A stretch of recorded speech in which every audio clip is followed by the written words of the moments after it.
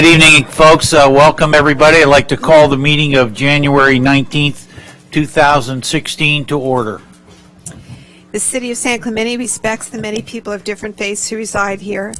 The City Council historically begins its session with an invocation offered by one of the religious leaders of our community with full appreciation of our shared belief that we are one nation under God. And while the city cannot endorse any particular religion, we respect the religious freedom and freedom of expression of all our citizens to pray as they feel led to pray. This evening's invocation will be given by Garrett Abraham of Baha'i Faith Community. And please remain standing while Councilmember Brown leads us in the Pledge of Allegiance.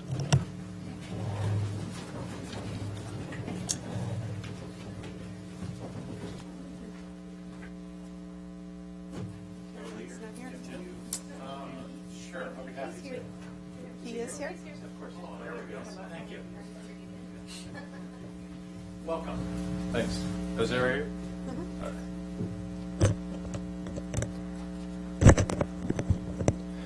Thou kind Lord, this gathering is turning to Thee. These hearts are radiant with Thy love. These minds and spirits are exhilarated by the message of Thy glad tidings.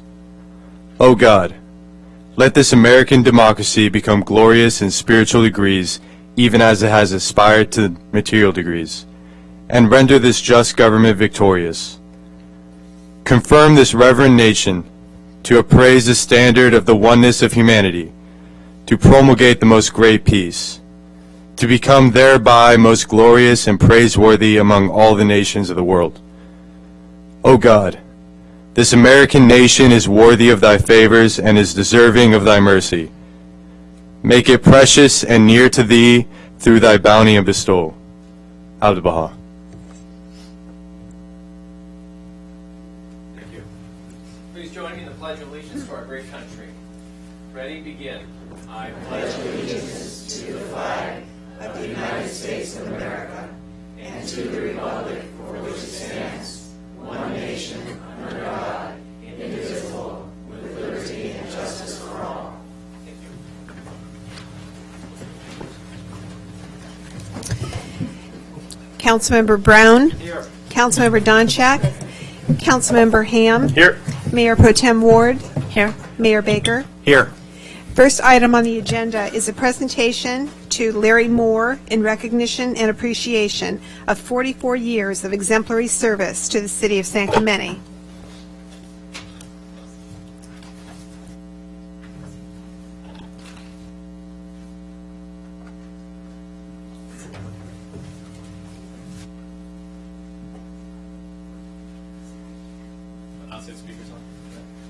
Yeah, they are. No Larry? Sir, Anybody want Larry to stop? All right, I guess Okay. we'll have to give it to him later. All right.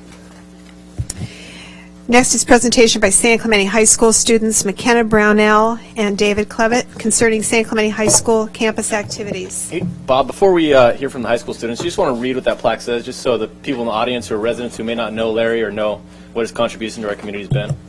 That's a very good idea, Chris. Thank you. Larry Moore started as a lifeguard here in San Clemente and came to be our IT manager and responsible for many of the IT innovations that have been made in the last 44 years, which you can imagine have been challenging. Larry Moore, recognition of service, June 19th, 1971, January 8th, 2016, in appreciation of 44 years of exemplary service to the City of San Clemente, including 27 years as the city's information systems manager. We got a City of San Clemente tile, and also, where's that other gift for Larry? This will be, well, maybe we'll save that for a surprise, but everybody here can see it. Don't tell Larry. This is a piece of the pier. Being a lifeguard for so many years. You're all sworn to secrecy, however. Thank you. Okay. Hello. Hi. Everyone, I'm McKenna, and this is Daniel. We're from San Clemente High School. And coming up in January, we have our formal next week, or this week, wow, that's fast. It's Friday. We have Formal Friday. It's always at the Camp Pendleton base, so we're excited to go back there. I'm really excited because as a member of ASB, we've decided to spend a lot more money on Formal this year than we have in years past. So we're going with the theme Interstellar, so we're going to have a lot of fun lights, and there's going to be coconut shrimp, which I fought for. And other fun things like that, we're going to bring in caricature artists, a photo booth, and a graffiti wall. And there's me and Daniel. That's not at Formal, that's at prom, but we still look good. So if you want to come out and see a bunch of high school students looking all nicely dressed, we'll probably all be at Pines Park on 4 on Friday. Yeah, people take it at the pier too, but Pines Park is a vast It's majority of our packed. school if you guys Yeah. have ever been there. Oh, yeah.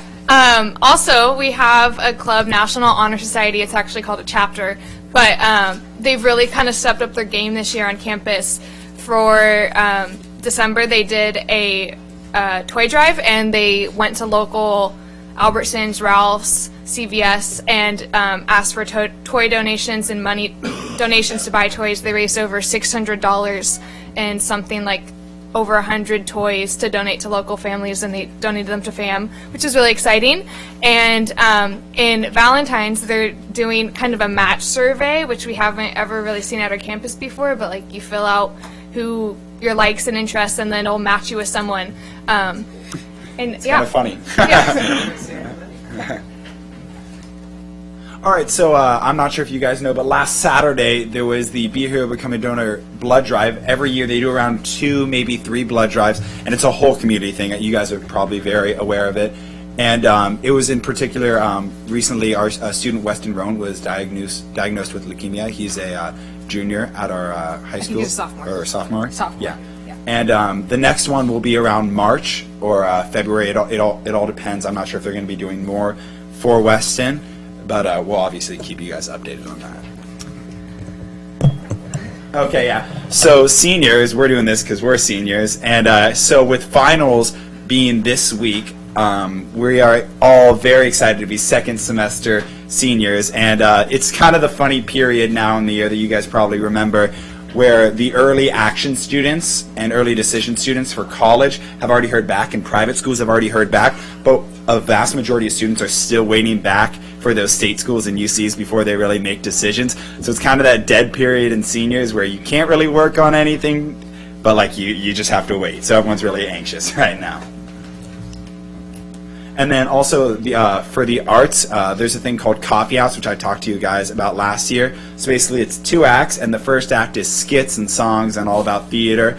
And the second act is all improv. I was the host last year. I'll be hosting again. Then I also run the improv at our school. The other thing is Triton Idol. This has been going on for a while now. And it basically is singing competition throughout all the grades. And it's really fun because you have solo performances, and I know people are writing their own songs and performing. And it should be a really fun time. Coffee House will be at the end of January. Yeah. Could you have a faculty member send the city the dates for Coffee House? 100%. Assuming that there's space for Yeah. council Yeah. people? It's absolutely hilarious, and I might call you out, but you never know. Are you still doing the air guitar contest? Is that still going down No, periodically? we don't do air guitar. They shut down air guitar because it's inappropriate, I guess, maybe. I don't really know. It's never come back to it. That is a crying shame. Yeah. Yeah. It's a crying shame. There were And- some superior air guitarists at San Clemente High School. We Weren't didn't you a include- semi-professional air guitarist at some point in No, your but I career? married one. You married one, okay. We didn't include this in the slides, but we'd like to give a good recognition to Yearbook. They recently won a national award for their 2015 yearbook, awarded by Jostens, which was really exciting, and we're excited to see what they come out this year. And I think that's... Oh, and the Triton Times, they wanted a little shout out to... if you search Triton Times, it's our school's newspaper, and they have a really great collection of student composed works, from everything from artwork to just what's happening at San Clemente. Yeah, so basically it's a newspaper class on campus where people help design the website and then interview articles and interview students on campus. Like my friend Bennett Seacrest, he went very far for CIF for jumping and triple jump, long jump, and high jump. So what they did is they made a whole video of him and really promoted him on the website. And they do really super cool things like that. Is that not in print anymore? It's just pure internet? Just pure internet. The newspaper's not a newspaper anymore? That's No great. more. Web paper. And that's all that's happening. Thanks, kids. One thing, though, the blood drive, I'm very interested in that.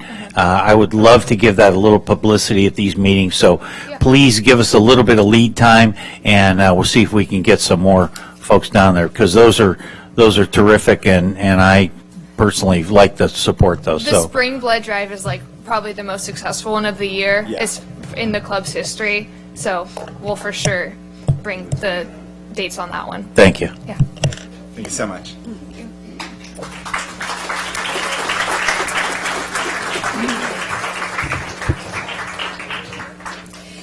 Members of the audience who wish to address council on matters that are within the jurisdiction of the City of San Clemente but not separately listed on the agenda may do so during the oral communications portion of the meeting. A total time limitation of 30 minutes is allocated for oral communications part 1, with each speaker being allotted 3 minutes in which to give his or her presentation. I have one card. Okay, Sandra Weaver for the Cabrillo Playhouse, please.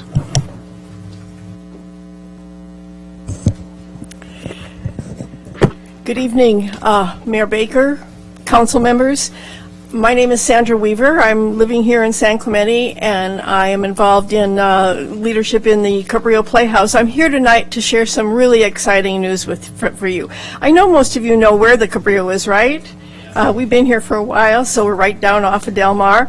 But this is a very exciting year for us because we celebrate 50 years at our Cabrillo Avenue location. Now, the theater itself was established in 1953, so we're actually 63 years old, but we're 50 years in the location that we're at now. So I just wanted to come and kind of put a bug in your ear and tell you about us. This is a really jewel that we have here in the city of San Clemente, live theater that's been consistently performing for 63 years. And we thought maybe the council might want to give some consideration to congratulations, commendation, something, whatever works. I'd like to share, though, a little tidbit of history that I think you might be interested in. Just before the group went over to the Cabrillo Playhouse, where we are now, they did a play in the city council chambers, the old city council chambers, and it was called The Trial of Mary Dugan. And included in the cast were a former city attorney, Glenn Lane, city councilman Howard Massey, the mayor, Stanley Northrup, Jack Burgess, a member of the Planning Commission, and a local physician, Dr. Paul Smith. Lisa Surratt of Laguna Beach played the lead role, and it was directed by Thelma Ruckman. Don't know if those names ring a bell with any of you or not. It was a long time ago. But anyway, I hope that you'll remember the Cabrillo and come down and see a play. I have brochures for all of you. Right now we're doing The Man from Earth, which is kind of a little mystery science fiction, and got great reviews. So come on down and see us. Thank you. Sandra, would you please, Sandra, would you please contact the city manager tomorrow and see if we can coordinate and send the Cabrillo a plaque or some sort of recognition for their 50 years at the Thank you, I location? will. Thank you. Thank you.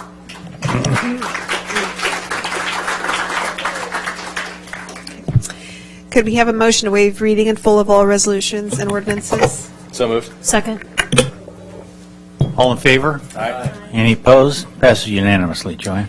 Closed session report, city attorney. There was no reportable action taken, Mayor. All items listed on the consent calendar are considered to be routine and will be enacted by one motion without discussion, unless council, staff, or the public request removal of an item for separate discussion and action. I have not received any requests for removal. Anybody else? Chris? Kathy? Jim? Lori? I've got one. I'd like to pull the Planning Commission meeting. 6B2, back on, it's actually on page 5, new business, the Camino del Rio intersection improvements. This section talks about Camino del Rio, and it talks about changing and restriping Del Rio from 4 lanes to 2 lanes with a center turn lane, which is exactly the opposite of what we did from Vaquero, and talking about a couple of roundabouts in that part of town. The decision at Planning Commission was 4-3, so it had a lot of discussion, and I would like to bring that before City Council, because it wasn't a unanimous, oh my goodness, this is a great idea decision. 4-3, I'd like to see it here and talk about it. I think the council, we directed the planning commission to add 2 roundabouts. That was our suggestion. I'd like to see the specifics on changing the highway from 4 lanes to 2 lanes. That concerns me. Do you want to see a report on it, or do you want to vote? I want to pull it up. I'm pulling it Pull the up. item. Got it. Is that okay? Not okay? Is there any time sensitivity on that? Is there? I don't believe so. They're phasing on that project. Tom's project, it's planning. He's planning to take it to you already, so you don't need to follow up. Oh, okay. Says action subject to City Council approval. Yeah. Oh, so it's going to be brought to us. Meaning it's coming to us in any case. Okay. Well, when is that, Jim? Yeah, I don't know, to tell you the truth. Okay. Thanks. I know it's pretty soon. Thank you. With that, I'll move the item. Second. All in favor? Aye. Passes unanimously. Thank you. Was that for the full consent calendar? Right. I'll move the balance. Oh, we didn't move the original. Okay. calendar. Kathy move moved the the balance. balance. Second. Second by Brown. All in favor? Aye. Any opposed? Passes unanimously.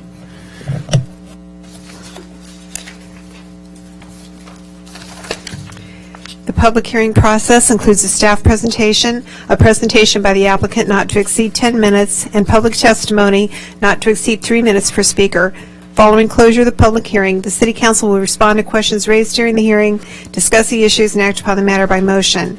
The first public hearing is a continued public hearing to consider the June 30, 2015 Planning Commission recommendation to adopt the city's land use plan for the city's local coastal program. Mayor and Council, staff would request that we continue that to a date certain to February 2nd, and we can hear it then. We have some other matters tonight that we'd like to get to. Is that okay with the council? Anybody opposed to that? Anybody in the audience or outside that would like to speak about the local coastal plan? Because got 2 cards. Very good. Then I'm going to open the public hearing about that. Is that the proper way to do that? And Yes, that'd be we'll great. hear from Eric Wills, and then we'll hear from just Eric Wills. Before you speak, sir, James, can you confirm the date that we're going to rehear this? Tuesday, February 2nd?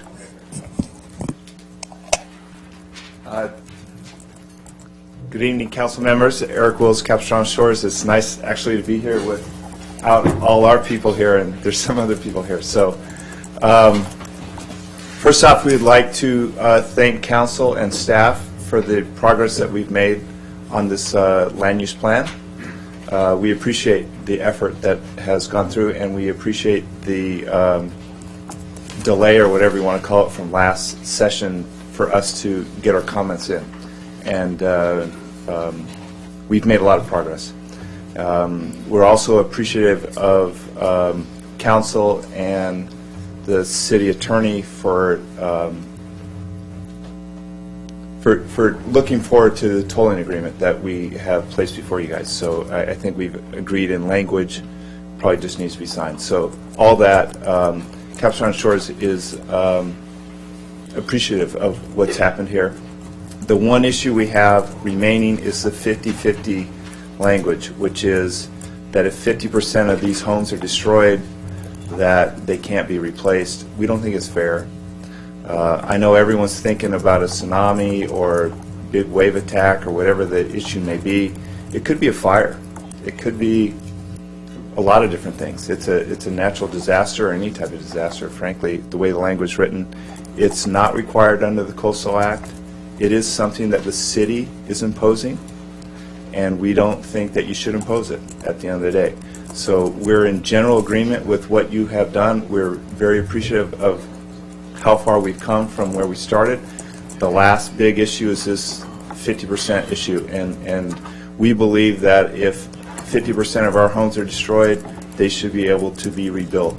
Frankly, we believe if 100% of our homes are destroyed, they should be rebuilt, just like they would be at the Pure Bowl or Talega or T Street or any other place. So, thank you very much. Appreciate your time. Thanks, sir. Cheryl Moe. And Cheryl, I noticed you just came in. We're going to delay this, and did you hear that part? Yes. Okay, thank you. I just figured I would come quickly. And just Absolutely, please. thank you for your time in looking at this very large document.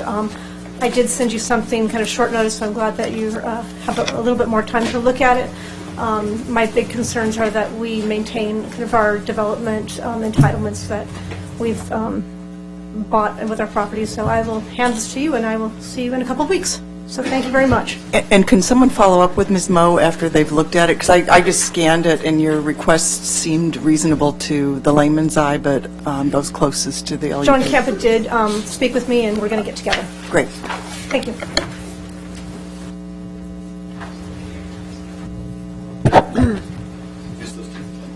Just those two. And we'll leave the public hearing open because we're going to reopen it on February the 2nd. Motion Okay? to continue the public hearing to the council meeting of February 2nd, Okay. 2016. We need a motion for that? So moved. Motion by Brown, second by Ham. All in favor? Aye. Passes unanimously, Joanne. The next public hearing relates to the Camino de las Meras medical zones.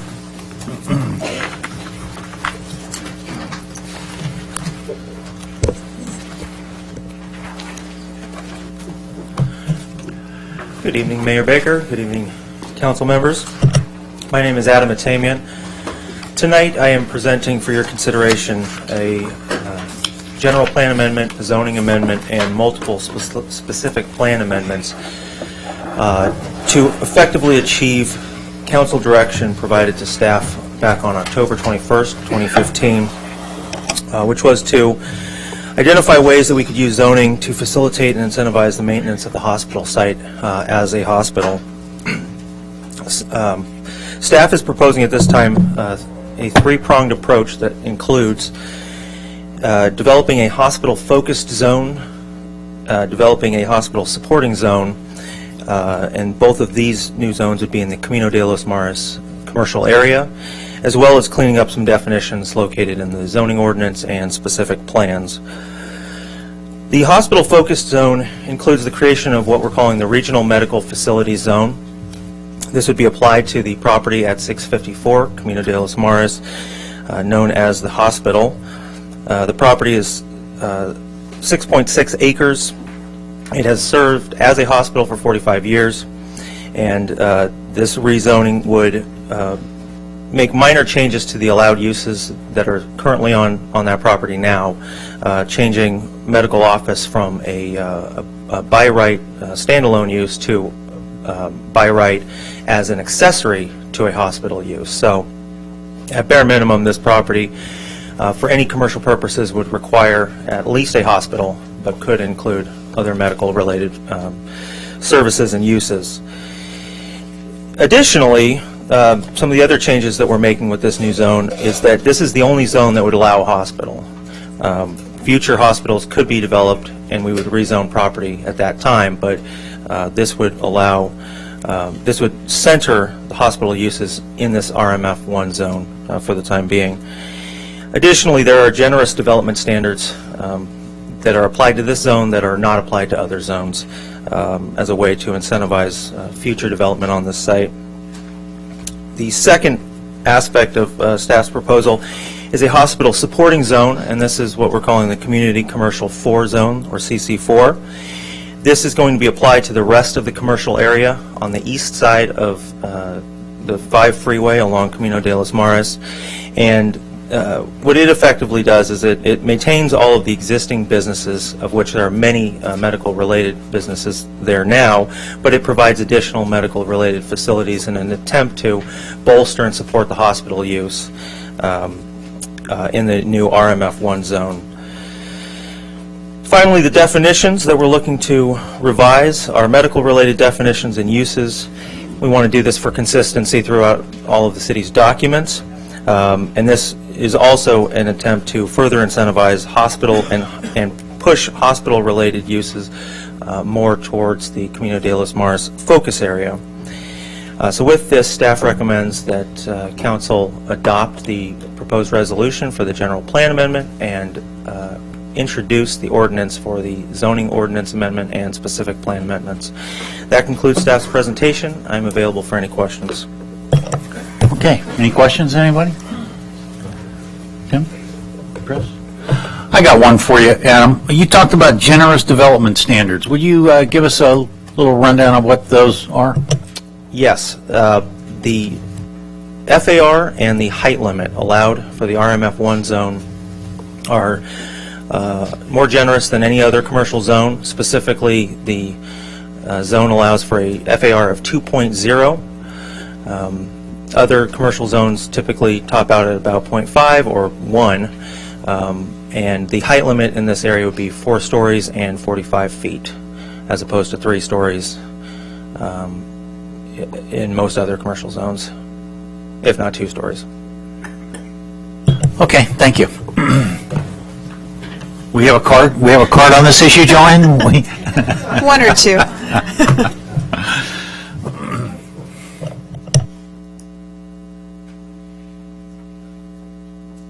Okay, Jason Coors, and then Ella Foley-Gannon. And I'd like to point out that at last count, we have about 90 minutes of cards here.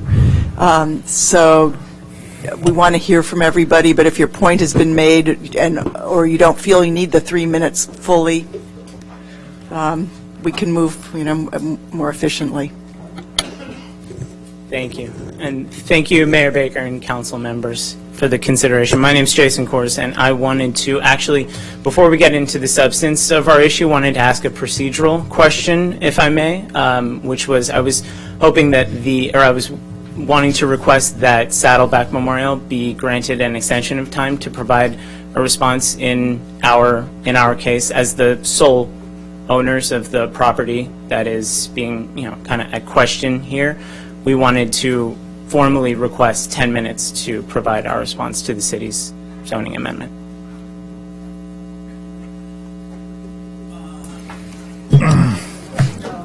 Well, we'll give you a couple extra minutes, but that should have been made days ago. I mean, really, that's I had actually sent an email to Mr. Mankshinoff, and I was led to believe that this was kind of the forum to bring it up.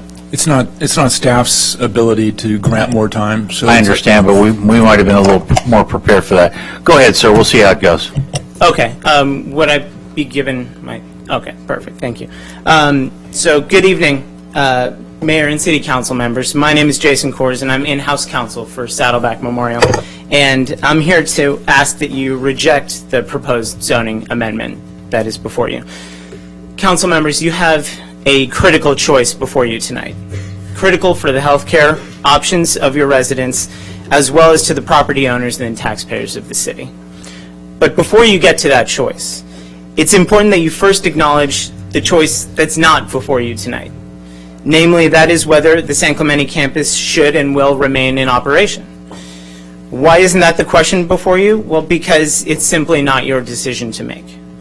The San Clemente facility is privately owned, and like all privately owned businesses, the decision whether to keep it open lies exclusively with the owners of the property. There's no way a municipal zoning decision can require any private business to stay open. And at San Clemente, that decision will be driven by the realities of the regional healthcare needs and the practical and economic realities of operating such a facility. By limiting the potential uses of a single piece of property in your city, you cannot and will not influence or change these realities in a positive way. The city has yet to produce a single piece of evidence as to why the acute care facility does provide a public benefit. To the contrary, over the past 18 months, Saddleback has presented unrefuted evidence that the number of patients utilizing this facility for inpatient care and surgeries has been in steady decline. For example, there were 10 inpatients at San Clemente yesterday. No one can operate an acute care facility with these numbers. The underlying zoning for the property does not change that conclusion. So what are you deciding tonight? You're deciding how many healthcare options you're going to give your citizens in the future. If you pass this, you leave the San Clemente campus with almost no choice but to close, robbing the San Clemente residents of local options for healthcare. But if you do not pass this amendment, you give Saddleback options for providing viable health care at this site. You must determine which of these outcomes is in the public interest, and the decision is clear. I ask you to act accordingly. Please deny this amendment. Thanks, sir. Ella Foley. Could I just, so you're saying you would stay open as a hospital with an emergency room? Is that what you just said? That you would just stay open? No. You're asking if the zoning goes forward as planned? Right. If the zoning remains, you were talking about the underlying zoning doesn't change the decision to close. So you're planning to close regardless of what we deliberate on tonight? Is that? We haven't made decisions regardless of what is being deliberated tonight. No. Thank you. Folks, do not do that. Let the man speak. I just want to pursue that real quickly. So you said there's almost no choice. If we choose to do the downzoning, you said we have almost no choice but to close it if we downzone. Correct. Okay. When you say close it, you're referring to the hospital use? Yes. Okay. And so you said that's if we downzone. So if we stay with the existing zoning, what are you saying? If it's with the existing zoning and the downzoning does not occur, then we have options. Then we are looking at... What does that mean? What does options mean? It means that we could pursue the ambulatory surgery center that we have been proposing. Okay. So you could pursue the ambulatory... Yes. Okay. And that's all you can give us? Yes. So you're asking us to take action because you could pursue something? And that it's alternatively... The alternative leaves us with no options. Okay. And so, yes, that's what I'm asking. And I just want to make clear, because this downzoning language is a little bit misleading, the zoning we're contemplating tonight is no different than the zoning was when Saddleback bought the property originally. So I don't think that's true. I believe that the staff has indicated to us that is true. So it's restoring the zoning to what it was like when the property last changed hands. I wasn't aware. Does the city manager want to comment on that? Because I'll defer that to staff on that. We have a lot of cards to get through this evening. Can we hear from the rest of the speakers? If we want to get a question answered, let's get one now. For the most part, the zoning is staying the same. What is changing is that the previous zoning, which is still what the hospital's under, allows medical office by right, meaning they could tear down a hospital and just build medical office. What we've done is we've taken medical office and made it an accessory use. So they can have medical office, they could still have an ambulatory care facility, but they would need to maintain a hospital first. Okay, I'll come back to that at the end of the conversation then. Okay. Ella Foley Gannon. Thank you, Mayor and City Council members. I am also here on behalf of the Memorial Saddleback. My name is Ella Foley Gannon, and I'm outside counsel from the law firm of Morgan, Lewis & Bacchius. And I'm also here to ask you to not adopt these amendments. As was just stated by Jason, this amendment will not accomplish the stated purpose of saving this hospital. It will instead limit the options. As was just discussed, currently there are options that can be explored. You can provide other services that will meet the medical needs of this community. If this zoning passes, there needs to be a hospital facility here. Without that, you cannot use this property. So we believe that this will actually limit the healthcare options for your citizens. It's also going to render a piece of private property unusable, and it could cost the taxpayers a significant amount of money. This amendment is not necessary, and it is not wise. The proposed amendment will result in downzoning of this single piece of property, essentially turning it in one parcel into an island, which is zoned differently than all other properties surrounding in the area, and in fact is zoned differently than every other piece of property in this city. This is, by definition, discriminatory zoning, spot zoning. And as this city is well aware, spot zoning is only allowed if there is a compelling, concrete, discrete public interest. What is that concrete, discrete public interest here? According to the staff's presentation, it is to have the continued use of the hospital. But as we've discussed, zoning cannot do that. Zoning cannot make someone keep a hospital facility or acute care facility at this location. That is just not possible, and it's not even necessary. You could keep an acute care facility and a hospital here under the current zoning. This action, therefore, would be illegal. It would also be illegal as it would constitute a taking of private property without compensation in violation of the U.S. Constitution. You cannot hold my clients hostage and make them provide a service that you deem essential to the public. This amendment attempts to limit the use of the property to one use which we have determined and have shown is unviable. It's well established that when a city enacts a zoning amendment which takes away all viable uses of a property, that is considered a taking, and they have to pay for those rights. If you decide to go forward with this, you need to be aware that the taxpayers of San Clemente will have to pay for the value of this property. That is what the U.S. Constitution requires. There is no way that you can eliminate every use and not pay for it.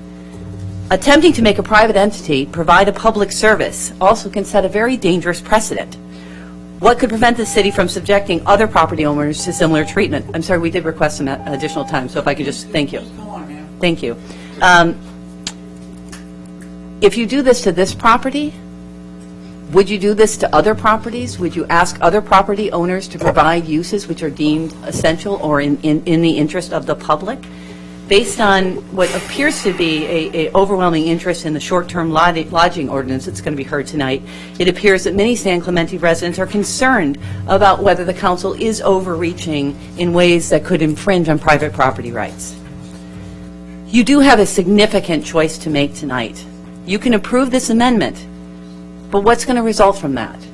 What we say will result from that is that you're going to limit the health care options that are available to your citizens. You're going to illegally discriminate against a private property owner, and you're going to deny all viable uses of their property. You're going to make the taxpayers liable for the cost of this. Ma'am, if you're going to repeat yourself, then we're going to stop you. If you got some new points, please bring them up. If you deny this amendment, what you're going to do is you're going to retain flexibility.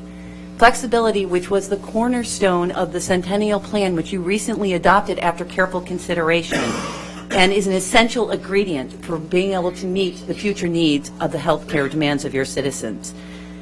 If you pass this amendment, we will need to pursue all legal remedies. If you reject it, we will work with you to see how we can use this property to serve the needs of your citizens. You have this choice, and we urge you to make the right one and to deny this amendment. Thank you, ma'am. Thank you. Gene Stone?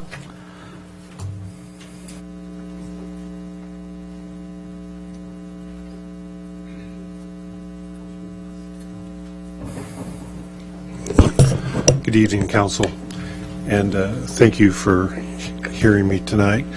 To our two lawyer friends. Gene, speak to us, please. Gene, just speak to us. To our two lawyer friends that are here that just spoke, I'm an example, may not make Tim real happy, but that hospital saved my life twice in the last 4 years. So, and I'm sure there's others here in the audience as well. So that is the need that our community has to to not allow the hospital to stay open is just simply not appropriate.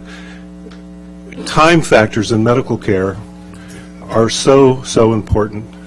When I had my stroke 4 years ago, I got to the hospital very quickly, and they treated me appropriately and quickly, and that is very, very important. So I urge you, if you don't pass this amendment tonight, that you get these lawyers to agree to enter into legal binding discussions with you to determine what is exactly necessary for our community to keep us all healthy. Thank you very much. Thanks, sir. I got a card here that, folks, please don't. I've got a card here that says, please zone the land for the hospital, no name on it, no request to speak. Karen Sharp, and then Whitney Ayers. Hey, Bob, before Karen speaks, we've already given Memorial Care almost 10 minutes in time, so at what point are we going to say enough's enough and give the same amount of time to every individual here? So I think we need to have some clear guidelines on what time frame we're going to give. We're done with that. Okay, thank you. Good evening, Mr. Mayor, distinguished City Council. My name is Karen Sharp. I'm a resident of Capistrano Beach, a licensed registered nurse and the Director of Emergency Services at Saddleback Memorial. I'm also the daughter of Art Holmes, who was a City Council member here, and the Mayor of San Clemente. I stood here before you about a year ago and told you that I would give you my personal commitment to educate and work together with my community to achieve positive, progressive change that will meet our community's needs. I gave you my promise, and I have kept it. And after a year of working with our lawmakers, we were disappointed by the recent failure of the proposed legislation. We're all aware of our changing healthcare needs, and how those changes will affect our services at San Clemente has caused concern, anger, and fear in some of our members of our community. I believe that these fears are based largely on a lack of information, and I am now concerned that they have caused our city planners to devise a no-win situation, a rezoning so restrictive that it would ensure continuations of any services, but would rather compromise the healthcare services in our area forever. You have heard from healthcare executives and experts for 18 months that the delivery of healthcare is changing. Those changes have led to many advances, including improved technologies such as telemedicine, robotic surgery, and outpatient healing environments that are designed to help people live healthy lives, not sick lives. I firmly believe that this is the new way of providing health care and will lead to healthier communities and population-based healthcare programs that are designed to keep people out of the hospital, not in hospitals. These changes also mean that there is a less demand for acute care facilities, and that therefore some facilities that were historically critical to communities are no longer necessary. I urge the City Council to recognize the changes occurring in healthcare and ensure that the city's zoning allows for adaptation in response to these changes. My hope is that you will oppose this rezoning amendment. If you don't, I'm afraid that this will be a moment you will always look back to in regret. Thank you very much. Whitney Ayers, and then Tom Semenoff. Good evening, Mayor Baker and members of the council. I'm Whitney Ayers, and I'm the Orange County Regional Vice President for the Hospital Association of Southern California. We represent 170 hospitals in 6 counties throughout Southern California, and I'm here to share with you that we represent 25 hospitals that operate in 16 cities in Orange County. And I'm here because we're deeply concerned about this proposal before you today to rezone the property, because it's a very dangerous precedent that you're setting, basically because other communities in California, based on the market trends that we're seeing, are going to be facing potential closures. And you're doing this without any due diligence on, highest best use for the property. The staff report before you has no reference to EMS data, market trends, or hospital-specific data, which is very troubling because that's necessary for efficient planning. We're in a very transformative healthcare environment. you're not alone. Other communities are going to be going through this, and every community is moving towards outpatient services to minimize inpatient admissions. You're not alone, and I'm here to express the association has been in business since 1923, and those communities who have been successful are those who have included stakeholders and the hospital. This proposal has no reference to the property owner. There's no reference to Memorial Care. There's no reference to San Clemente Hospital, which is troubling because you want to provide services to your hospital, and Memorial Care has demonstrated that they are a loyal provider to your citizens. And I think what's most troubling to me is that we are very lucky in Orange County that Memorial Care provides service here. You look at other counties throughout California, rural counties, and the challenges that they face, Memorial Care is a first-class provider, and you should be incentivizing them to stay here. But instead, you're holding them hostage because you haven't included them in a ordinance which is rezoning their own property that they own. So I urge you, please, to reconsider your proposal and oppose the action before you today. Thank you. Tom Semenoff and Robert Anderson.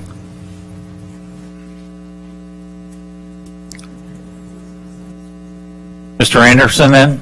Mr. Semenoff, I guess, is not here? The issue was already brought up already. What's that mean?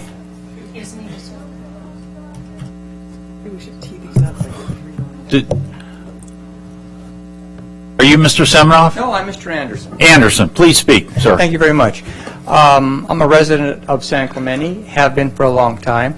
I think we need to have a hospital here because a vehicle cannot make it to any of the outlying hospitals' Saddleback mission in time to save a life, unless we have a helicopter or two on standby. Thank you. Thank you, sir. Lyle G. Lamas? Non-speaking. Okay, Lyle G. Lamas says, thank you for zoning hospital only. Nancy Hunt. And then Debbie Weddle. And then Renee Taylor. Do not wish to speak. Renee Taylor does not wish to speak, but concur with staff recommendation to adopt Resolution 1603 to amend the general plan to create a regional medical facilities land use. Yes, ma'am. Okay. Nancy Hunt, a resident of San Clemente, and Mayor Baker and Councilman and City Manager, thank you for your service and all the time that you give to our city. We appreciate that. Now, I'm speaking for the Board of Directors for the San Clemente Chamber of Commerce, and I'm going to read the letter that I think you're all in receipt of. Dear Mayor Baker, the San Clemente Chamber of Commerce respectfully requests the City Council oppose rezoning the property located at 654 Camino de los Moros as RMF 1. The current zoning allows for current use and potential future uses as an ambulatory care center. This rezoning would seem to seriously hamper this business's ability to stay current and relevant with the changing healthcare landscape. The Chamber cannot understand the reason behind the timing of this proposal. If the stated intention is to keep the hospital open, we believe that this rezoning will not accomplish this objective. This private business does have a right to determine whether or not they should or should not stay in business. Once again, the recently adopted general plan is being revised after a property owner expressed a new use for the property that fits the current zoning designation. We feel this puts the GPAC process aside and ignores the hard work and effort that went into revising the city's general plan. This could also put the city into another potential legal situation if Memorial decides to exercise their property rights. Thank you for your consideration of this matter and for your continued commitment to the city of San Clemente. I thank you. Debbie Weddle, and then Carol Wilson, and then Brian Lockery.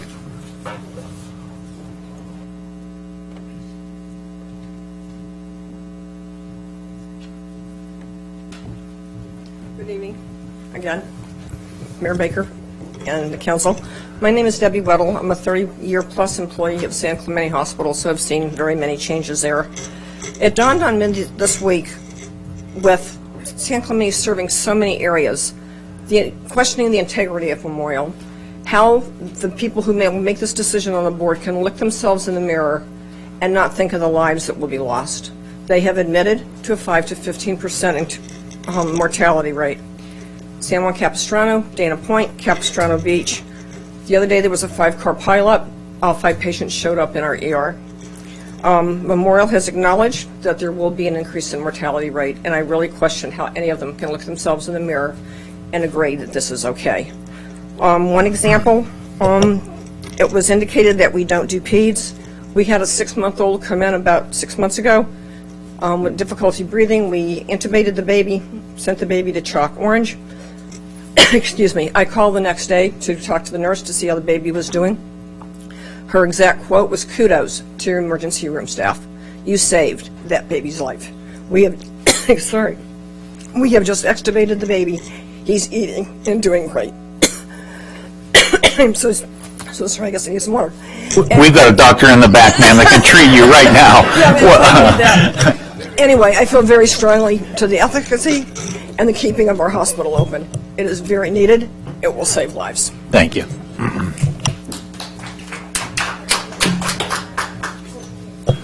Carol Wilson, Capistrano Beach. I'm urging a yes vote on this. And Memorial sits here and talks like nothing has ever been offered to them by anybody, when in fact that's not true. People have asked to buy this property. They don't want to sell it. They've been offered another property in town to build whatever they want. They don't want that either. They have not wanted to do one single thing to help our community. They want what they want. It's their way or the highway. Well, it'll probably be the court, and that's fine. I know that's where it's going to go. So I hope after 2 or 3 years in the court and they don't make any money on the property, they might be willing to maybe sell it to someone else who would come in and take care of our community. And they are not a private corporation. They are a public benefit corporation. And I think people forget that. Their public benefit is they're here to save lives in our community. A community that doesn't have choices. A community with an overloaded ER system and hospital system as it is. So I really hope that you will vote yes on this, and I'll be here to support you, and I know your community supports you. Thank you. Brian Lockery. Folks, stop it. Hi, good evening, Mayor Baker and council members. My name is Brian Lockery. I'm a board member with the South Orange County Economic Coalition. Businesses seek stability and certainty when investing in a community. A rezone of the San Clemente Hospital site would send a negative message, as this kind of taking would have significant detrimental impacts for business owners who rely on these core ideals when investing in their communities.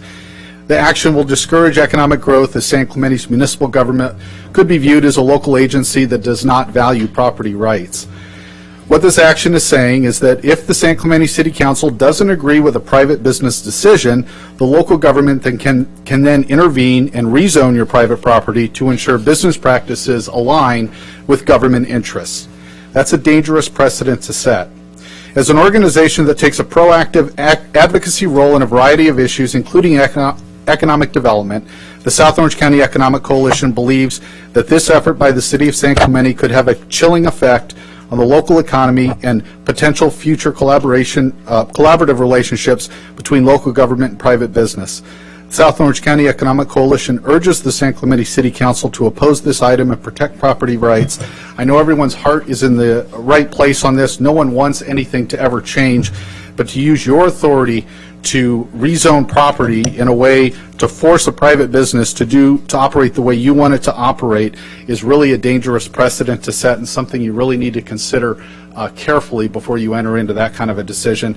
And I also wanted to say I think Councilwoman Donchak's question is important in terms of the zoning that was in place on the property, and I think that question should probably be answered before a decision's rendered here tonight. Dr. Steve Cullen, and then Randy Nedkirk and Warren Vadreen.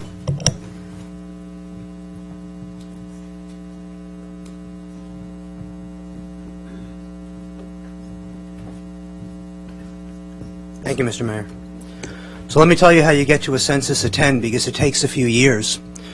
You have to start advertising on the phone when someone calls San Clemente Hospital for the Laguna Hills Hospital. You have to see patients in the imaging center in San Clemente, and when those patients need procedures, you simply schedule them at Laguna Hills. You take the MRI out of the facility and you designate the one 100 yards away as outpatient only, so that if an inpatient needs an MRI, they go up to Laguna Hills for that MRI. And physicians start saying, well, shoot, if I have to admit my patient and send them up there only to bring them back, I might as well just admit them up there to begin with. You start taking services away. So if you need a lumbar puncture, if you need a CT-guided biopsy, if you need an echocardiogram sometimes, those things are done at Laguna Hills only. The patient must be transferred. And then when that's not working well enough, you say, okay, when someone comes up to Memorial, someone comes up to Laguna Hills for a procedure, an MRI or a CT-guided biopsy, let's keep them there. And let's discharge them from there. And then, on the end of the year numbers, let's say that that patient, since it was discharged from Laguna Hills, was actually admitted to Laguna Hills. You start doing these things. You close the ICU and say that you can't have more than 3 patients in the ICU, even if there's enough nurses to take care of them. So you drive the census down, and you do this for 2 years. And then you come to the city council and you say, what do you want us to do? We got no patients. How can we run a hospital here? It's terrible. I mean, this is not what I meant to say tonight, but it's hard not to respond to these comments. Memorial said that we created fear in the Planning Commission with misinformation, but they're the only ones who come here tonight with threats. The first gentleman who spoke said that the medical campus is run by practical and economic realities, but really it's driven by greed. I know that we keep throwing numbers at you, but it's only because that their wealth flies in the face of their mission statement, their mandate, and really common decency. The top 40 earners for Memorial Care in 2013, I have the tax return here, made $22 million. They averaged $539,000 each. A non-profit facility, 40 people averaged 539,000 people. In a public service corporation, they averaged over $500,000 each. And what's the service? I've told you before that the money that's in the Saddleback Foundation, and this is just for Saddleback. There are other hospitals have other foundations. The Saddleback Foundation had $129 million in it last year, and they spent less than 1% on educational programs. And I dare them to show me how 1 penny of that was spent in San Clemente. Less than 1%. No one from Memorial has mentioned lives. No one from Memorial has mentioned patient care. And if we're not talking about patient care, then what the hell are we talking about? You know, we tell you that the mortality will go up. I know that they told you otherwise. And for every study that we give you, I'm sure that they can show you another. So let me ask you this. What does common sense tell you? If you have a tri-city area that's landlocked with 134,000 people, a brand new outlet mall, 14,000 new homes nearby, and a crappy freeway, if you close that hospital, what happens? Does mortality go up or does mortality go down? I don't know what the cost of a lawsuit is. I don't. Maybe it's $1.2 million. You might remember that's the same number that this city is going to have to spend every year for a new ambulance and the personnel required to run it. And then what about the first child who drowns at the pier? What price do we put on that child? So then we start doing the math. Please don't let them bully you. The Planning Commission voted 7-0 on this issue, and they did so wholeheartedly. The quotes from the Planning Commission, I won't read them all, are energetic. There was no debate, there was no argument, every single member was in favor of it. They have, after extensive information, given you their recommendation. Please follow through. Thank you, Steve. Randy Nedkirk, and then Warren Vadreen, and then Michael Clark. Well, thank you, Council. I'm Randy Newkirk, 28-year resident of San Clemente now. I remember a year and a half ago getting up here and speaking to this issue, and a lot has happened in the interim, but not a lot of action, a lot of meetings, a lot of talk.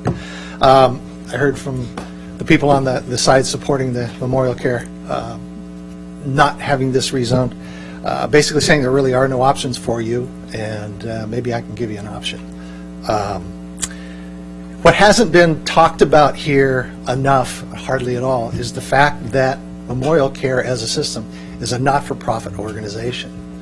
A not-for-profit organization has specific requirements, liabilities, financial, legal, and moral. And when you look at their total operations and you look at their total profits and you look at what they're spending, Dr. Cullen just mentioned a little bit of what they put in reserve. A not-for-profit organization is supposed to have a profit. They can't operate without it. But the memorial care system as a whole includes Saddleback San Clemente, which they say is an operating loss. But their total is what was referred to in last week's assembly hearing on the opportunity to have a freestanding ER. The SEIU representative against that change made the point that they went out, found the numbers, and found that the average hospital in the state of California makes 2.5% profit. But Memorial Care makes over 9%. Now, how much of that is represented by the fact that they don't pay property tax, they don't pay income tax, either state or federal, they don't pay sales tax? We pay all of those taxes. And from our expenses on their behalf, we have absolutely every right in the world to have expectations on how they operate and how they use that property. I have no apologies to anybody in saying that I really expect and hope that you as a council can resist the political pressures that I'm sure you're feeling by a lot of people on their side and vote for our interests. And if they don't see an opportunity or any options, if you choose to rezone, that will force them to consider selling that property to another organization who is interested in operating hospitals again. And that's what we need in San Clemente. So that's what I'm asking for. Thank you. Thank you, sir. Warren Vadrine, and then Michael Clark, and then Nick Corollas. Hello. Thank you for your efforts. I oppose the freestanding ER.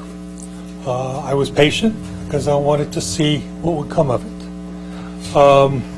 However, bottom line, we need a hospital. This is 60, 70,000 person community. It's been explained in some detail how it's growing and will continue to grow. And it's important. An objective has to be, if possible, continue the hospital without an interruption of service. Now, I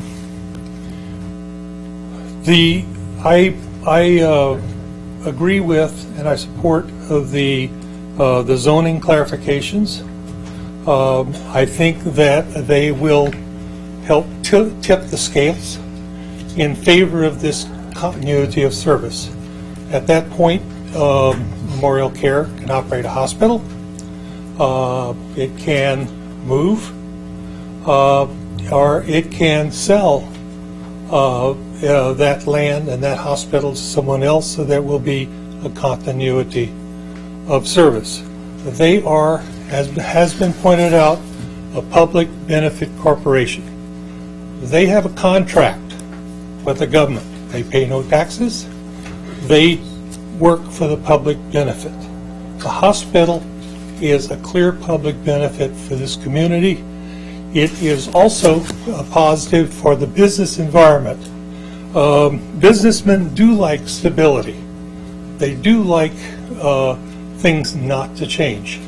And they do care about how attractive their community is to employees. Okay, a community without a hospital, it's not as attractive. A community without good schools, it's not as attractive. A community without cable would not be attractive at all. These things are part of what allow this to be a good business environment. And so I think that yes, stacking the deck, tilting the scales in favor of a clear public benefit is an important thing for you to do. There's plenty of history for that piece of land. There's plenty promises. There's plenty of prior art, if you want. So all of this says, adopt this and continue forcefully. I think that we can turn the corner. Thanks, sir. Michael Clark, then Nick Kerholas, and Dr. Jim Leo. Good evening. My name is Mike Clark. I'm a resident of San Clemente, and I had the opportunity to be part of this process since the City Council appointed the original task force to take a look at this potential problem over a year ago. What we've learned during that, or what I've learned in that process, is that mortality is going to increase if we don't have an acute care hospital and an emergency room, because we can't have an emergency room without an acute care hospital. I've heard this evening that about rights, and we're not trying to impose upon Memorial Care's rights. If they don't want to provide acute care in this hospital and emergency services, that's their right. Our right is to find a partner that does, because our responsibility is the health and safety of our community, and we don't plan to abdicate that. So thank you for the opportunity to be here tonight. Thank you for bringing this issue to the community and to the council, and please vote for the rezoning. Nick Kerholas, Dr. Jim Leo, and Dr. Jay Lee.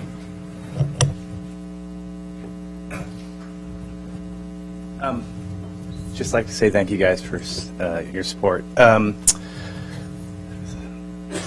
The Save San Clemente Hospital Foundation, which I'm a member of, has done its best to save this hospital. And I think you've heard, I'm sorry, I think you've heard from all of us numerous times on the issue. So I'm going to let the citizens of San Clemente speak for me. I just want to say I'm in support of this amendment. In addition, I'm going to let the non-citizens and the lawyers and maybe even some doctors speak the other way. Thanks for your support, guys. Thanks, sir. Dr. Jim Leo, then Dr. Jay Lee, then Dr. David Delling. Mr. Mayor, City Council members, good evening. I'm Dr. Jim Leo, a practicing internal medicine and critical care specialist for the last 29 years. I'm board certified in internal medicine, critical care medicine, and emergency medicine. I have the privilege of serving as the medical director for best practice and clinical outcomes for the Memorial Care Health System. In my leadership roles, I've had the opportunity over the last 20 years to witness the accelerating changes in healthcare that are completely transforming how we care for our patients and for our communities. The multitude of forces are completely transforming not only how but where care is provided to our patients, with a progressive shift away from the hospital inpatient setting into the ambulatory outpatient setting. Nationwide, the volume of patients being hospitalized is diminishing. It has been diminishing for at least a decade. And San Clemente, as you know, is no different, with the census last year running under 12 patients per day. With this small volume come many challenges. First and foremost, it's far more difficult to sustain a level of service and expertise necessary to serve the community. The reasons for this are multiple. There are many studies that have been performed nationwide that demonstrate that the ability to provide the highest quality of care is based upon maintaining a certain minimum volume of patients, so that healthcare teams responsible for delivering care as a highly coordinated team are able to maintain their skill levels. It's for this reason that already stroke patients and heart attack patients are taken to Mission Hospital or to Saddleback Laguna Hills, because the medical literature clearly demonstrates that transporting those patients to specialty centers with advanced capabilities far outweighs the additional time taken on the freeway to get them there. The same is true for other illnesses. Second, the small volume of patients prevents the hospital from being able to retain certain important specialists on staff. While there may be a perception that the transition of the San Clemente campus to an advanced ambulatory care facility would cost lives, the medical evidence doesn't support this idea, and in fact there's good evidence to the contrary. Studies of closure of smaller hospitals, in fact studies looking at closures of all hospitals in the U.S. that closed between 2003 and 2011, did not show an increase in mortality in the hospital services areas with closures. In fact, it showed a greater decrease in mortality than in areas where the hospitals didn't close. Similarly, my own decades of experience as a critical care specialist support the concept that getting patients to a facility with the right expertise is well worth the extra transportation time. The most acute patients, as I've already mentioned, are already being transported by paramedics to Mission and to Saddleback Laguna Hills. The condition of patients who are sufficiently stable to go to San Clemente now to be admitted there would allow transportation to one of the hospitals to the north without placing them at undue risk, and then providing them with the far greater capabilities of those facilities. I thank you for your attention. I ask that you maintain the current zoning for the hospital. Thanks, sir. Dr. Jay Lee, then Dr. David Delling, then Dr. Candace Bassich.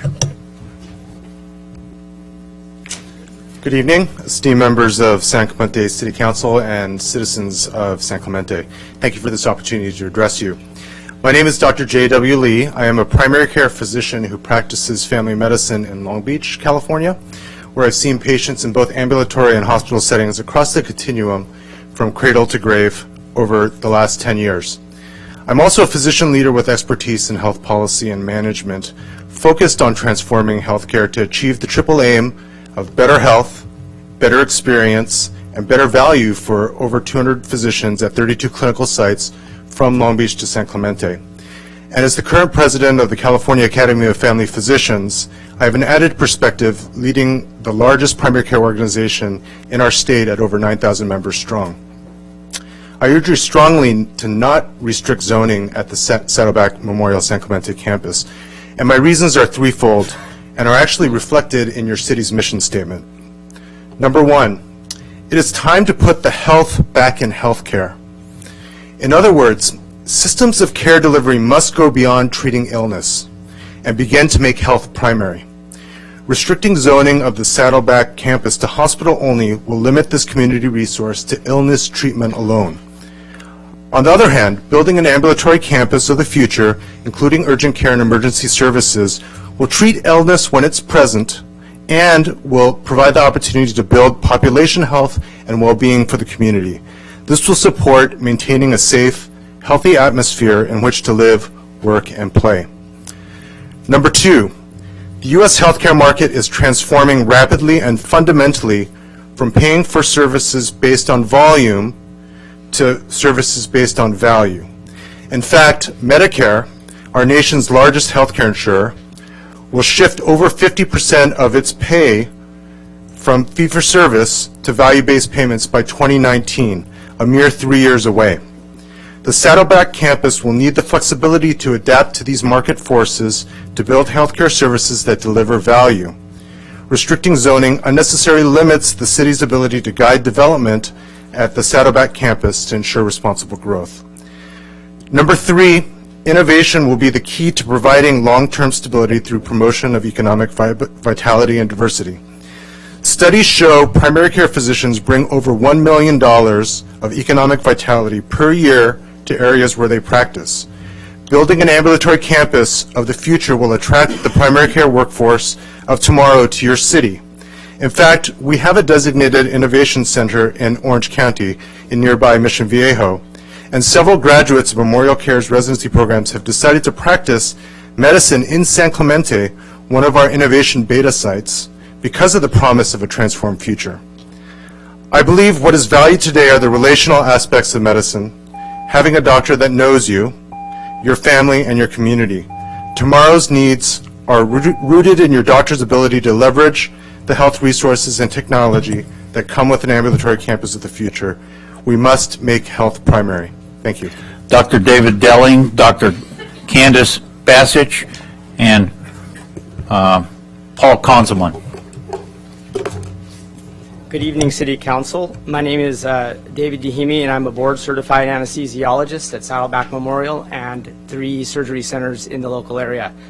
I'm also a San Clemente resident of 8 years, and I'm here to speak in terms of surgery services that are currently being offered at the San Clemente campus. Memorial Care's plans to transform the San Clemente Hospital campus into a multi-specialty medical pavilion and modern surgery center are plans that I'm strongly in favor of because of the many benefits it will have in the community. Major changes are occurring throughout healthcare, and medical facilities throughout Orange County are consolidating services into fewer locations. Surgeries are increasingly being performed at outpatient surgery centers. The San Clemente Hospital campus has seen a dramatic drop in inpatient surgeries over the last few years, down about 50%, or 250 a year, which comes out to less than 1 per day. Similarly, the outpatient surgery center in San Clemente has seen a drop of about 30%. This is not a sustainable trend. How can an operating room expect to provide the highest level quality of care when it's performing less than 1 surgery a day? Changes in surgeries are being driven by lower costs, improved technologies, and more convenience for patients and surgeons. Saddleback is also seeing a trend in outpatient to inpatient surgeries, now about 4 to 1. And while the number of outpatient surgeries continues to grow locally and around the county, the number of surgeries being performed at San Clemente campus continues to decline. I think a state-of-the-art medical facility and a modern surgery center would be of considerable benefit to the local community. It would attract some of Orange County's most highly skilled physicians, and the number of surgeries and types of surgeries performed would dramatically increase. More medical and surgical services would not only benefit San Clemente residents, but the local economy as well. So in closing, I'd like to reiterate that as a physician and a local San Clemente resident, I'm strongly in favor of Memorial Care's efforts to transform the existing hospital into a modern ambulatory care campus. I would urge the city to vote no on the rezoning. Thank you for your time. Dr. Kansas Bassich, Paul Konzelman, and Angelo Scaparnius. Hi, thanks. I'm Dr. Candace Bassich, and I'm a family medicine physician here in San Clemente and have been for the past 6.5 years. I also live in town, and so I've had this conversation from a number of different perspectives. I've had opportunities to speak with patients, with friends, and with neighbors who were initially incredibly fearful of the possible transition of San Clemente's campus from an inpatient facility to an ambulatory healthcare campus. But with each person that I'm engaging, it's quickly evident that their true concern is for the loss of medical services in San Clemente, not the acute care facility. Saddleback has a plan to try and keep these important medical services in our town, and so long as this proposed rezoning does not go into effect. Once these residents understand Saddleback's proposal to provide comprehensive outpatient medical services in a brand new building with services for all ages, like x-ray and treating their pneumonia, like bandaging them after the knife slips in the kitchen, like hydrating their kiddos, their fears are really allayed. Each is happy to hear that if they had an urgent need, it could be addressed here locally by quality doctors. We love the idea of getting colonoscopies done in a state-of-the-art facility that's more affordable than a hospital. And maybe, okay, we don't love the idea of getting our colonoscopies done, but at least making them a little more tolerable. We appreciate the possibility of seeing our specialists so nearby. And these are the services that we actually want and need. These are the services that keep my patients out of the hospitals, at work and play in San Clemente where they belong. Once I discuss with these residents the average inpatient census has been so low, even in the single digits, and that most critical emergencies like heart attacks and strokes bypass the campus altogether, they universally wonder how the San Clemente campus can continue to survive. If this rezoning amendment is approved, it likely won't. You can attempt to force a continuation of the expensive and archaic form of inpatient health care to provide acute care services for a handful of folks, or you can align with the needs of the entire community, enable Saddleback to provide quality health care that we can actually use. Please don't resort to stubborn zoning when health care is becoming more flexible than ever. Help me provide the quality care that my patients, my friends, my neighbors expect and deserve. Thank you. Paul Konzelman, then Angelo Scaparnius, then Gus Giulamas. Good evening. My name is Paul Konzelman. I'm a resident of San Clemente, just like everybody else here pretty much. I'm raising my 3 children down here. And I wanted to briefly speak about the action or the item that's in front of you tonight. Unfortunately, the option that's before you tonight is not truly the best alternative that you have. And we need to be striving for what is best for the community in the long run, not just for tonight. People here obviously want to have a great hospital within the city, and we have heard from city staff that there are multiple consultants that tell us that there's a market demand for a hospital within our city, and that there's actually other users that want to be here. With that being said, the council's been blessed with the opportunity to allow these market dynamics to be put into place. This is accomplished not by handcuffing an existing landowner's rights by stripping them away or constraining them to a focused use on this property specifically, but rather by opening up new properties to a hospital classification through an overlay that could be placed onto willing and able property owners within the city as alternatives. By allowing new hospital development on other properties within this overlay on new properties within the city, we'll all benefit from the creation of jobs, revenue to the city, and also actually a new hospital that could be possibly developed there based upon market dynamics playing out. The option in front of you tonight only creates liability for us as residents because this is a taking of rights without any consideration. The downzoning use that's been spoken of already is going to create liability that's only placed upon our shoulders as residents here and taxpayers.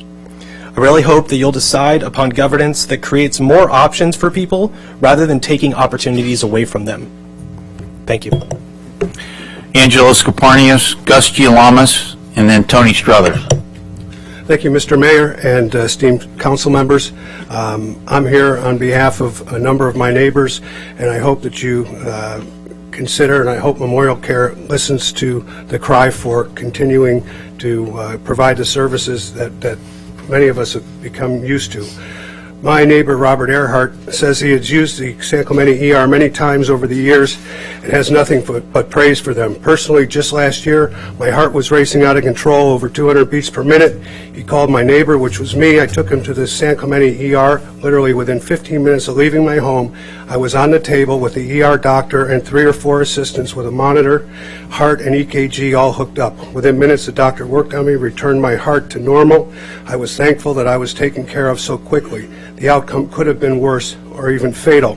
On December 22nd of last year, my 91-year-old wife, who has dementia, fell in the kitchen suffering many cuts and bruises to her face and arms and legs.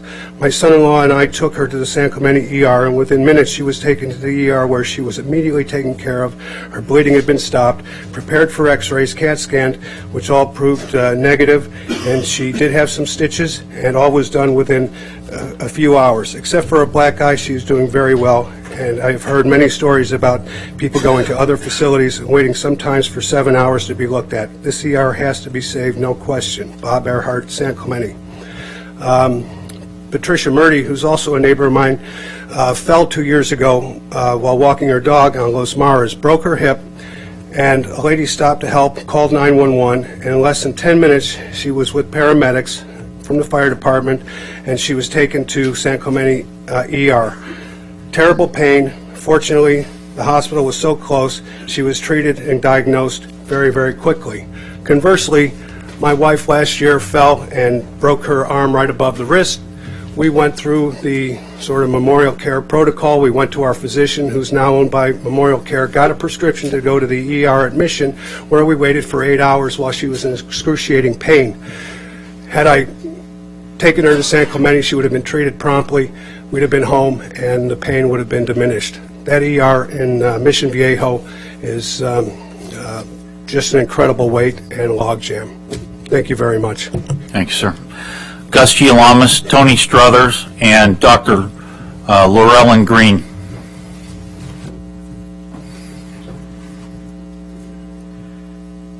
Thank you. First, I want to thank the 11,000 people who signed our petitions to keep our hospital and emergency room services. I want to thank the City Council and our legislators. Also want to thank the 500 people who called in and left messages today and yesterday on your emails and on your voicemails. I've been practicing in San Clemente at the hospital for the last 23 or 24 years, and aside from Dr. Bassich, I've never met or seen any of those physicians that came up here to talk ever at our hospital. So I'm curious, if Memorial had spent as much time bringing those guys to the hospital, maybe we wouldn't be here today. So a couple of observations. Memorial Care, with their support for the standalone ER, publicly acknowledged the need for an emergency room in our town, in our community. And so with the failure of the legislation and the acknowledgement that the ER is needed, what other choice can they make other than to maintain acute care hospital with an emergency room? I'd also like to address Dr. Leo's study that he talked about, the study that looked at patients from 2003 to 2010, I believe it was. That was a Medicare study. Average age of the patient was 80 years old. But I didn't want to be the biased presenter of that data. So what I did when I heard about this study is I asked Dr. Shia, a renowned University of California, San Francisco researcher, academician, who knows this subject, has written many articles and done a lot of studies on this particular topic. And I asked her to make some comments about the differences in Dr. Leo's study, talking about the hospital, closing of hospitals. I think he said closing of hospitals doesn't increase mortality rate. Remember, the average age was 80. So here's the difference, and I'm going to give these from Dr. Shia herself. They, meaning the joint study, looked at hospital closures. We looked, meaning the Dr. Shia groundbreaking study, looked at emergency room closures. Number two, they only looked at Medicare patients, which average age was 79.6, I believe. We looked at all patients, including all the payers. And it's possible that Medicare patients have a higher likelihood of death, which we expect if you're age 80, at the baseline, and may be less sensitive to the changes in hospital availability compared with younger non-Medicare patients. They also looked at a time period from 2003 to 11. The study that Dr. Shia did looked over a longer period of time only in California. So there are variabilities. The study is an interesting study. They looked at nationally, and California only is what Dr. Shia looked at. As one person has written, there may be a relative oversupply of hospital and or physician services in areas of closure. In any case, it appears that current healthcare market and competitive forces may work reasonably well at selecting hospitals. This may or not be the case here. They looked at all-cause mortality in a 30-day mortality. The study that we have been talking about looks at inpatient mortality rates, which could be more sensitive and is more sensitive to changes in access, not just whether you died the entire year following your hospitalization. So with that, I know it's a lot of critical reading on your part. I can send this to you, and I think you might have that copy. I'm in support of what you're doing tonight. I think Memorial Care is a 501c3. What that meant is that they designated themselves. They chose that designation, and they decided that. They decided that they didn't want to pay taxes. They wanted to take that tax advantage. But with that, you have to give up some autonomy. And the autonomy is that you have to have an oversight board, a community oversight board. And to date, I'm not sure there's anybody in our community on that oversight board. Thank you. Please support. Thanks, sir. Tony Struthers, then Dr. Llewellyn Green, then Richard Metcalf. Good evening, Mayor Baker and council members. I am Tony Struthers. I'm a resident of San Clemente. I'm the administrator at the hospital. Before I begin, obviously there have been a lot of things said tonight, some of which I just flat don't agree with. There's been some exaggerations, but that's why I'm not here. In fact, I really hadn't planned on speaking tonight because I consider this rezoning a legal issue and, quite frankly, an illegal act by the city of San Clemente. I felt that it was our legal counsel that unfortunately had to stand up and talk tonight and be the ones to comment on this. However, after I received the robocall last night at my house, I did. You guys were successful. And I read some of the materials being presented to our community. I feel I need to clear up some misconceptions. Number one, as other people have said, this zoning change will not in any way stop the potential closure of this hospital. The only thing it will accomplish is to tie our hands and limit the number of options available to provide medical services to the residents of South County. Councilman Donchak, I think your question was what things? For example, I can't do outpatient surgery if this passes. I couldn't do an advanced urgent care on this campus if this passes. So it's an all or nothing thing. It's an acute care hospital, or basically it's nothing. For the residents who think that this one act will halt the potential closure of the hospital, they're now being misled. The rezoning does not change the forces that have led us to this very moment, but it does send us down a very narrow path that will offer us few, if any, options. Thank you. Tony, if you don't mind, can I ask you a couple of questions? Yes, sir. You want to? Not that I have a choice, but go ahead. No, I'm you just certainly kidding. do. I'm just kidding. You certainly do. No, I don't. Go ahead, please. You do? No, I'm just kidding. Go Okay. We talked a lot about community benefit tonight. Right. I'm proposing some community benefit here. We need some years to keep that hospital open, and then we'll find another operator if you guys want to leave. Well, folks, please. So, you guys are meeting next Tuesday night. The board is meeting Tuesday night. The board is meeting Tuesday night. I don't sit on the board, so. Okay. Well, if you'll go to the board and tell them you'd like to keep this hospital open for 5 years, we'll help you do that. And in that 5 years, we'll find another operator, and then you can do whatever you want. Is that, folks, stop it. Is that something that you're willing to do? I can't commit to keeping this hospital open 5 years. I think it's very clear that we've talked about that from an operational standpoint, this has become very, very difficult. So from a 5 year, and I obviously couldn't commit to a 5 year process. Okay, thanks. Okay. Dr. I got a question or two from Tony. The first one, Tony, is you called it a potential closure. Yes, sir. Can you give me a percentage? I can't do that. 60, 80? It's not my decision to make, and that decision hasn't been talked about by the Board of Trustees, Okay. the Board of Directors. My other question is, one of your representatives asked that we give incentives to Memorial Care. And I've had many discussions with you as well as the rest of council in many different forums, and not one time have we been asked for an incentive to keep Memorial Care Hospital open in San Clemente. So it's strange to me that here at the 9th hour, we're now being requested to give an incentive to keep you open when we've had plenty opportunity for that. So please express to us what those once again, you incentives might are. have misinterpreted a little bit about what they said, but there aren't incentives out there that I'm aware of that can change the market forces that are out there. So That's great. I just want to make sure that we're clear on that. That we both agree on that point. Thank you. All right, thanks. Dr. Llewellyn Green, Richard Metcalf, and then Megan Sonnen. Good evening, Mr. Mayor, members of the council. Thank you very much. My name is Laurellen Green. I am an internal medicine physician with Memorial Care. I am also the medical director of inpatient services, which is a fancy way of saying I am in charge of our hospitalist service for all our Memorial Care hospitals. In this role, I supervise the internal medicine physicians who effectively run San Clemente Hospital. To Dr. Gialamas's point, I am a community physician and work at San Clemente Hospital. I have the privilege of working with many of the people I see here in the room and potentially have cared for some of the people in the room as patients.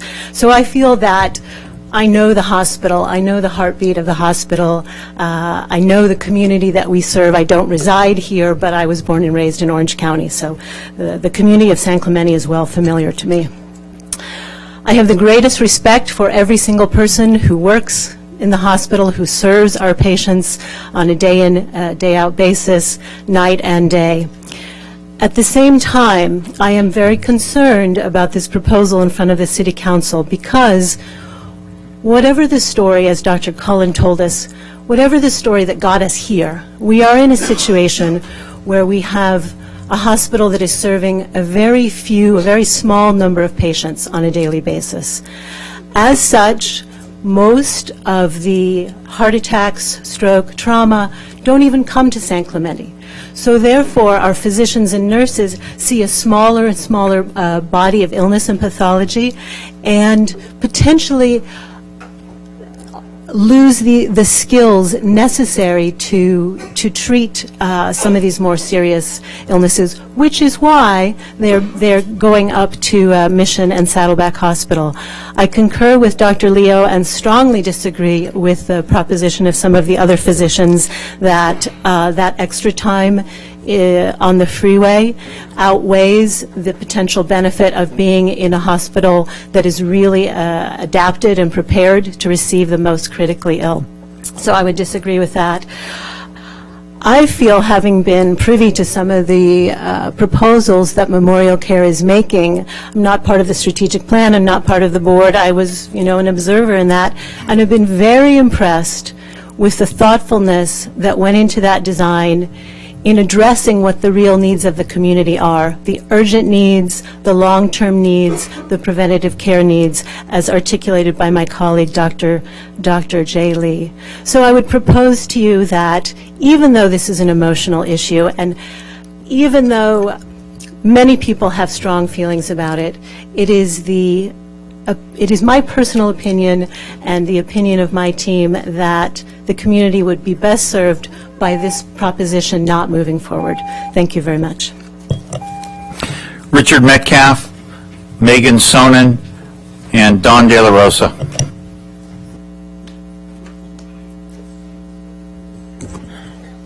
Good evening, Council. I'm Richard Metcalf. I have some comments for you. I've heard a lot of talk about bed count, mortality rates, just all kinds of, what I would say, legal and accounting mumbo-jumbo. But I want to give you a real story. About 2 years ago, my sister-in-law was staying with us here in San Clemente, and in the middle of the night, 1 o'clock to be exact, she woke up screaming, and she couldn't be calmed down. It was head pain. We suspected what had happened. I didn't wait for 911. I threw her in my car. We went over to the hospital. One of the orderlies saw us come up in an obvious rush, was there at the car side with a wheelchair to put her in. They were able to stabilize her. But one of the doctors came out to me and said, "It's really a good thing that you got her here quickly, because in 5 minutes she would have been gone."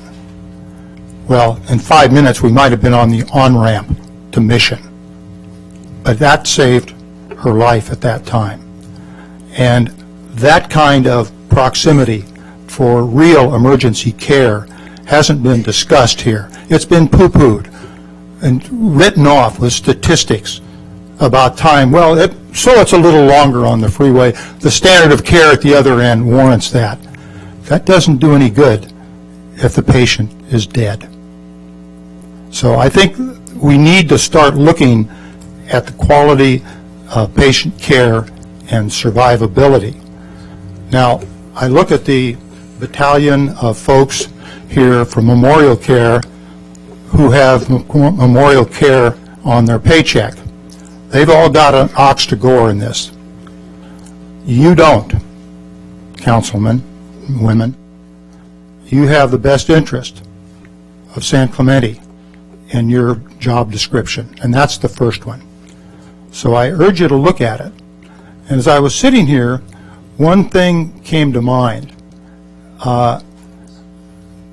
Perhaps if Memorial Care has such good intentions, maybe they should appoint one person with some decision-making capability to work directly with the Planning Commission or whatever sort of a ad hoc group the council might choose to establish, to come up with something that might suit the needs of the community first, and that could be profitable for Memorial Care at the same time. Thank you. Megan Sonnen, Don De La Rosa, Donna Vidrine. Hi, good evening, Mayor Baker, San Clemente council members, pardon me. My name is Megan Soman, and I'm a member of the community, and I'm obviously in here in opposition of closing the Emergency Services Department of San Clemente Hospital. As many others have mentioned tonight, I just find it awfully irresponsible of Memorial Care and San Clemente as a city not looking into the mortality rate of what is the greatest potential of issue in closing this receiving center. Not having a paramedic receiving center in the city of San Clemente is absolutely a detriment and irrehensibly irresponsible for humanity. The absolute statistics, which I know all of you are aware of hospital bypass and hospital ETAs to get to San Clemente Hospital from even the southern part of our area, Dana Point, San Capistrano, is massive. And to continue care all the way up to Mission Hospital, Saddleback Hospital, also Memorial Care property, is also irresponsible, because you're now burdening other receiving centers with patients that they have no ability to staff. And any of you have ever been in an emergency room, where do those patients sit? They sit in the hallway, waiting. The mortality rate is my biggest issue as a citizen. I've lived in this community my entire life, been a fan of San Clemente Hospital my entire life, a patient many times, and so has my family, neighbors, and friends. And it's always been a wonderful place to be. Speedy service, acute service, careful service of doctors, nurses, and staff members alike. And my only concern here tonight is just as a citizen looking at that mortality rate, when somebody else mentioned tonight a child drowning, somebody with significant injury, if nothing else, as a hospital to stabilize a patient in order to move them to another receiving facility that can manage their care a little bit better. That's all. Thank you. Thank you. Don De La Rosa, Donna Vidrine, Doug Benchen. Good evening, Mayor Baker and councilmen and councilwomen. My name is Don De La Rosa. I've been a resident of the city of San Clemente for 33 years. In the past 10 years, my wife and myself, we've used the hospital quite a few times. In fact, in the past year, my wife has had emergency surgery, gastrointestinal surgery at the hospital. I was able to get her right to the hospital. They met her needs, and they operated on her within a day. Just over the holidays, the 20th of December, I believe, I had an appendicitis attack about 1 in the morning. Went down to the hospital. They took care of me. They told me that if I didn't get the surgery the next morning, that a good chance it would burst. So I was thinking in my mind, gee, if I had to go up to Mission Hospital, I probably wouldn't have made it. And the infection would have spread throughout my body. So I'm all in favor of keeping our hospital here in San Clemente. Thank you. Thank you. Donna Vidrine, Doug Benison, thanks. Healthy people need surgeries in hospitals. I implore voting for the amendment to rezone the property to maintain hospital services in San Clemente. I applaud your leadership and representation of the San Clemente residents in this critical issue for our growing city. Due diligence has been done in obtaining accurate statistics to support the need for emergency services and hospital services for our city of San Clemente. If Memorial Care does not choose to continue hospital services in San Clemente, please sell the property. Memorial Care Board has no representation from the San Clemente community. There has to be emergency services and hospital care to support outpatient services. In 2005, Steve Geit said that he wanted to build services and grow our San Clemente Hospital. In 2010, Tony Struthers said that he wanted to build services, grow our hospital, and improve access. What has been done in the past 5 years? What have you been planning and doing in the past 5 years? I remember when we started this process about a year ago, and we went up and toured the San Clemente Hospital, and we presented Memorial Care with a win-win situation where they could do a boutique hospital, a micro hospital, and provide all the wonderful outpatient services that they're now presenting and that they have presented. One of the signs up at the San Clemente Hospital at the time, and I took a picture of it, it said, "The best hospital care in your backyard." That sign has been taken down. The picture still remains. The thought still remains. I think Memorial Care should step up to the plate and provide the best hospital services in our backyard for the city of San Clemente, just like they have promised for many years. Thank you. Doug Benson, then Donna Benson. And then Lyle G. Lamas. I'm unclear whether you want to speak or not. Thanks. Okay. Mr. and Mrs. Benson, you gonna? Okay.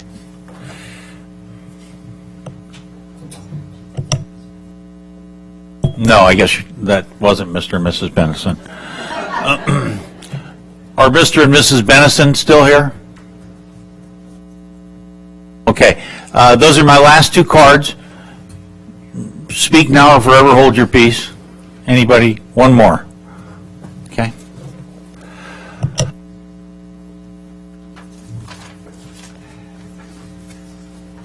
This better be good. You're the last one.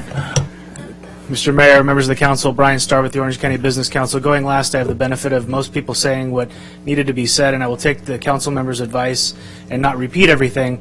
What I do want to say is that the Business Council doesn't typically get involved in local matters of zoning. This is something dealt with at a city level in the 34 cities around the county. We're more of a regional organization, but I'll tell you what, this one got our attention. This is a very dangerous precedent in the view of the Orange County Business Council.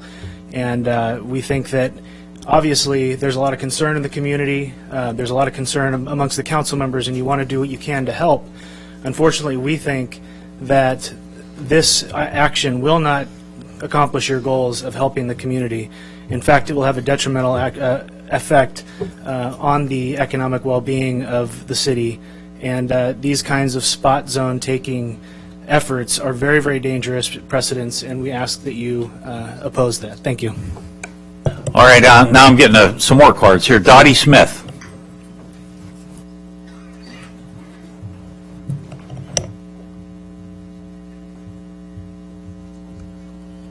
Hello. I have been an RN for 33 years. I'm a San Clemente resident. I have worked in a large, overcrowded hospital, LA County USC, and the reason being at that time was not the lack of hospitals, but no other hospitals took Medi-Cal, jail patients, illegals, transients, etc. And when you have a hospital overcrowded and people can't be seen, people die in the emergency room. With our traffic situation today, with the outlet malls and the increased population, I can see that happening at the larger hospitals here. I worked at South Coast Medical Center for 25 years, and that hospital, they threatened to close a few times. The reason that hospital was built was because I believe the policeman was shot and he died by the time he got to Newport Hogue. There is a need for a community hospital. And at South Coast, I was proud to work with excellent physicians and nurses that could save lives, stabilize the life, and then send them to a larger trauma center. And that's what San Clemente Hospital, I have seen in San Clemente Hospital. I've taken friends and neighbors for heart attack, burns, dog bites, blood sugar of 500, and all these people were stabilized and saved. And it's just inhumane to leave a community without these resources. Thank you. Thank you, ma'am. Elizabeth Ramirez, and then James Payne.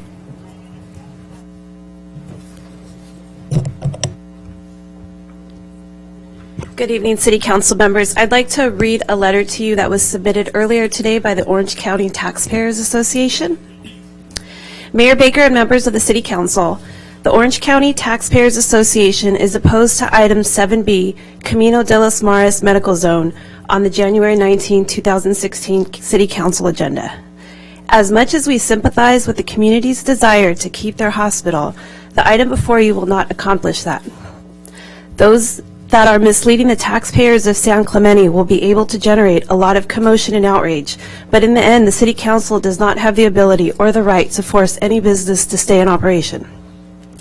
government intervening by using spot general plan and zoning decisions in the attempt to force existing businesses into compliance with government interests should make all San Clemente taxpayers and property owners very fearful. If the City Council doesn't agree with how your property is being used, it can always be rezoned. The taxpayers of San Clemente will be forced to foot the bill to defend this action on the lawsuits that are sure to come. Orange County Tax asks that the San Clemente City Council seriously look at what the consequences of this action will have on the entire community and vote no on item 7B. And this was submitted from Carolyn Cavici, President and CEO of the Orange County Taxpayers Association. Thank you. Lyle, now you do want to, all right, I got your card here, so please, I've got your card here. Go right ahead. I've been asked to read a note from a young woman who sent this in today. To whom it may concern, my name is, I'll leave that blank. I don't have her permission personally, so I won't add her name. I'm 22 years old. I was born and raised in San Clemente. I'm emailing you to urge you to vote yes on agenda item 7B to save our hospital. This matter is incredibly important to me because if it wasn't for this hospital, then I probably wouldn't be alive today. In 2011, when I was 17 years old and a senior at San Clemente High School, I attempted suicide. I had struggled with severe depression for years and truly didn't want to live with pain anymore. I overdosed on a combination of the whole bottle of my antidepressant medication and a whole bottle of ADHD medication and a bottle of Tylenol. I then left my house to hide somewhere to ensure my family wouldn't find me. After a long period of time, I was found by my father hiding in an alley 2 blocks from Del Mar. My parents had no time to call 911, immediately raced to the San Clemente emergency room, and we were there within minutes. Doctors told me and my family if I had arrived even 10 minutes later, I probably would have died. They said I was lucky.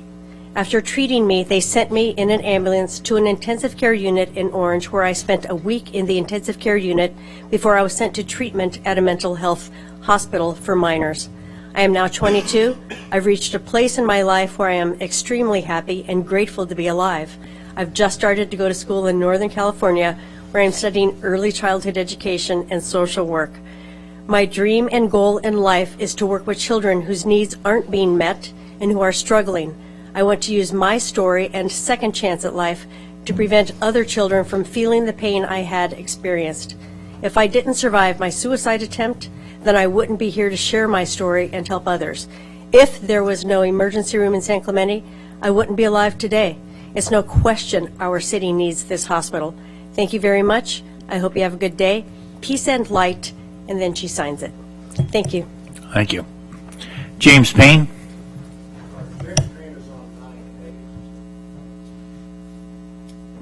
All right, anybody else on this issue? One more, 2 more. Are we out of cards back there yet, or do we still have some?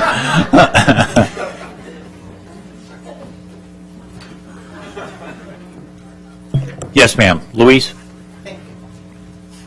My name is Louise Herbert. I've been a member of this community for 33 years, coming from the San Fernando Valley. I've spent time in ERs in both that area, months, which were only one day, but months it felt like. I've been in the ER at Mission Viejo with spinal meningitis, left in the receiving room there for 2 hours and not even offered a mask. But as soon as I was taken in and they realized that it was spinal meningitis, everybody else dressed up and put me in an isolation room. In the meantime, my 2 hours were spent with small children, the elderly, and everybody in between. That is not the case in our San Clemente Hospital. My first 3 years in town, I felt like I was the personal person who had redone the color scheme to Dusty Rose, because I spent so much time there and money there. Again, this last year, or in 14, I visited the hospital 3 times in 28 days and was hospitalized for 4 days. I suffered from diverticulitis and eventually had 2 feet 3 inches removed up at the big hospital. The only reason it went to the big hospital was because my doctor, Jason Wong, who is at San Clemente, told me he would love to be able to do surgery again at San Clemente, not on an emergency basis, but as a planned, as mine was. But unfortunately, the big hospital had raped our little hospital of equipment. He was uncertain that if there was an emergency during my surgery, he would have all the equipment and the proper staffing to help. As it turned out, my 3-hour surgery did become 6. My 3-day stay became 8. So I was grateful to be there, but not for those reasons. Our hospital should have had that. The statistics that have been given by the Memorial Care members state that other hospitals that have gone through transition have done so successfully. I want to know, were they forced, as they're forcing San Clemente? Was it really a decision by the community? And were they island communities, such as we are? What about our dead zone that is between here and Oceanside that we have to also take care of?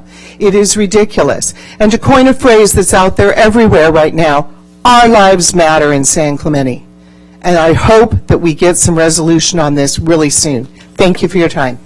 Thank you, ma'am. Yes, sir.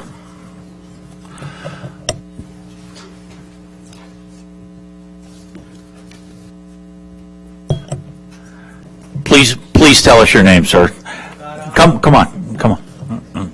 My name is Tukaram Savdaria. That's exactly what I was going to say. I know you did. I think that's, I have experienced that before. So I just want to say one thing here. I had the experience. I had, normally I'm all right, everything. And one day I had a high blood pressure and I thought, what's going on here? So let me go. And at that point, I had my insurance was with Kaiser, so I thought that I cannot go to San Clemente Hospital. I have to go to Mission. Luckily, it worked out all right. But the thing is, considering any kind of emergency like that, this is the best hospital we have close by. We cannot just depend upon, that, okay, Mission Viejo is 10 miles, 18 miles. This facility is already here. We should not really abolish this facility. The people of San Clemente needs this hospital, and we should keep this hospital right here. That's all I have to say. Thank you. Thank you, sir.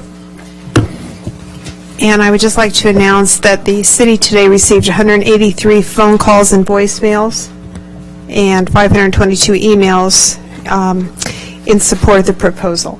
Okay. Any more cards out there? And did Mr. or Mrs. Bench or Benson show up? Apparently not. Okay. 1 second. You got 1 second. They are taking away services at this hospital.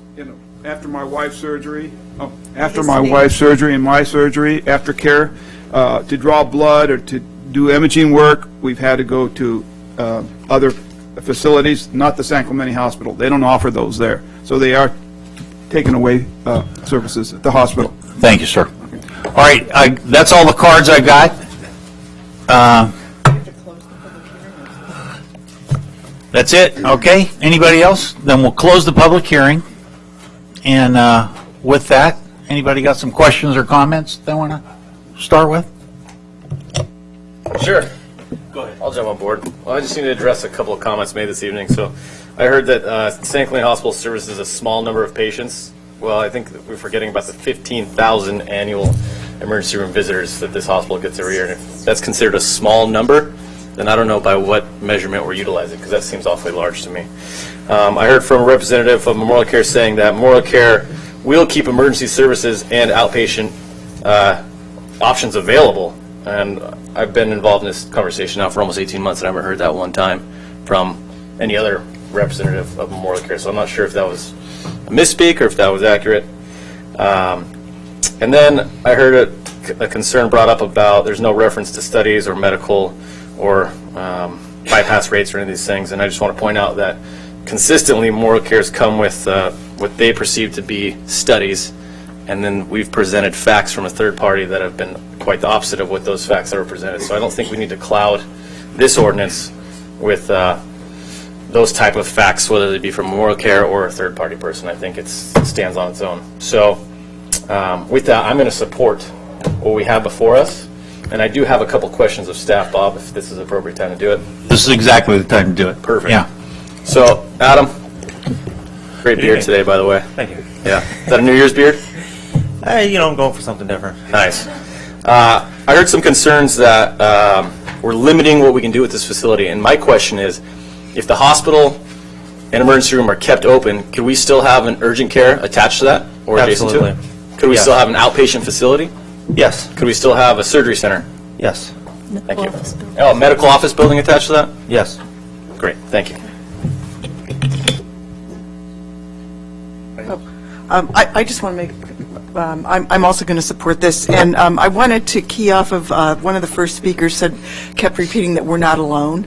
And, the fact is, if this hospital closes, we are alone. It's 39 miles from the Tri-Cities. I'm not looking at you, from the Tri-Cities Hospital to the Mission Viejo Hospital, 39 miles. And anybody, I challenge you to look at the traffic right now. There's construction going on, so it's not a straight shot. So on one level, if this hospital closes, we are very much alone as a community.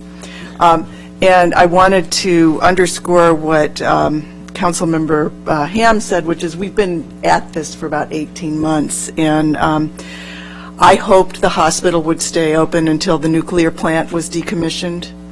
I hoped that the hospital would stay open until the freeway construction was done.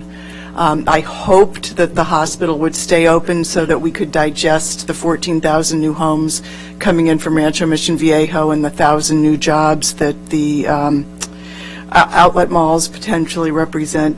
I also hoped that there would be some recognition to our beach serving function and the hundreds of thousands of people that come here as visitors and travelers every year. But my father told me when I was younger, he said, hope isn't a strategy. And yeah, and it's true. So here we are, and what can we as a city council do? This is something we can do, and so we owe it to the community to take this position. I understand that it might lead to some paths that we didn't plan on 18 months ago, but I think it's the right thing to do, and I hope that it is taken by Memorial Care in the spirit that it's intended, which is we'd like to be your partners in reinvigorating this hospital, investing in this hospital, and making it an anchor point for our citizens. So I will be supporting this. This is a tough situation because I think that this has been created by some artificiality on a lot of different levels. We're subject to artificial forces in all medical care provisioning. By all logic, we should be able to have a standalone emergency room in the city of San Clemente that be able to provide emergency services. Because all due respect to the folks who said we'll have greater options and greater care, my biggest concern isn't about someone who's going to choose, when I'm going to go get my knee surgery and what I'm going to do there. Listen, we have those options right now, and we can go all over Orange County for those choices. And we'll have those options even when the ambulatory care facility is open, if it's open, etc. But this is about people who don't have that choice, right? Literally seconds could mean the difference between life or death. And it's because that's the choice, really. And so unfortunately, Memorial Care has been put in a position because of the artificiality of this. The public unions in Sacramento have seen it fit to preserve their interests as opposed to the residents' health here, and so they have denied what I believe very common sense legislation that would have addressed this. And then we're also subject to federal and state regulations and healthcare plans that frankly have caused a lot of the market pressures that have brought us to this point. And so that's what I mean by artificiality. There's a lot of artificial forces at work here that have put us in this position. So I'm sympathetic to all parties involved. But this site, this property, 654 Community de Los Mares, has been operating as a hospital emergency room since before I was born. It's been a use that residents know that when seconds do count, they drive there and they get the care they need, and it can save their lives, as it has for hundreds, if not thousands, of residents. I referred earlier in a conversation with Mr. Kors to a view which I don't share, which is call it downzoning. I don't believe that. I believe that this is a use that was established by every single operator that has been purchasing that property over the last 44 years, and all we're simply asking is we continue that emergency services at that site. And I keep hearing the words about taking and keeping options open.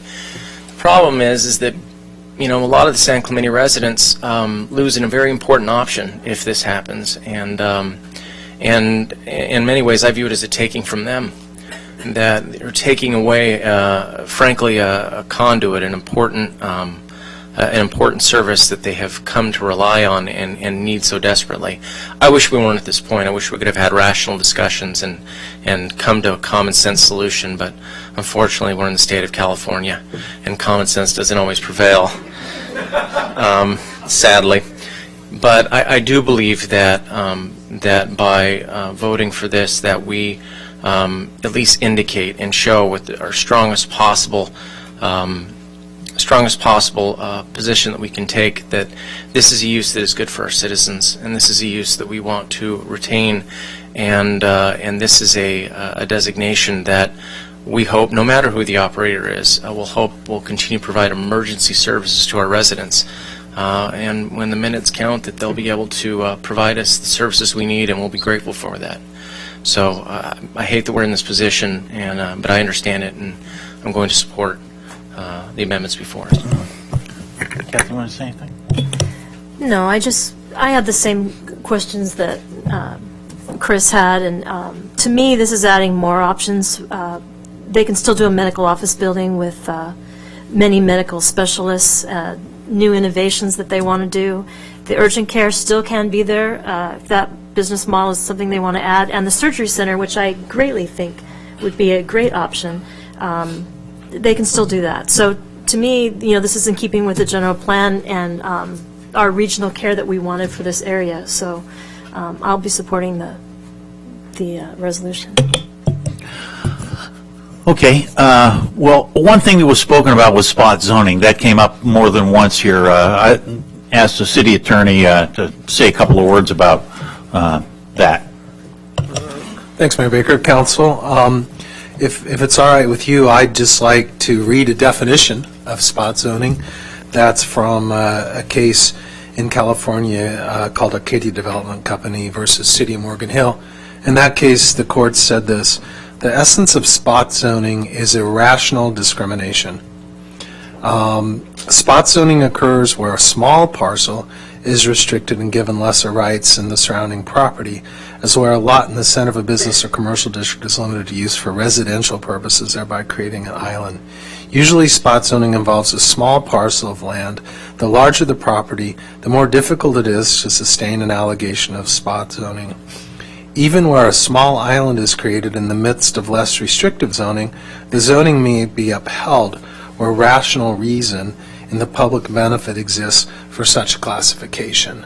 So there are two elements to an unconstitutional spot zoning. The one is that the property is usually really, really small, and the acreage in question here is quite vast. It's a lot of acreage. And then secondly is the reason for the zoning has to be irrational. And you've heard a lot of testimony here on both sides of the issue, but the test for the council is making a rational decision about the pros and cons of the decision before you. One reason that's cited in the staff report and has been alluded to here earlier is having facilities for emergency services. And the state general plan guidelines characterizes critical facilities that either provide emergency services or house or serve many people who would be injured or killed in case of a disaster. Examples include hospitals. Your general plan safety element in figure S6 calls out this hospital as that kind of facility, as a critical facility.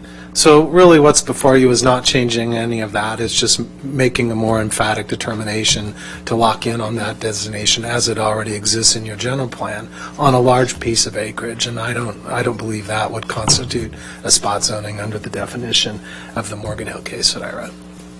Okay, thank you. We've all been at this for some time, and there are some numbers. The numbers that really stand out to me are 5 to 15% increase in mortality when you do exactly this.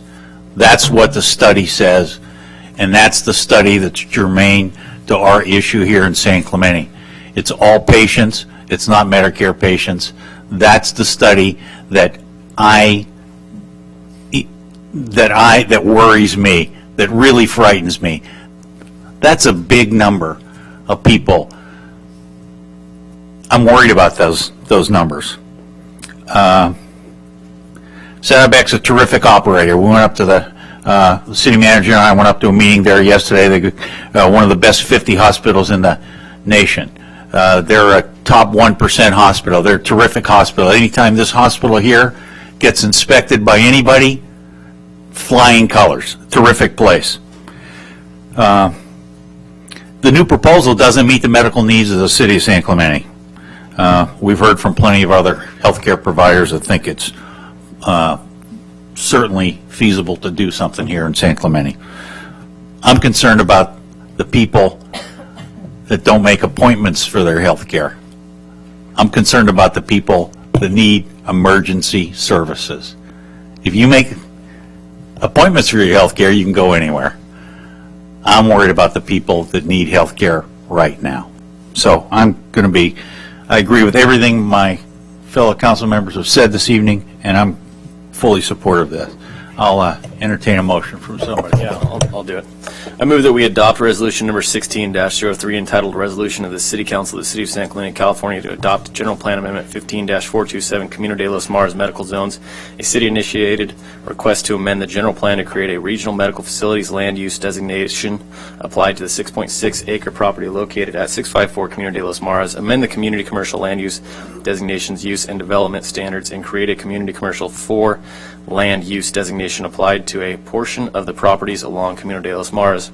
2, to introduce ordinance number 1616 entitled Ordinance of the City Council of the City of San Clemente, California, to adopt a zoning amendment 14-428 and specific plan amendments 15-4492, 15-452, Camino de los Mares Medical Zones, a city-initiated request to amend the zoning ordinance and zoning map to create a regional medical facility zone applied to the 6.6 acre property located at 654 Camino de los Mares, amend the community commercial zones use and development standards, create a community commercial zone, a community commercial 4 zone applied to a portion of the properties along Camino de los Mares, and add and revise multiple medical related uses and definitions of the zoning ordinance and the Forster Ranch, Rancho San Clemente, Talega, and West Pico corridor specific plans.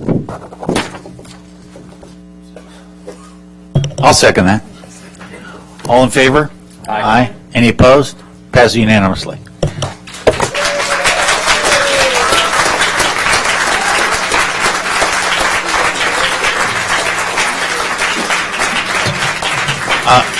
We're going to take about a 10-minute break. We'll be back at 8:30. Thank you.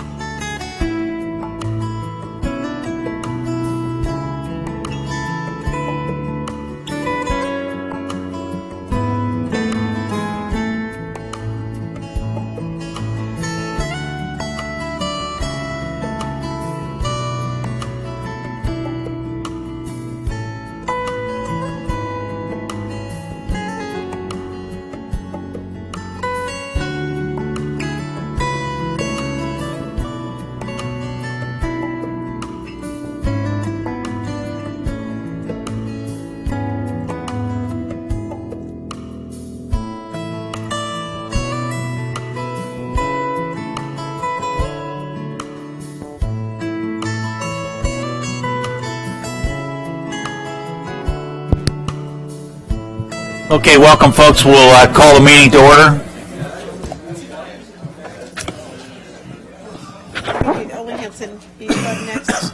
Yeah, we're gonna make a motion as soon as you read that. Okay. All right, the next item on the agenda is a report from the Public Works Director, City Engineer, concerning the Ole Hanson Beach Club Rehabilitation Project. And I'm going to entertain a motion to move that behind the VRBO. We got an enormous amount of folks here for the VRBO. Is anybody in the audience here to speak about the Ole Hanson Beach Club? Okay, we're going to move that back, and we're going to talk about VR. Anybody? Well, I'll move that we move the item back towards the end of the meeting. And all in favor? Aye. Passes unanimously. Joanne? Any opposed? No. Okay. Next item is report from the Community Development Director concerning the possibility of amending the code of the City of San Clemente relative to regulation of short-term lodging units. Mr. Mayor, in discussion with the City Attorney, because of the nature of the ordinance and the way it's written, I have to recuse myself from this conversation as my wife works in the real estate and property business as a local realtor. And it was determined that this would have a material effect on that market or the industry at large. So I'm going to recuse myself. Thanks, sir.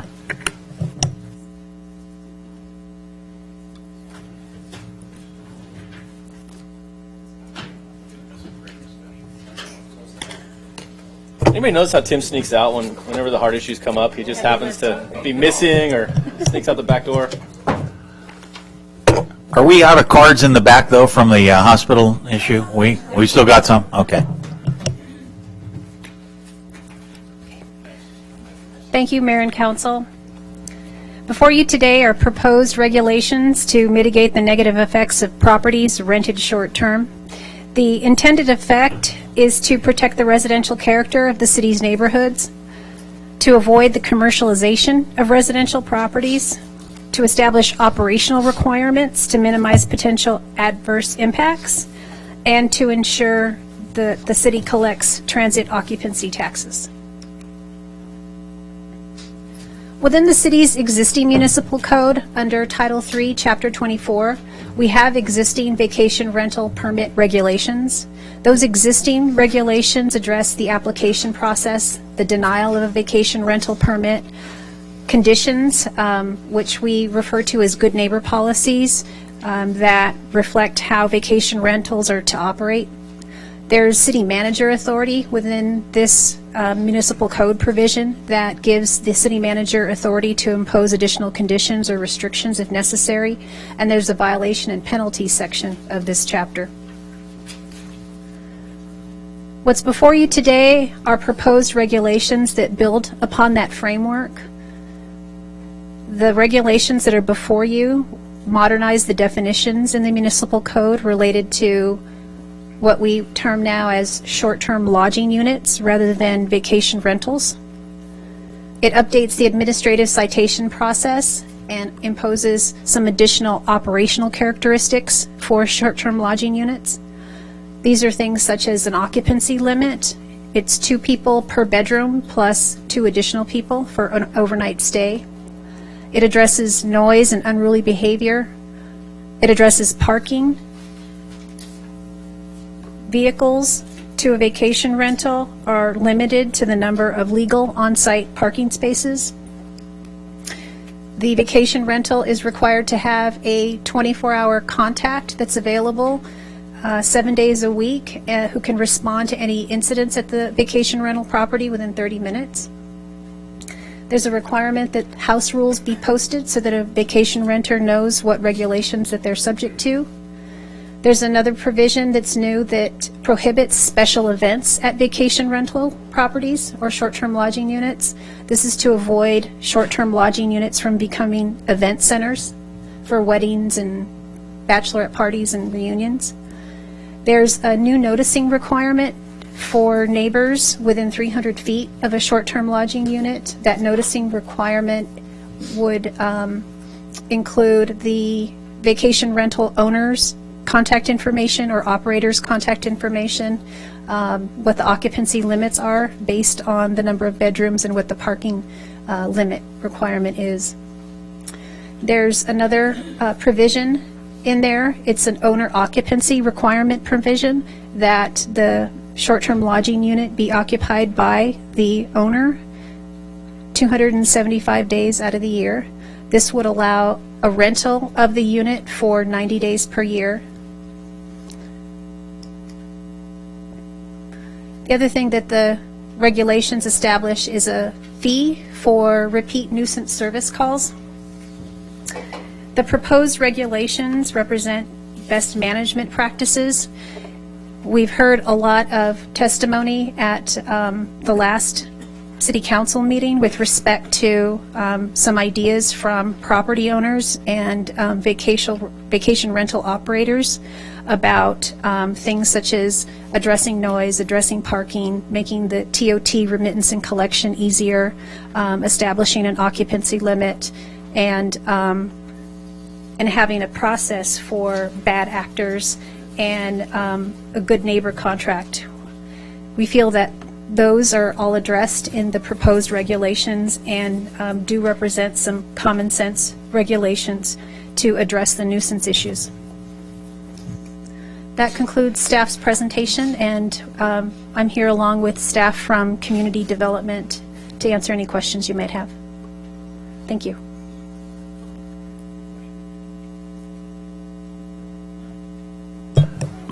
I got a question, Cecilia. Would you go back one slide for me, please? If I can. Right there. Yep. House rules posted. Are we going to have that on the city website? Is that going to be, how's that going to work? It would require that whatever the House rules are and the regulations are related to short-term lodging units be posted in a visible location on the property so that the renters know what those rules and regulations are, whether it's related to noise or quiet hours, an emergency contact, an occupancy limit, a parking limit. That's the kind of information that we would look to have posted on the property so that the renters are aware of what kinds of restrictions that they're obligated to. Is the city going to do that? Is the owner going to do that? The owner would be The required owner to would do that? Yes.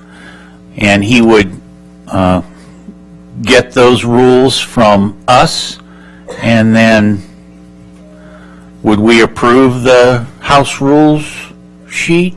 Well, the house rules could be tailored to the property, but we would have some standard operating requirements based on this ordinance that they could include.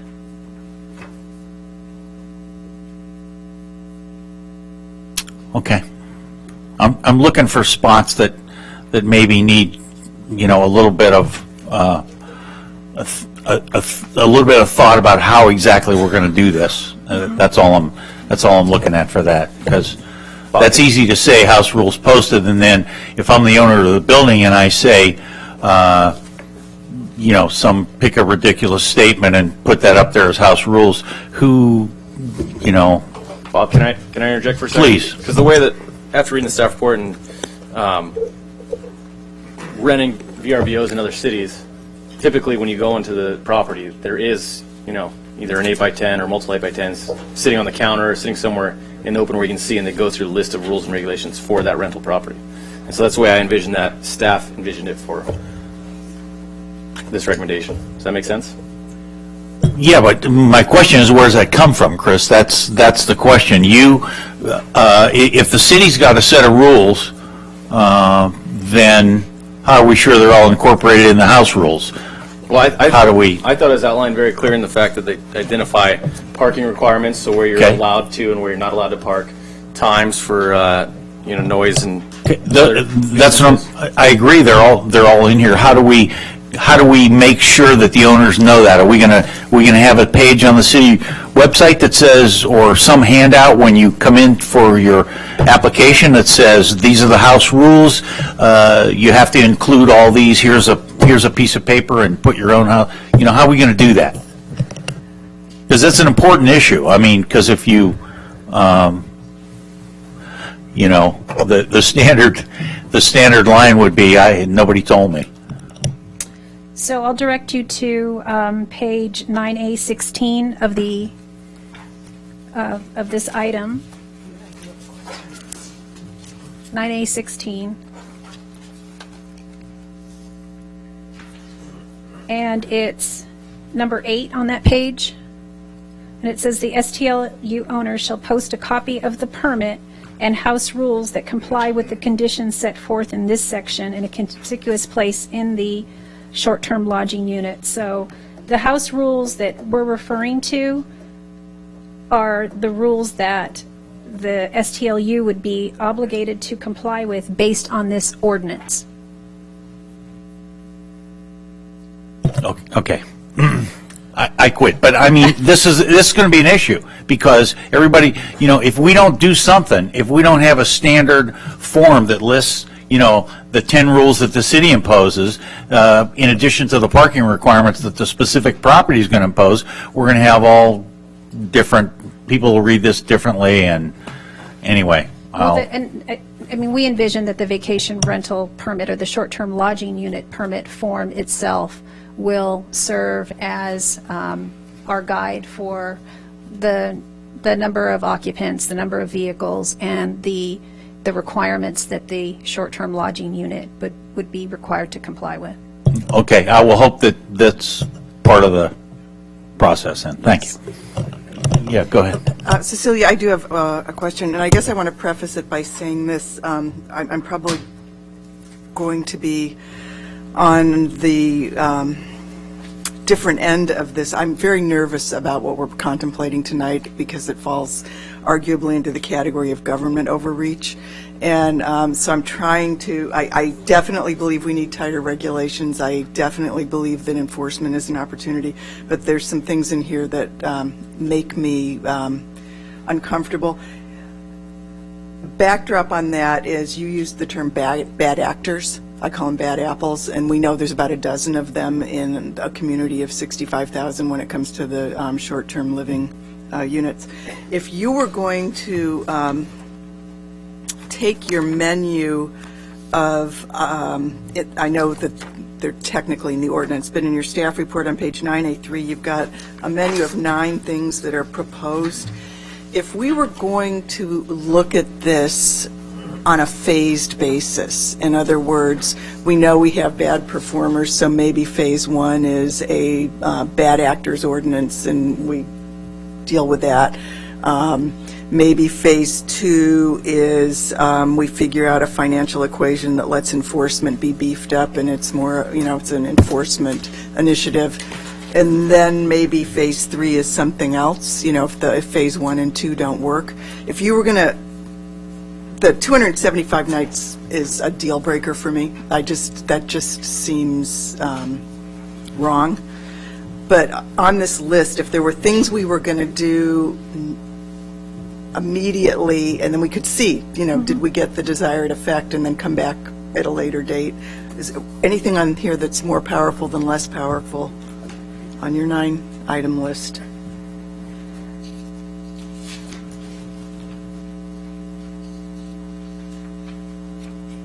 I think 2 through 9 are the sort of operational characteristics that we're looking at. Okay. So I would definitely say 3 through 9, and I could maybe get comfortable with 2. But the basic idea being here that we have bad performers, and they've set a tone that's inappropriate. And I know that this is in your neighborhoods more so than it's in my neighborhood, but it's a city issue. I'm just wondering if we want to move cautiously and see if we can get remedies without having to do extreme things that, you know, 60% of the people involved are residents, and they're here for a reason. So anyway, I just wanted to kind of set that up as an organizing concept, that maybe we take this in a phased approach and we move slowly rather than dramatically. So that was that. Then my second question is, I did, for me, a lot of research on how enforcement works, because I had been talking to the city manager at one point about a little concern about a piecemeal approach to enforcement. And, you know, we decide that parking is an issue, and we send an OCSD traffic enforcement person out, we decide, I've got a list, hold on, let me get it out here. And anyway, as I was doing my research, it looks like in a large majority, or a large number of cities, enforcement lives in the sheriff's department, and they just call it the neighborhood division. And probably these are communities that don't have contract arrangements like as we do with the county. But as we talk tonight, I'm looking for a way to make the enforcement hand in glove, that OCSD and city staff have a reporting system that is seamless and comprehensive. So that's number one. Okay, so these are the things that over the last year we've talked about needing enforcement for: drought, graffiti, parking, traffic, disorderly conduct, and some health and safety things. And each time they come up, we go, yeah, we should, enforce those better. So one of the ideas I want to put out for your consideration is a master plan for enforcement in the city and how we're going to fund that for some of these ideas we're coming up with. Because to your point about the 10 rules, how are we going to enforce that? How are we going to enforce that? So, and that's just a small what if. So anyway, so those are my two things I wanted to ask you about. One was about if we took the list and thought about it in a phased thing, and then second, any thoughts on enforcement? Okay. Do you have any thoughts on enforcement? At the top of the report, you talk about a revenue neutral kind of a thing. Yeah, so we're, the way the ordinance, the vacation rental permit ordinance is written now, the good neighbor requirements that are in there have historically been the purview of finance. So if there was a complaint with respect to a vacation rental property, those were looked at by the finance department and followed up. But as vacation rentals have gotten more prolific in San Clemente over the last year, code enforcement has gotten more involved, and code enforcement has now taken over the responsibility of following up on vacation rental complaints. So we have developed a pilot program to look at weekend enforcement for the code enforcement staff, so that they would work evening hours on the weekends, and for those noise complaints or unruly gathering complaints at vacation rental properties that might come in, when they go to dispatch, they could go to our code enforcement staff to be able to respond sooner than a sheriff's department deputy would be able to respond. So that's the kind of coordination that we're trying to work toward with the OC Sheriff's Department on this issue in particular. Okay. Well, I'm going to want to talk about that more, because Santa Monica spends $450,000 enforcing their TOT regulations, and they've got 3 people that sit at computers and figure out where they are, and then they go out in the community, we're not Santa Monica, but to be adding to staff, again, back to my bad actors comment, where, it's a dozen folks, I just want to make sure we move really thoughtfully through this process. So anyway. To that point, I think Santa Monica banned short-term rentals, 30 days or more, and Yeah. they added home stays or home shares. Okay, it made it sound like they have vacation rentals and they're spending $450,000 on enforcement. No, they put this ban in, and then Okay. they've got, and another right. thing that's happening is the dark net is becoming the tool of choice, and people are, figuring out, it's very, it's a complicated issue.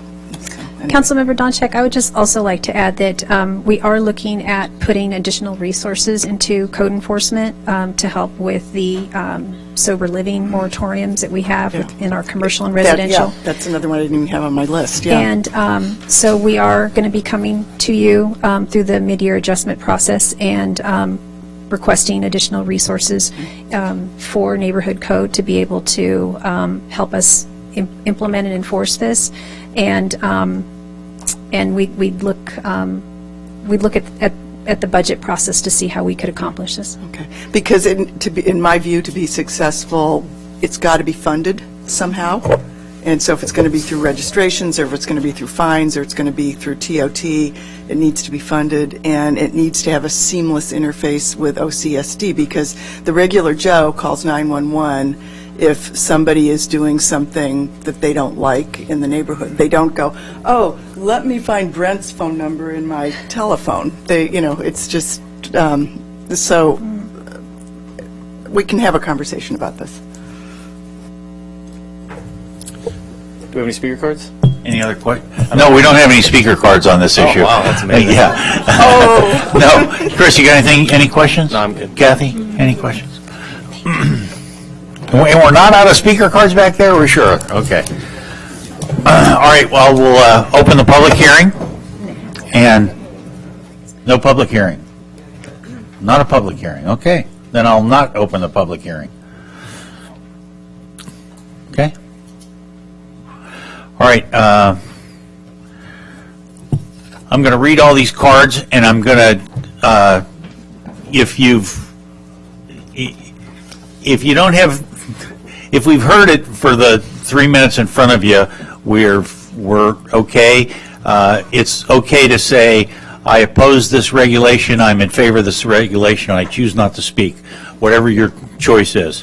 So we'll start here and see how she goes. Richard Weekland, then Vincent Pat Hennessy, then Mike Burke. Yes, sir. Hi, good evening. Richard Weekland, resident of San Clemente for the last 40 years. I'm also the president of the Del Mar Homeowners Association. Del Mar Homeowners Association consists of 64 individually owned condominiums that face the Pier Bowl area and also adjoin the Casa Romanica. So it's in a very high traffic area. The reason I'm here is to support this ordinance tonight and to especially support the provision of the 275-day occupancy. I noticed that was mentioned. What we've experienced at Villa Granada over the last few years, and especially during the recession, that many investors came in and bought up properties when the prices went down. And as a consequence, they bought those properties for the intent of one purpose only, and that was for short-term transient rentals because of the high rents that they could take. The results have been simply this, and I'm sure that this has been talked about over and over again. One is the increase in nuisance for the Homeowners Association itself having to deal with vandalism, with noise, and with theft. The other thing that most impacts the neighborhood, since we're in a high usage area, is that of parking. We're now infringing on all the neighbors. Our building, when it was planned by the city, it was planned for a certain occupancy, and now we're way over. Our building is now at a 30% short-term rental usage, and we need some stabilization right now in order to contain this. We are the only building in the Pier Bowl area of that size that allows transient rentals. All of the other buildings have put moratoriums of 30 days or more rentals, and they do not allow transient rentals. So we're taking in, when they have events at the Casa, there are wedding parties that come over and rent for a night or 2 nights. So we're acting as a hotel now at this particular juncture. What it's done is where we were allowing long-term rentals, where people would come in for a year or two, where people were doing work down here in the San Clemente area and were renting for long-term periods, those rentals do not exist anymore. And as a consequence, all long-term rentals, not only in our building, but in the surrounding buildings, all of the rental prices have gone up, which make it much more less cost-effective to live in this city.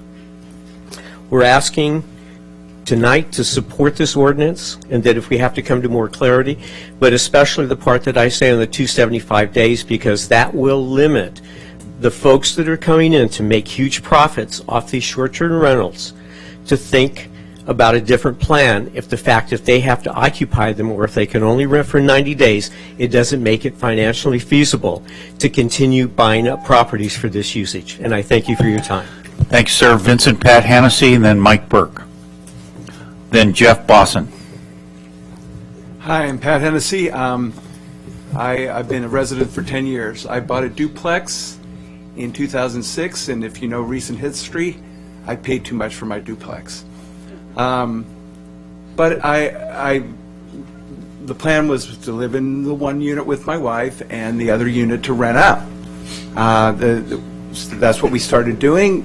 I got probably about 38% out of my rental, and I had to come up with the other 62% of my nut every month. That went along fine. I got in because I was on interest only, and then in 2009, my wife left. So now I got to handle the 62% by myself. Well, being resourceful, I just got a roommate. I just did what I had to do so I wouldn't become a statistic like so many were becoming in 2009, 2010. Got a roommate, and then being interest only held for a while. Then at the 5-year part, my interest rate went down. That even stopped the bleeding even more. I had an adjustment, went down. Well, that all changed in November because it all went to basically overnight. My payment went up $1,500. So I made it through November, December, January, noticing I was bleeding about $500 a month. So I go, I got to do something. I had no idea about weekly rentals. Did some research, talked to somebody. They said, go on Airbnb and VRBO. And I was afraid of it. I went, being a responsible landlord, I went and even talked to my tenants, who I love my tenants, and my other, I said, we're going to give this a try. If it becomes a nightmare, I'll stop it and I'll find something else to do. And they were appreciative that I'd come to them first. So we gave it a try. And I have come to tell you, the exact opposite has happened. It has been such a pleasant experience. I feel like an ambassador to San Clemente. I mean, these people come from Oklahoma, Canada, Texas, getting out of the heat, and they walk up and see my ocean view, and it blows their mind. It gives me pride of ownership. And I'm just like, yes, this is my place. Yeah, and you get to stay here. It's just been wonderful. I've had no complaints from my neighbors. Everybody's been super respectful. And the thing that's great about our VRBO and Airbnb is they do all the credit checking for you. And everybody has to leave reviews on each other, so once people leave my place clean, I'm a great host. I'm hands-on. I'm talking to them about stuff. I even had some people come for the surf contest in September from Australia, and I just went out on a limb. I said, hey, you know what? Would you like to go to a high school football game? I took them to the San Clemente high school football game and blew their mind. They were going, wow, we thought it was just like this in the movies. We didn't know it was real, all the rah-rah and the cheerleaders and the band. So my point, the main point I wanted to make is the 275 versus 90 days. Thank you. Okay. So, wait, I have a question, Bob, before you step down. So are you in support of the proposed ordinance or against it? No, Being my thing is, I say leave it alone. But the thing that worries me about it is the 275 90-day thing. Because the way VRBO, that doesn't work that way. You sign up for a year, people can just hit it and hit you. And you have really no control over that. Mike Burke. Thank you, sir. Okay. And then Jeff Bosson and Richard and Susan Harvey. Not wish to speak, but are here to oppose. Okay. Richard and Susan Harvey, here to oppose. Yes, sir. Thank you. Good evening. I'm Mike Burke. I'm the chairman of the board of the Chamber of Commerce. And I'm here to read the body of a letter that the Chamber has prepared for you. But I would just like to emphasize that the Chamber certainly feels like there's regulation that needs to be made and look into enforcement as well. And there's a lot to be learned.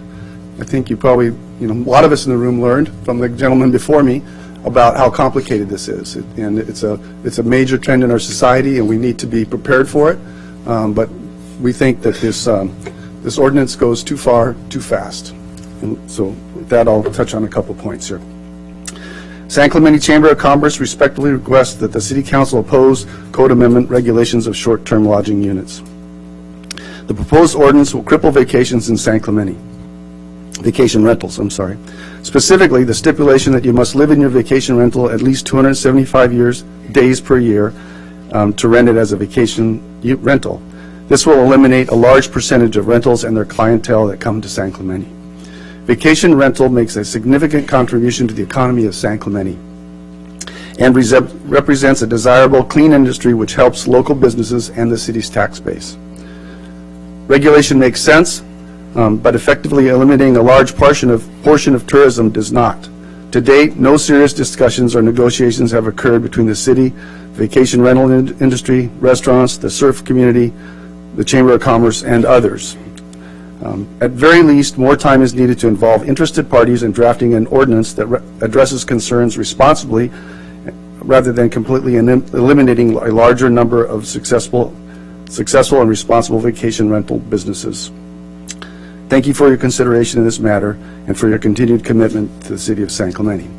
Just like to point out that this is detailed surgery. We can't just go in there and say, our leg hurts, let's chop off, our foot hurts, let's chop off the leg and the foot won't hurt anymore. This is something that I think is going to take some time and involves engagement of the community and the businesses and property owners within it. Thank you. Jeff Boston, then Diana Rudolph. Thank you, council members. I'm the co-manager of the Orange County Vacation Rental Association, and I'd like to start by saying that we agree with a lot of the new recommendation put forth by staff. However, there are two major points we take issue with, specifically section 3.24.220, point number 1, which states that a property owner, manager, or trustee must live in the property 275 days a year to obtain a short-term lodging permit. This point is essentially a ban on vacation rentals. Through speaking with owners in San Clemente as well as other managers of vacation rentals, the estimate by staff of this only affecting 41% is extremely low. Our estimates show between 75 and 90% of properties that currently hold a TOT permit will no longer be eligible. And section 3.24.190, point number 5, which states the property owner will be required to have a business license to obtain an STLU permit. These are simply rentals. They are not businesses any more or less than a long-term rental, which is the official stance of the United States Conference of Mayors, which is our country's official nonpartisan organization for U.S. cities with more than 30,000 citizens. The organization sets policy as the collective voice of municipalities and their leaders. They also undertake studies on issues, and in 2012, they studied this topic of vacation rentals. Their official stance on short-term vacation rentals is as follows. Of Mayors urges support for economic development opportunities through the visitor industry by encouraging regulations of short-term rental industry that, number 1, establish a reliable way for the municipality to identify and contact the short-term rental owner. Number 2, make the tax collection and remittance obligations clear to the short-term rental owner. And number 3, treat short-term rental tenants the same as long-term rental tenants. Regulations that accomplish all three can achieve a high level of compliance and are highly effective. Onerous regulations of short-term rentals can drive the industry underground, thus evading local regulations and local hotel taxes, and are ultimately found ineffective. Again, this is the official statement from the United States Conference of Mayors on setting policy and procedures for short-term rentals in the United States. Regarding the 275 days of the year point, the Orange County Sheriff has supplied us with the list of all disturbance calls in San Clemente for the past 12 months. 72% of all rentals did not receive a single complaint all year. That number right there shows that this recommendation by staff is extreme overreach. The vast majority of owners are responsible hosts and ambassadors for San Clemente, and the proposed STLU regulations will only drive good owners out of town and leave the bad owners. Therefore, we respectfully ask the council members to remove these 2 points from the proposal. Other than that, the proposal is great. Thank you, sir. Diana Rudolph, then Greg Webster.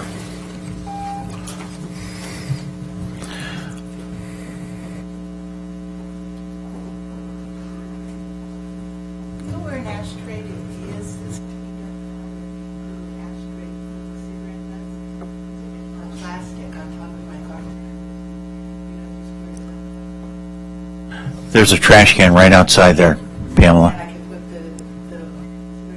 As long as they're not on fire. Thank you. Thank you. Hello, Mayor and City Council members.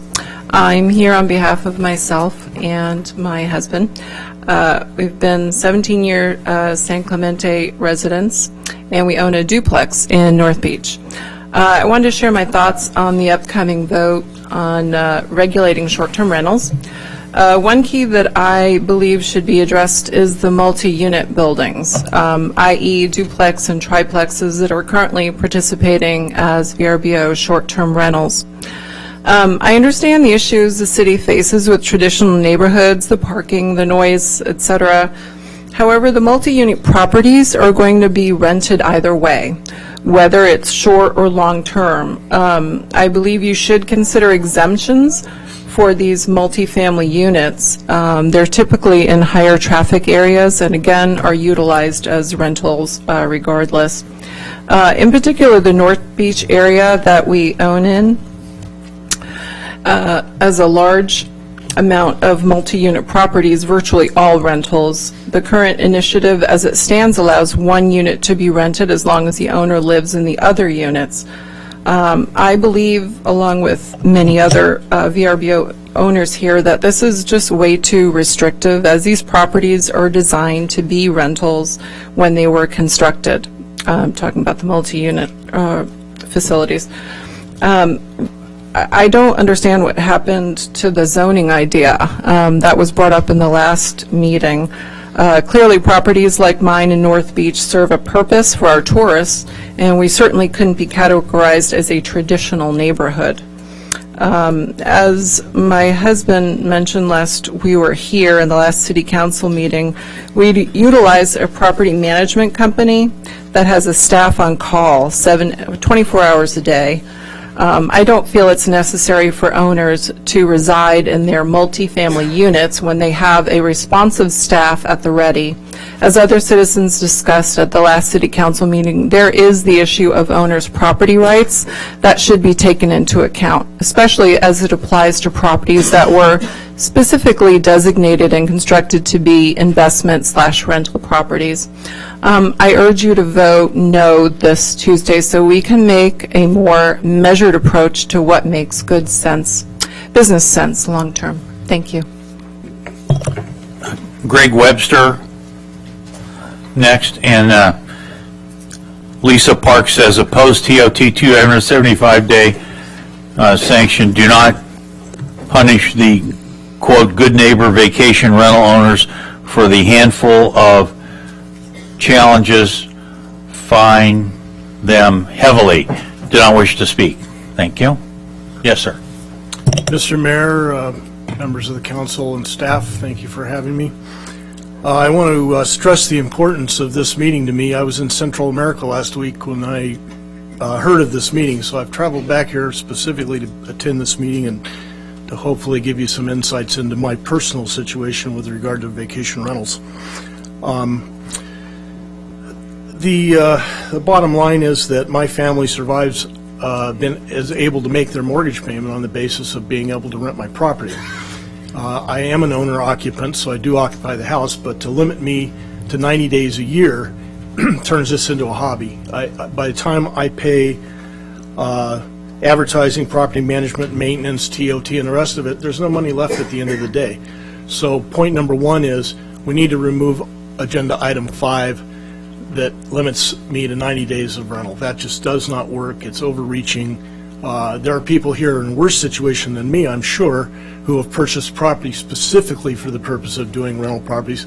Mine is supplementary, but I can only imagine what it would be like to have made a plan to retire on the basis of income produced by your vacation rental, only to be chopped off at the knee and told, well, sorry, you can't do that anymore, or you can only do it for 90 days. That doesn't work. So I would encourage the council to take this proposed amendment back and rework it a little bit. I appreciated Councilmember Donchek's comments. I think that she's absolutely correct. This is a very complicated issue. It needs to be looked at very closely. Could be very costly to the city to the extent that it's not carefully reviewed. And the other is the business license, agenda item, or point number 1. To the extent, I mean, I think Jeff Bosson made the point that it's no different than a long-term vacation rental, and they're not required to have a business license. Why should short-term rental?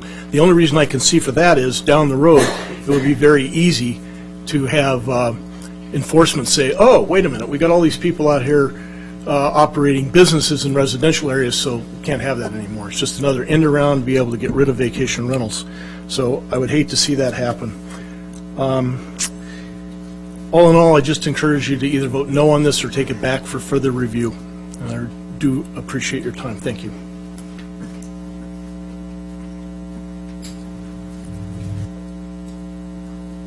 Okay, we've got Russell Parks that says, opposed TOT 275-day owner reside in vacation rental, do not wish to speak. Don Slater's next, and then Jean Ebe, E-I-B. Don Slater, you here, Don? Okay, Jean Ebe. Jean E-I-B.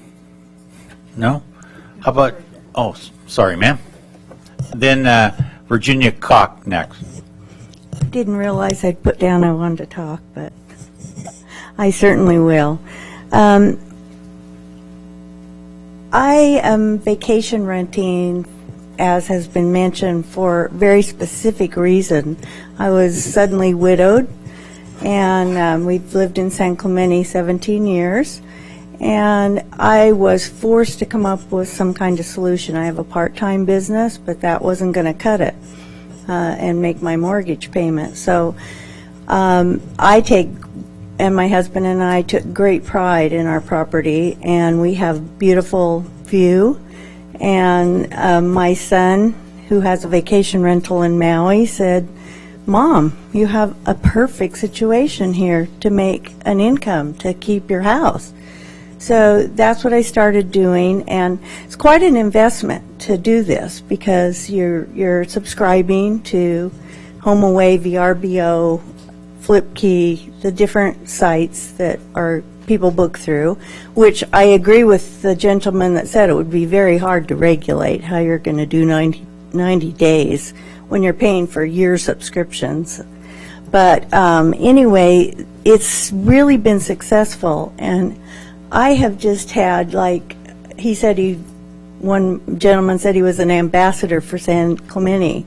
That's how I feel that I've been able to be. And people have become, I manage my own property, so I meet each person as they come. I get a feel for I talk to them ahead of time. I'm emailing, on the phone. I have very, very clear, specific house rules and HOA rules, and I go over those personally with them. I send them out ahead of time. They're very aware. When they meet me, they recognize this is someone's home, and they need to be respectful of that. And I see that there's problem units, and I think that the city has a right to have enforcement for that and penalties for that. And all I can say is that we try very hard to enhance our neighborhood, to be a better property owner, to make our neighborhood more beautiful. And all my neighbors love, they will tell me, oh, I met the surfers from Australia, and I met the people from Canada, and I met the, people from Chicago, and maybe they've come from those areas too. And so when they're out at the pool, they've enjoyed having my guests there, and I haven't had problems. So I would really oppose the 275 days. That's just not viable. It won't work. It won't work for me. I won't be able to keep my house. Thank you, ma'am. And also the business license. Thank you. Virginia Koch? Don't want to speak? All right. Virginia, did you write something? Sorry about that. I'm against the TOT proposed plan. How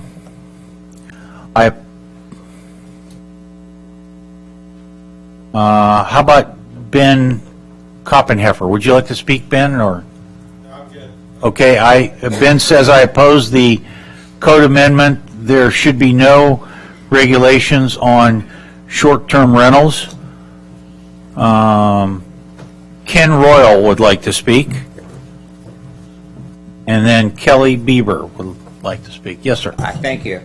I rent my house out for less than 90 days. So as currently proposed, this wouldn't impact me at all. Yet I am opposed to it on principle. Council member talked about government overreach. And what are the principles of government overreach? I think in this case, the principle is that you're talking about regulating out a business, even if it is doing good. And most of, as you can see, most of these are doing good. It's just a few bad apples. So if you want to regulate the outcomes, that's the principle of good government. So the outcomes of code enforcement, noise, parking, that makes sense. And I think everybody here pretty much is saying that those are reasonable. But when you're taking out entire businesses that are doing good for the community and people started those businesses, that is government overreach. And then what is going to happen next? Is everybody going to have to sell their house at once that they've invested in? All our property values go down and all these people are in trouble? Is that the type of thing that we want in our community? So I urge very strongly, based on principle and outcome, a no vote on most of these regulations, particularly the ones, the owner occupancy and the 275 days. Once again, even though they don't impact me. Thanks, sir. Kelly Bieber and Jim Bieber.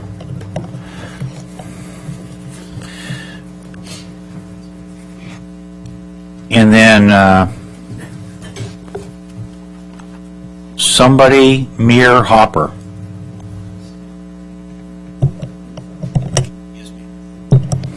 At the last city council meeting, I was in the audience, I heard neighbors talk about... Would you move the microphone over right in front of you? Thank you. At the last city council meeting, sitting in the audience and came to speak against the proposed ban. I heard neighbors, friends, speaking about living next to badly managed party houses. I was surprised. I was angry on their behalf. This is the first time I'd ever heard of those problems. The city never notified any of the vacation rental permit holders about having this ordinance. They never talked to us about doing any study sessions. If at this moment people are sitting at home that have these vacation rental permits and they haven't even been notified, they don't even know that they're on the chopping block. So as far as stakeholders and bringing everybody to the table, that has not been done. You haven't gotten input from people that are managing their property efficiently. I have 2 vacation rental properties, and I live within walking distance of them. I don't allow parties. I enforce quiet time. I have the rules posted. Neighbors are aware of the rules. Neighbors have spoke on my behalf at the last meeting. The city has received no complaints about my properties. Actually, no complaints that I know of, because I don't think the city even had a process to notify owners. These properties that I have were just dilapidated eyesores. I've renovated them. They make the whole neighborhood look better. If you require that we live in our rentals for 275 days a year, these homes, which are not my primary residence, will no longer be available to visitors, and I will not have that income. If I and other responsible vacation homeowners were brought to the table to discuss the issue, I know we could have made a positive difference.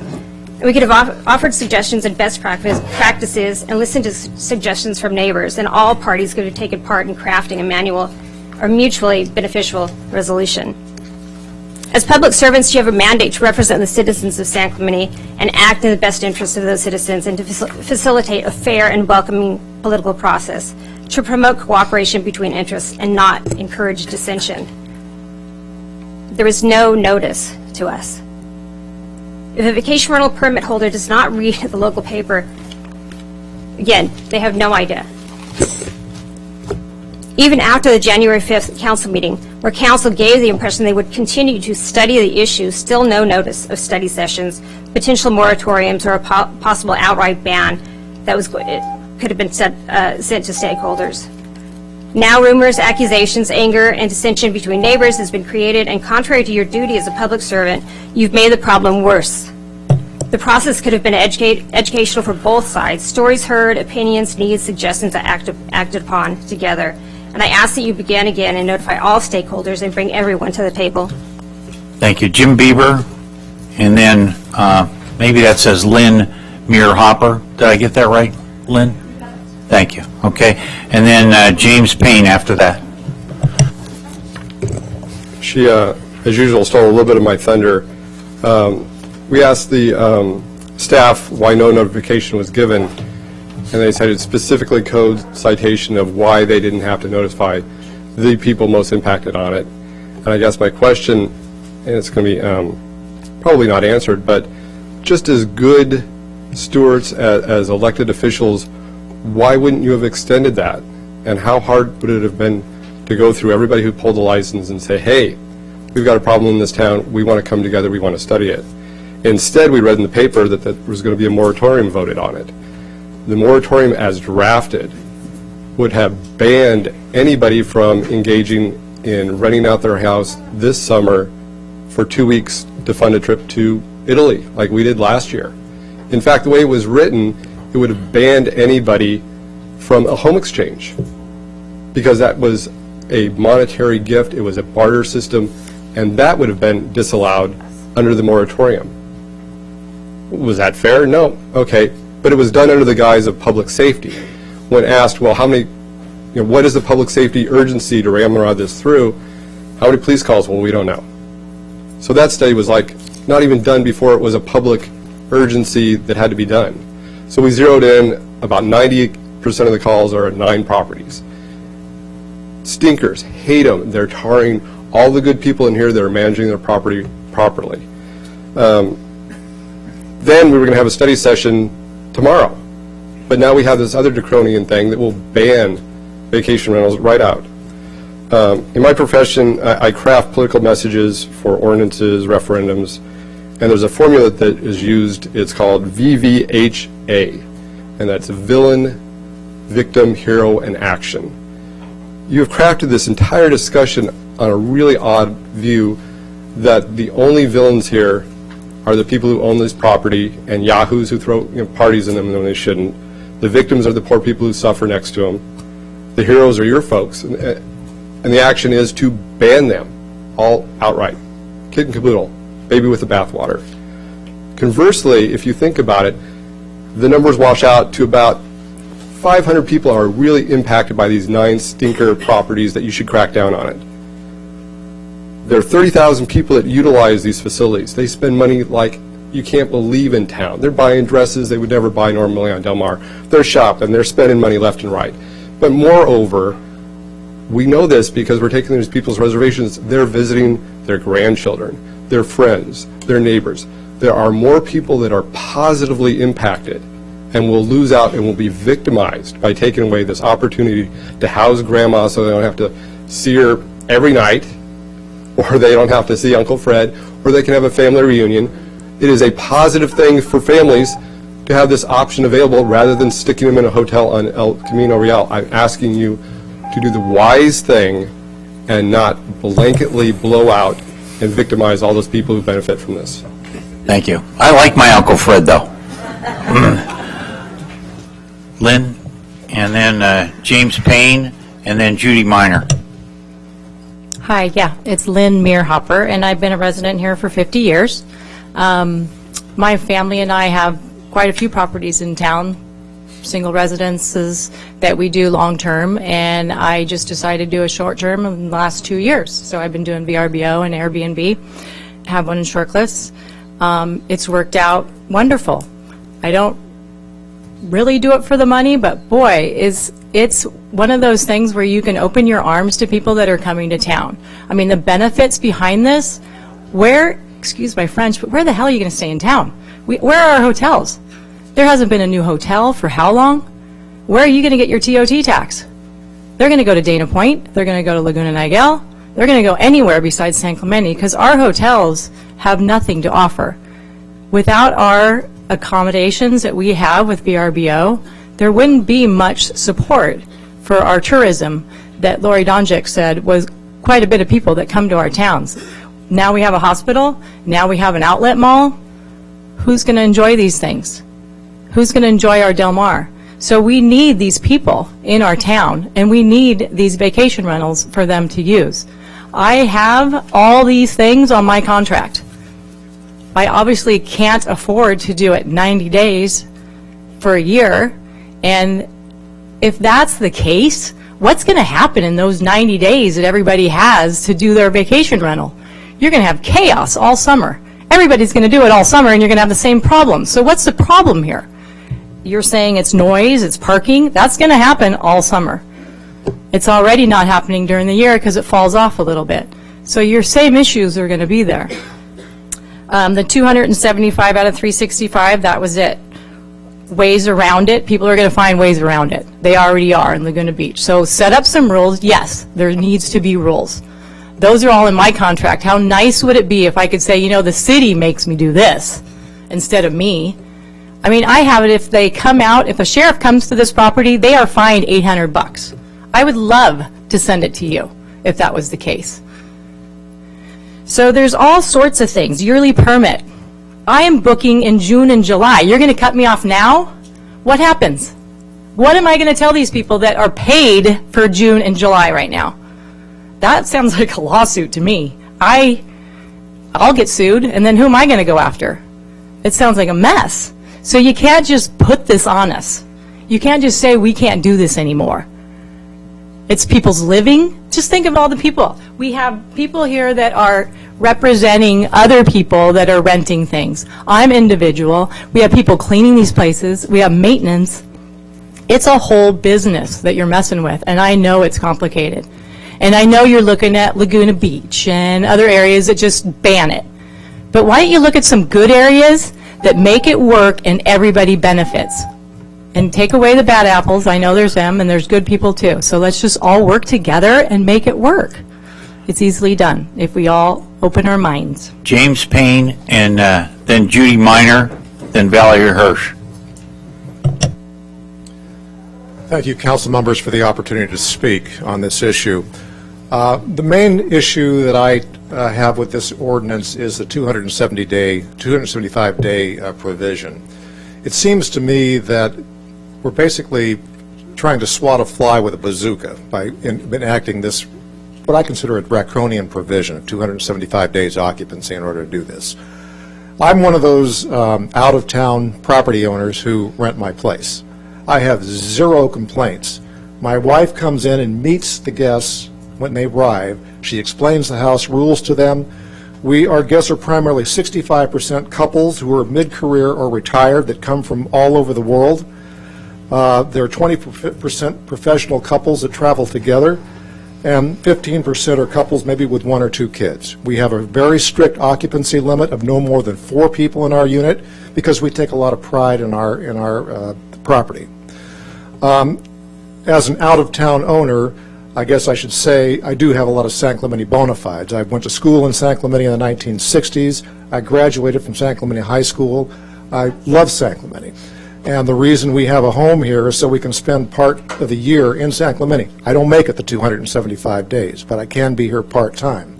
And now in retirement, the only way I can afford to keep the property is by doing the vacation rentals in conjunction with our residents at the property.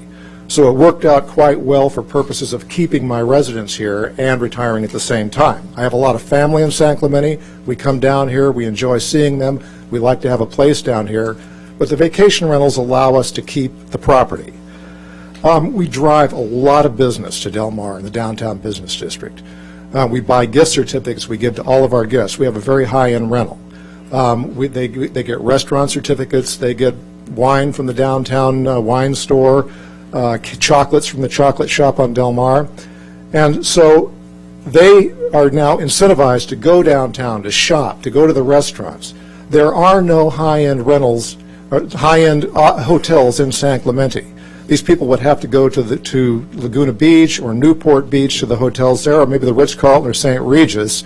But by having high-end vacation rentals in San Clemente, we allow people with a lot of discretionary money to spend on vacations to come here to town, to pay sales taxes, to support our merchants, not to mention the amount of TOT that we derive for the city. So I think it's a win-win for everybody. As long as we all work together, we enforce the rules, we get rid of the bad apples, but to put an arbitrary 275-day occupancy provision in the ordinance, to me, is misguided. There's been no studies that would suggest that having a 275-day provision would somehow change everything. If it was 260, if it was 250. That needs to be studied. I don't think it has been, and I don't think there's any benefit to be gained by having this arbitrary 275-day provision. It's a taking of property. Judy Minor and Valerie Hirsch. Okay. Valerie Hirsch, Paul Kramer, Lauren Kramer.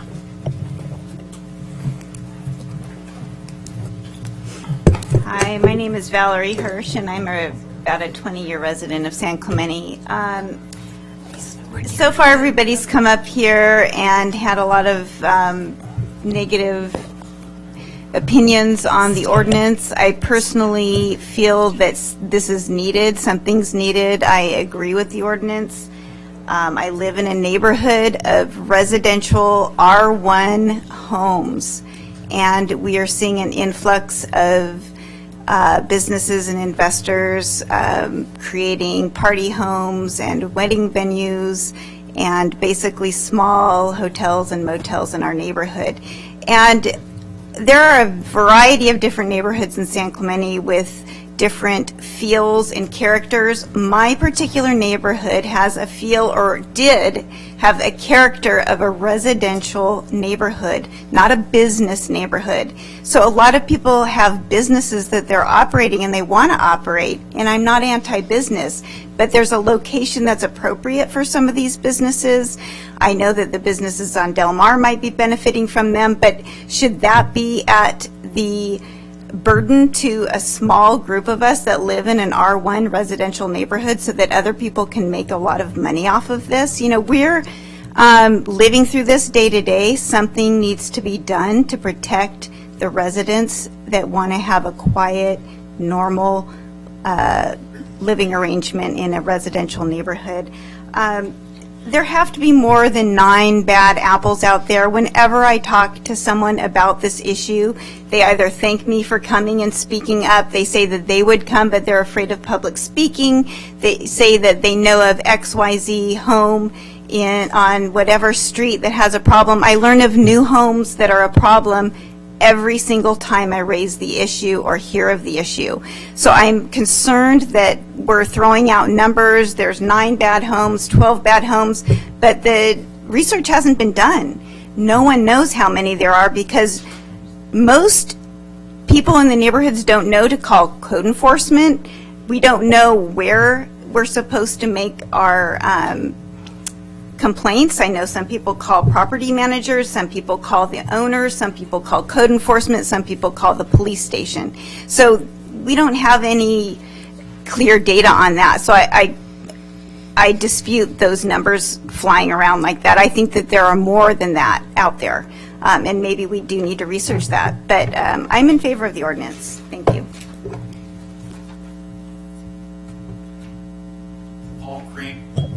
Paul Kramer, Lauren Kramer, Monica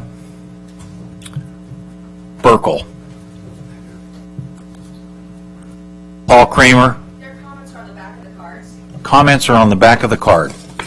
Okay. The proposed ordinance is a great start to help regulate the growing trend of these homes. Residents should be number one in our city. Thank you. That's from Paul Kramer. And Lauren Kramer says, the ordinance will help with the nuisance my family has had with the year-round non-residential business next to our home. Thank you for all your efforts. That'll leave it to Monica. And then next will be Chris Guile. Hi, good evening. My name is Monica Burek. I am an 18-year resident of Southwest San Clemente.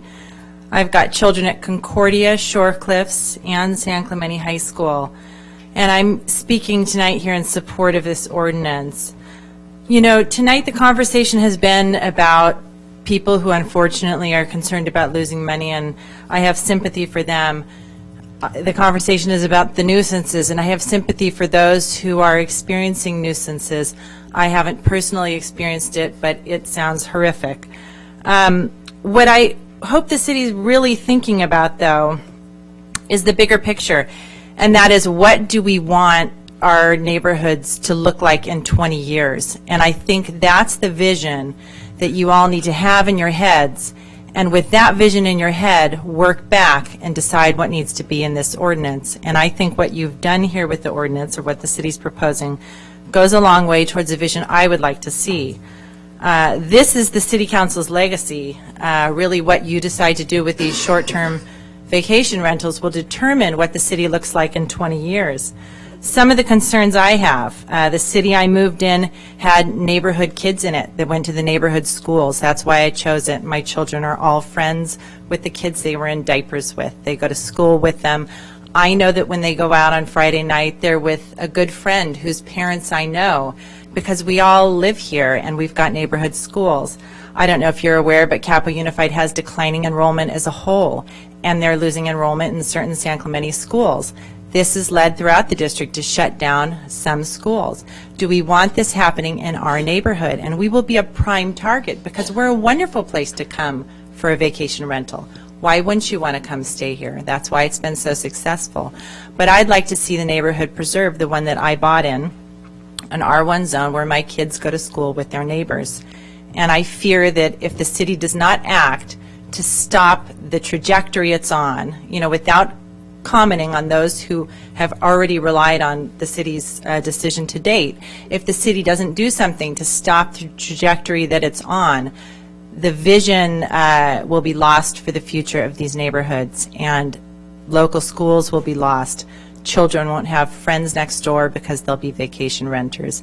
And, you can look at it at the extreme, you can look at it as it's not a problem, but the reality is it's somewhere in the middle, and we need to decide when enough is enough, and we need to enact legislation, ordinances, that will prevent this from getting out of hand and ruining the character of these neighborhoods. So I urge you to really think deeply about this, think in the long term, think about the people, particularly in these residential neighborhoods, before you act. I do approve the ordinance, so I think it would accomplish your objective. Thank you. Chris Guile and Jim Nguyen and Mark Fournier. Hi. I'm Chris Guile. I've been a resident of San Clemente for 30 years, owned a home in San Clemente for 30 years. My husband and I bought a vacation rental, a duplex in North Beach 3 years ago. And we did it to have a vacation rental for it. We bought in this area because we felt that it was a good area for a vacation rental, because it's a duplex and the whole area is pretty much short-term rentals. And I just would like to comment on what the person just said. I've lived in this area my whole life. I lived in Dana Point. I grew up in Dana Point. And San Clemente, when I was growing up, San Clemente was not the place anyone wanted to live. It was looked down upon because, I don't know why, I grew up in Dana Point. It was just like, oh, that's San Clemente. People didn't buy in San Clemente. San Clemente has changed so much now. I mean, I'm very proud to live in San Clemente. And I think that's because we've grown and we've become what we have become today. And people, it's a destination now. Tourists come here and they need a place to stay, and the vacation rentals give them that opportunity. And I think that by you guys limiting the proposal that you have is just too restrictive. We do need to have some restrictions on vacation rentals. But I believe that what this proposal is just, it's almost like let's just ban all vacation rentals, and it doesn't make sense to me. So I oppose this, and I hope that you will take a look at all of the different problems, but do it in a common sense way. Thank you.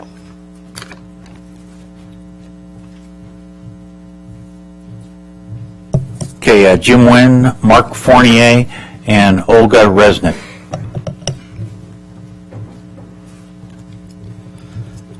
Hi, my name is Jim Nguyen, and I live on the 100 block of West Avenida Cordoba near T Street. When we bought our first house in San Clemente 15 years ago, our realtor told us that we had to realize that we were fortunate enough to live in other people's vacation spot. he didn't say this as a warning about tourists, but as a reminder of how lucky we are to live in San Clemente. We have 2 vacation rental houses on our street, one directly across the street and another one 2 doors up. In the 5 years we have lived on Cordoba, we have met people from as far away as Scotland. Many families return year after year, and we have made friends with some of them. In the summer, they bring my kids the popsicles they have left over before they go home. We love being able to brag about our city that we are so proud of and tell the visitors about the best places to eat, beaches they should visit, to teach their kids how to surf, events going on in town like the fiesta and concerts at the beach, or even where to go to get their hair cut. My wife's family has stayed in the vacation house home 2 doors up, and my family just made reservations to stay in the house across the street this Christmas to visit their 5 grandkids. Our city's hotels are often full and don't offer the ability for a family to share a vacation experience by living together under one roof. I know that some residents have not had the same positive experience that we have had, and I agree that some safeguards should be put in place to protect their quality of life. I think that a cap on the number of rentals in town is reasonable. I would caution those who want to put an end to vacation rentals to be careful what you wish for. Your new permanent neighbor may have you begging to have that vacation rental back. Because we live in a beach community, our lots are small and our houses are close together. There are no guarantees of peace and quiet, whether it's a vacationer or a permanent resident. We have had some nightmare neighbors over the years, and there is no vacation rental hotline to call to remedy issues with bad neighbors. If you do get a bad visitor, they are gone in a few days. You are stuck with the neighbor. The vacation rental operators I have spoken to have expressed many different creative ideas to be better neighbors. To go to this degree of requiring the homeowners to live in the house for 275 days rings of a draconian measure. Per the staff report, it will eliminate a minimum of 40% of the existing residentials, vacation rentals, and probably more. It's another example of a few bad actors ruining something that is good for the majority of people when authorities overreact and ban something. This measure may harm real estate values by flooding the market with long-term rentals or a sudden glut of properties for sale. This measure will harm businesses in town by reducing the number of tourists who come to town and spend money at the businesses. People on vacation shop and eat at restaurants much more than people who live here. This measure will harm residents who need a place for their extended families to stay when they are visiting. I encourage the city to work with the vacation rental owners to come up with solutions other than this 275-day rule. Thank you. Mark Fournier, Olga Resnick, Justin, Jalinda. Good evening. Yes, I'm going to be a little different than most people. I'm a Montana boy. I'm from out of state, and I'm kind of a little jealous that you guys get this place all the time. But I guess a little bit of my background is, I was an Air Force pilot, went to college, put myself through, served 2 terms on the parole board for the state of Montana, worked real hard, and was an airline pilot. I was the first one in my family who was be able to come down to California and buy a place by the beach. So I bought a place here. And for the first 5 years, my friends from Montana, my family, were the only ones that could come, and I paid the bill. Well, then I ended up having a stroke, so if I babble, forgive me, but, and I lost my job, and I'm on disability now. So I get 60% of what I used to make. I can't no longer afford what I had. For the first 5 years, I never rented it. The last 2 years, I've used it as a vacation rental to keep it. Now, I probably only rent it 90 days a month or 90 days a year because we use it, my family uses it.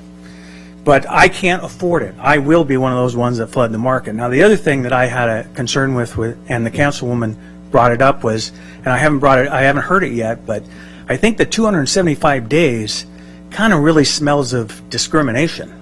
Discrimination that you don't want me or my family in your community.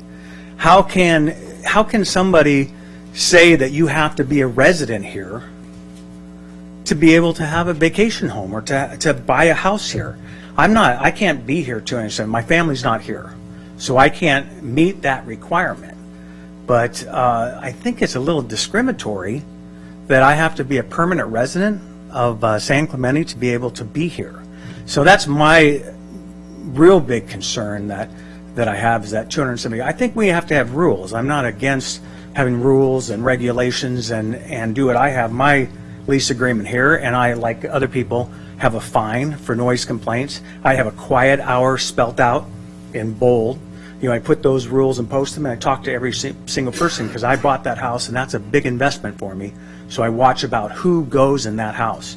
I talk to every single person beforehand. It's just not, hey, come, because I got to fix it. This is something I use for my family. The only way I keep it is to be able to rent it here and there.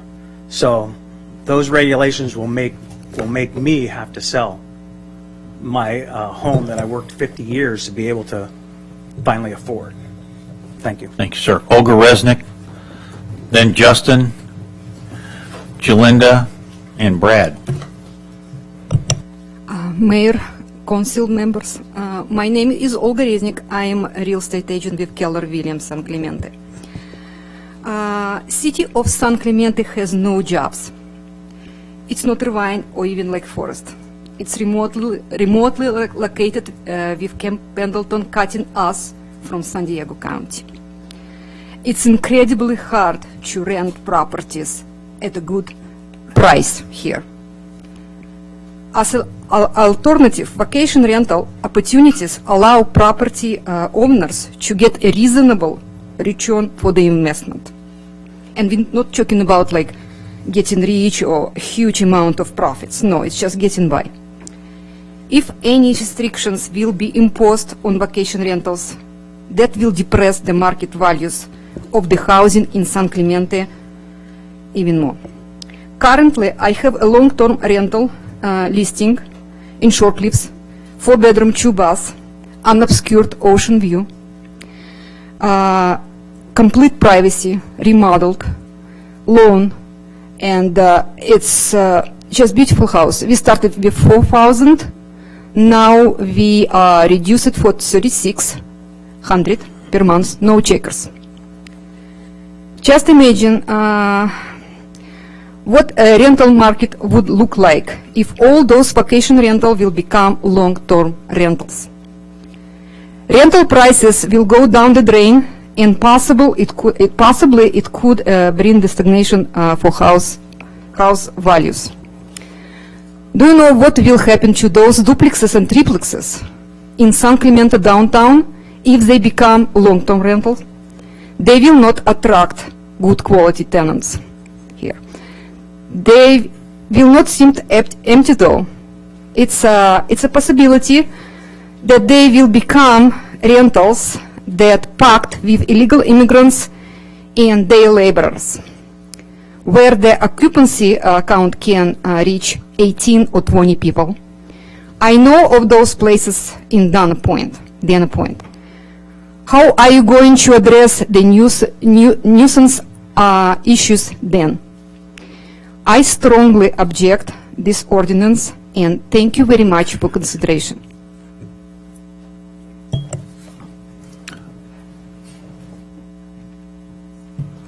You must be Justin. Yeah. Okay. All right. So, my name is Justin, and I'm 13, and wrote these thoughts at my lunch break today, and asked my parents if I could share these thoughts with you tonight. I am trying to make sense of something. When I grow up, I want to be an almond farmer like my grandparents.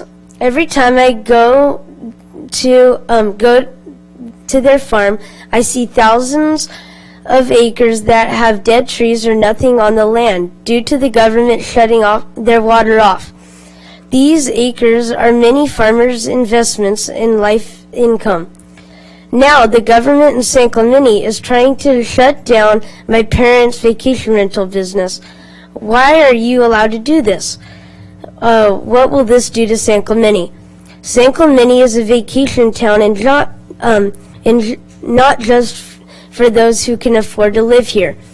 Vacation rentals enable people to stay by the beach for a short amount of time. What am I supposed to do when I become an entrepreneur and the government, out of the blue, decides to ban something, putting my business out of business? This does not seem right to me. Okay, Jalinda, and then Brad, and then Stephen Helfer. I didn't write that. He wrote it himself. We almost didn't allow him to speak because my husband was like, oh, it seems like manipulation or whatnot, but he wrote that, and I thought it was important for you guys to hear that. So I only Did you help him spell entrepreneur, though? I want to know. I have two things tonight that I want to say. First, we have made hundreds of reservations for this spring and summer. These people have spent hours scouring the internet trying to find a perfect place. They saved for it, talked about it, made arrangements for the activities. There are weddings, families, vacations that are planned. My question to you is, what do we tell all of these people? Go to a hotel? You're saying that we have to be in compliance within 60 days, or you're going to have me have a misdemeanor? That is the craziest thing I have ever heard. There are not even enough hotel rooms here in San Clemente, nor are they up to the standard that we rent out. Who now pays for all of the refunds, the phone calls, etc.? Not only that, but we have contracts with these guests that you have given us permission to make. 2 years ago, we had a property, one of ours, it's not in San Clemente, it was in a different city that had to sell. We had to move only 2 months worth of people, and it was a complete nightmare. We were threatened with lawsuits, confusion, and anger. It took me weeks and countless of hours to find places for these guests, and that was only one property. You are asking 340 vacation rentals to accomplish this in 60 days, and you guys don't even know what the rules are going to be. Secondly, I was at one of our least expensive rentals after the guest had just left. There were so many boxes and bags and tissue paper that I filled up 3/4 of a large city trash can with this. These are the receipts that I found just around the house of the stuff that they had purchased. And I thought you should see this as a visual. This happens with all of these vacation renters. I don't shop for clothes with my husband unless we're on vacation. And these people, this does not account for the 10-day stay of food and all of the other activities. I know they went to Disneyland and Legoland.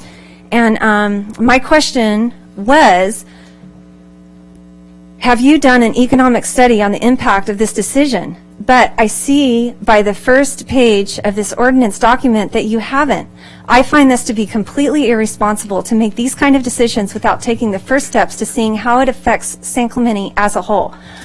I received an email today from somebody in Arizona asking if we thought that the impact of this would create a lot of properties to come on the market and reduce the price of San Clemente real estate due to the glut on the market. My response is absolutely yes. This was my first thought when this first came. My concern wasn't about the business. My first concern was about San Clemente and the way it was 4 years ago and how it's grown downtown San Clemente in the same, it's congruent to. I want to let you know one very important thing, that approximately 3/4 of our owners that we manage their properties for will have to sell because the amount that they would make on a monthly rental would not pay for the mortgage or their investment for fixing it up, their property, fixing up their property. Okay. Thanks. Brad, next, then Susan Helfer. Can I ask you to start shopping locally? Julia Darden-Lentz. Can you start shopping locally, please? Councilpersons, Mr. Mayor, thanks for letting me speak. I just made a few bullet points. I won't take too much of your time tonight. It's much easier in the hospital, though, huh? I listened to the first gentleman that talked and the widow that talked about the financial thing. And, sometimes you're in a position in life where I became a single man and it got to be really tough. And the mortgage, funny thing was going on with the mortgage in 2008. If it hadn't been for vacation rental, I might have had a chance to lose my house. Right now, I'm probably not in the game anymore because I just got my house getting ready to sell. I went after the long term after a while, in the 30 days or more people, because I thought that was just a better way to go. I think the bones of the ordinance are really good, but I do, because you want to get the bad apples out. And I think if the owners take the pride in their ownership and their neighbors to make sure that they keep the regulations under control with noise and things like that, you have to take an active role in it.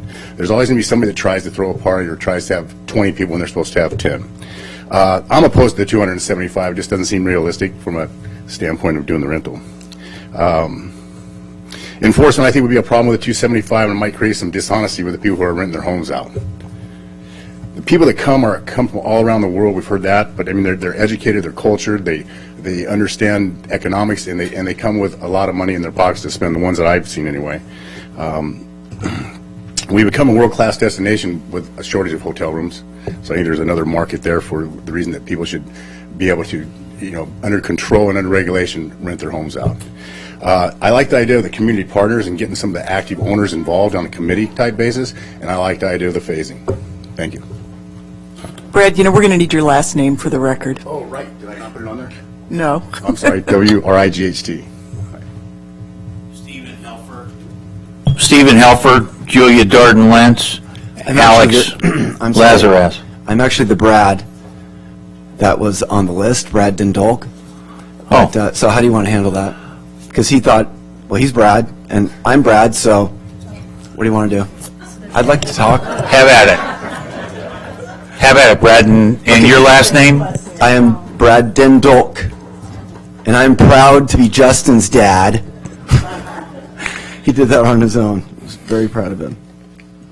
I have listed 10 reasons the new ordinance is not ready for a vote, and then also 9 reasons why it's otherwise going in the right direction. I just want to say the 9 really quick. Acknowledgement there are no clear guidelines for all vacation rentals and guests. Then there need to be. Noise rules and review, notification of neighbors, good neighbor policy, occupancy limits, no parties or events, conferences, maximum vehicle per property, strict penalties for not charging from guests or remitting TOT to the city, help enforcing code provision by the city. Those are all great. We absolutely agree with those. Absolutely agree. Now, however, the case that that this ordinance puts together is absolutely devoid of facts. So, fact number 1, or lack of, unknown fiscal impact of the city government. Staff says on the first line of the report, fiscal impact is unknown, the extent of which are not quantifiable at this time. As stewards of the city's resources and with fiduciary duty of the city's finances, this point alone should send it back for further fact-finding to see how a dramatic loss in TOT would impact the city's budget and what could be funded in if the TOT was dramatically increased. Number 2, no economic impact report on the local economy or its citizens, including impact of over 300 plus property owners, sales tax laws, property values, employment, direct and indirect business impact, and more. When we contacted the Coastal Commission about this provision to get their opinion on it, they said, we cannot give an opinion on this because we have not done an economic report on this. And yet, the city is going to go ahead and vote today on something that the Coastal Commission won't even touch without a economic impact report. Absolutely irresponsible. No data to support the 275-day minimum. Sorry. 275-day minimum full-time resident solves any of the problems. How did staff get to this 275 number? Where's the data to support that this amount of rentable days does anything to create on-site supervision or responsible guests? Number 4, it creates owner occupancy requirements for multi-units with no justification. I mean, there's no evidence to show that this is even a problem in multifamily areas. Gross underestimate of whom this ordinance affects. Again, like the guys, like Jeff Boston said, we're in this business every day. It's going to be easily 90% of the properties. People cannot, 275, and then how many people are actually able to go on vacation for 90 days? It's going to be 4 weeks at the most. It destroys vacation rentals in town. It's easily 90%. 60-day compliance period, I call this the cancel spring and summer vacation, or the vacationers are going to burn the city down. So by the combination of the 275 and the 60 days, it's basically an ordinance to just cancel summer. Anyway, there's a lot of other fact problems. I wish I had time to... Stephen Helfer. Yeah, Stephen Helfer, City of San Clemente. Anyway, I am kind of shocked that we're back 2 weeks after we were here before on the same issues. Of course, I am glad that at least the city's thinking about some aspects of the problems. I look at this targeting of short-term rentals, and yet there's a drug rehab house like 4 houses down, and apparently they're protected by Disability Act or something. You can't touch them according to some article I read. So I mean, to me it's bizarre that you can have drug rehab houses probably all over the city, and yet everyone's screaming about short-term rentals. I'm definitely against the restriction on time. And I'm disappointed that the staff has not attempted to really reach out and try to bring in some of the people who do short-term rentals and work out the problems. Again, what kind of surprised me is that this whole thing was set off by, like I say, I don't know, maybe 9 families that were upset with the noise. Well, when you look at it, whether you rent for 1 day, a month, a year, you never know what you're going to get. The only thing you can say about short term, if they're bad, at least you can get them out after a short period of time. Otherwise, you're stuck. You know, if you made a 3-month contract, you're stuck for 3 months. 6 months, you're stuck with 6 months. If you get a bad neighbor, and I've had one, you're stuck with them until they sell or you sell. So it's to me a strange targeting of short-term rentals because of a few people that are having loud parties. You know, I think everyone has loud parties eventually in your neighborhood, and usually what happens is good neighbors go around and say, hey, we're going to have a party, and it'll be loud, we'll try to shut people off at 10. But if you are having problems with certain groups doing that, of course it falls under, you know, the same rules that if it's my neighbor next door or across the street and they're having a large party, you know, my same recourse is call the sheriff. You know, whether it's, you know, a neighbor or a short-term rental. So anyway, again, I'm definitely against this ordinance. I hope that you will vote no and then take time to reconsider and bring in more of the people who are actually renting to work out a better solution. Thank you. Julia Darden-Lentz, then Alex Lazars, and then Tricia Matting. Good evening, Mr. Mayor, council members. You know, I don't have a horse in this race in the sense that I don't own short-term rentals and I don't have an obnoxious rental next to me. However, I do live on the 300 block of Gaviota, and you've heard from a number of people in my neighborhood who've had difficulty with a particularly active vacation rental on my street. And my wife and I own several long-term rental properties in town, and so we certainly have a concern over our property rights and how those might be abridged now or in the future. So as an individual and as a former planning commissioner, I recognize that this is a very complex issue. So I'm not here tonight to ask you to vote for or against this, but I'm here to ask you to push the pause button. I think that you've been well motivated in moving so quickly to address this problem, and as a resident of Southwest, I really appreciate that. You immediately understood that this was a concern to all of us, and I know everyone here appreciates the fact that you've taken that to heart. But I think in moving so quickly, I think we've shortcut some of the procedures that we would normally use in approaching a matter of this importance. As a planning commissioner, I know that the way we usually approach important matters of this kind are, first, we identify all of the key stakeholders. And in this case, I think that's kind of a complicated matter. Several stakeholders came up tonight that have not necessarily been considered in the ordinance that we're looking at. The ordinance that we're looking at tonight really only affects people who are renting out their primary residence. Several people talked tonight about a second home that they rented out occasionally, or people who had multiple units. People talked about businesses downtown and how those would be affected, or the stakeholders like me, for example. It had never occurred to me that as a renter of long-term rentals in town, that my rents could be affected by the market being flooded by this. So it's a complex issue, and it needs identification, first of all, the stakeholders. Then the second thing that we would normally do is we would normally have workshops, and we would normally look for other ways in addition to the workshops of notifying all of these different stakeholders. Not everybody comes to workshops, not everybody opens the notices they get in the mail, but this council had asked the Planning Commission when I was a commissioner to make every effort on some of these broader issues to make sure to notify everybody possible, not just everybody required. So that would be the next step that would be very important in this process. Following that, we would have study sessions. Following that, we would have the public hearings. My understanding is, so far, the only part of this process that's been observed is that you've had 3 study sessions. And having led many study sessions, I can tell you there's a big difference between what comes out of a study session and a public hearing. So I ask you please to consider moving this ordinance and this issue back to the Planning Commission for reevaluation. Thank you. Alex Lazarus, then Tricia Manning, then Jim Laurent. Alex not, okay. Okay, no Alex here? Okay, how about Tricia Manning?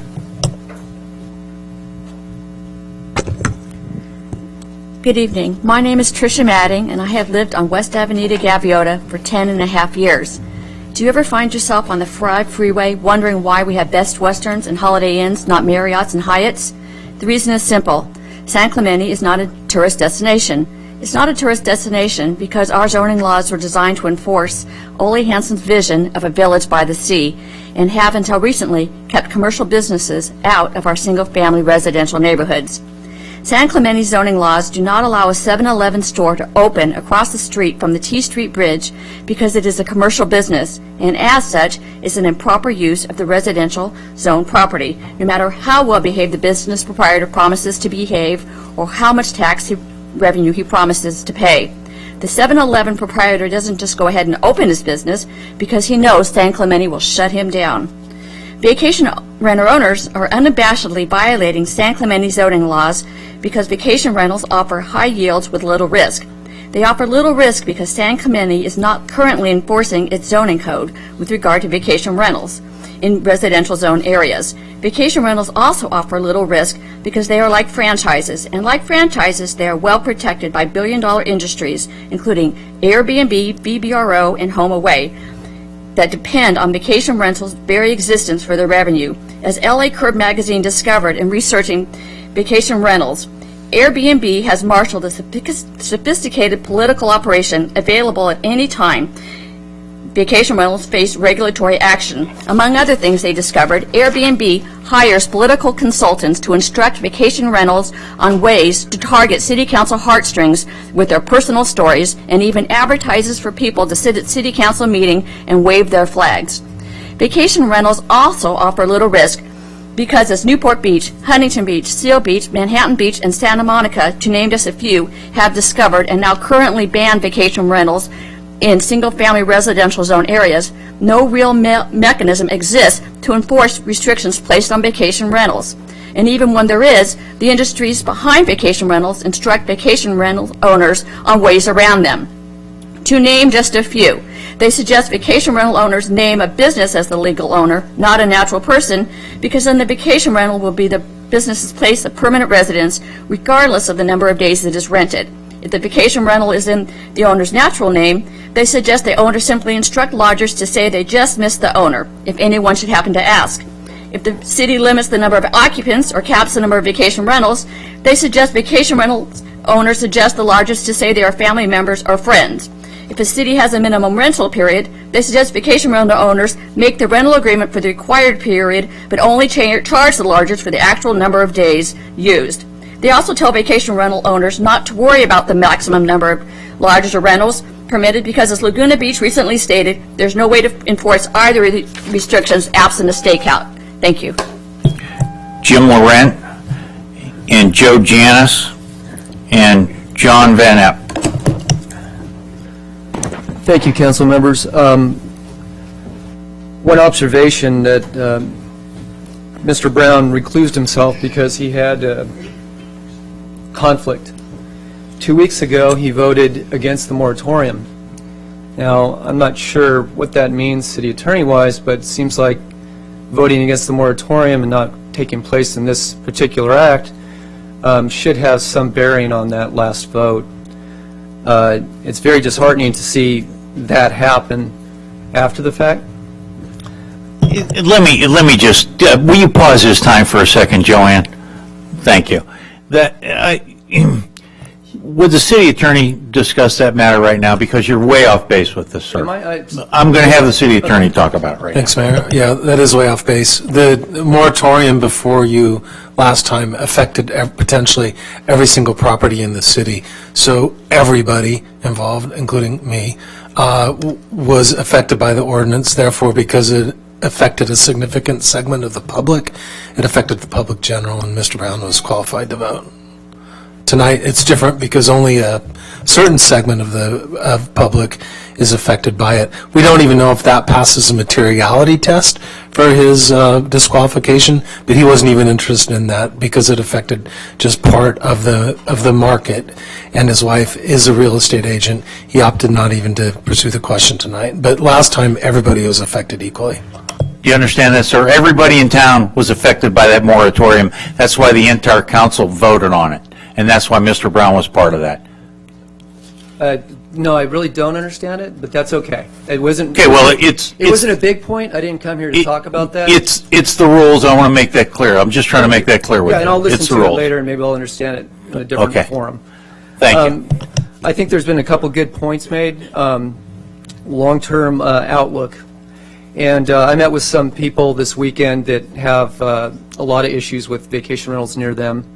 And one of the people, and I hope they're here tonight, they were going to speak, but was a relocation from Florida. And she lived on an island, and there was 1,000 residents, and it became a vacation rental hotspot, much like our town is becoming. And basically her island of 1,000 residents turned into an island of 400 residents and 600 businesses running vacation rentals. That's the long-term outlook that our city is looking at right now. As the lady before us just spoke, with all these cities doing something and us not doing anything to limit, regulate, and that's why I think this moratorium is a good start. You know, if you do decide to notify everyone in question that's affected by this, I think it would be very dishonest just to talk to the people that are actually renting the properties, and not the people adjacent to, behind, across the street. Because of our close proximity in Southwest, and that seems to be what we're talking about mostly, Southwest and North Beach, because HOAs prevent these properties, because they know how much they affect neighborhoods, Southwest and North Beach are getting hit hard.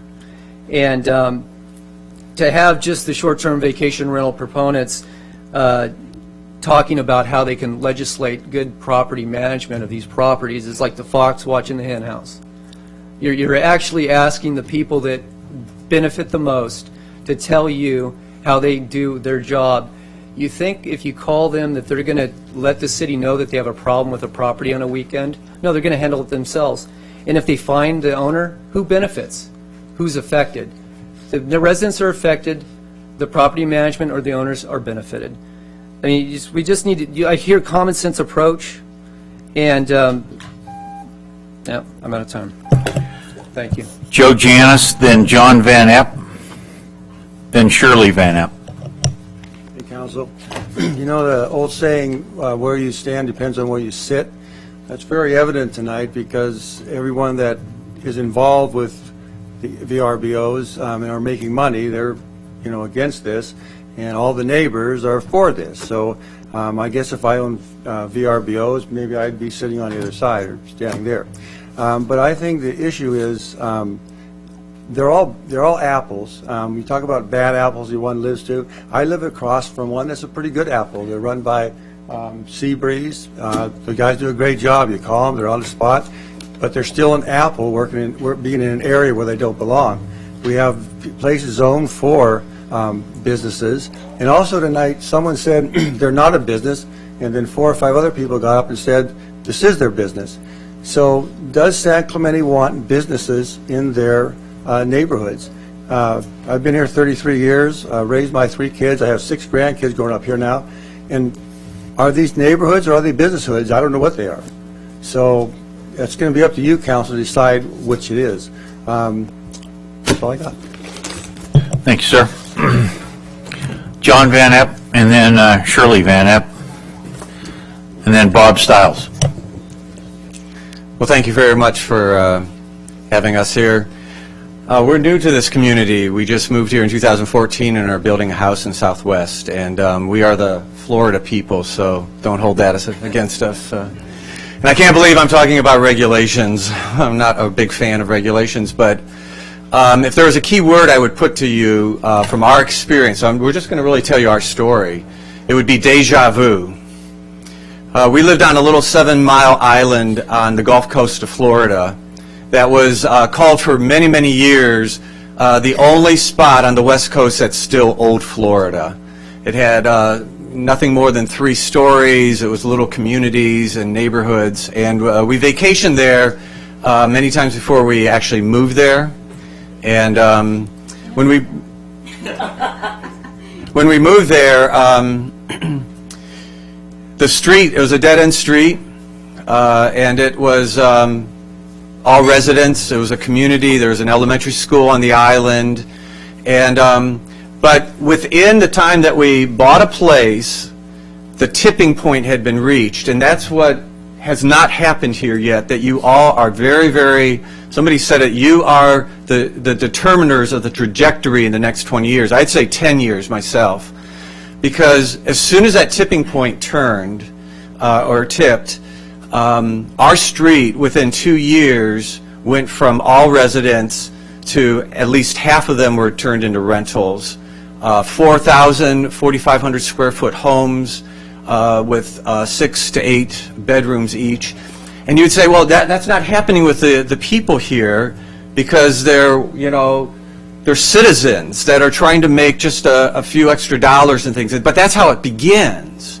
But I would tell you, you can't have both. You have to have defined regions.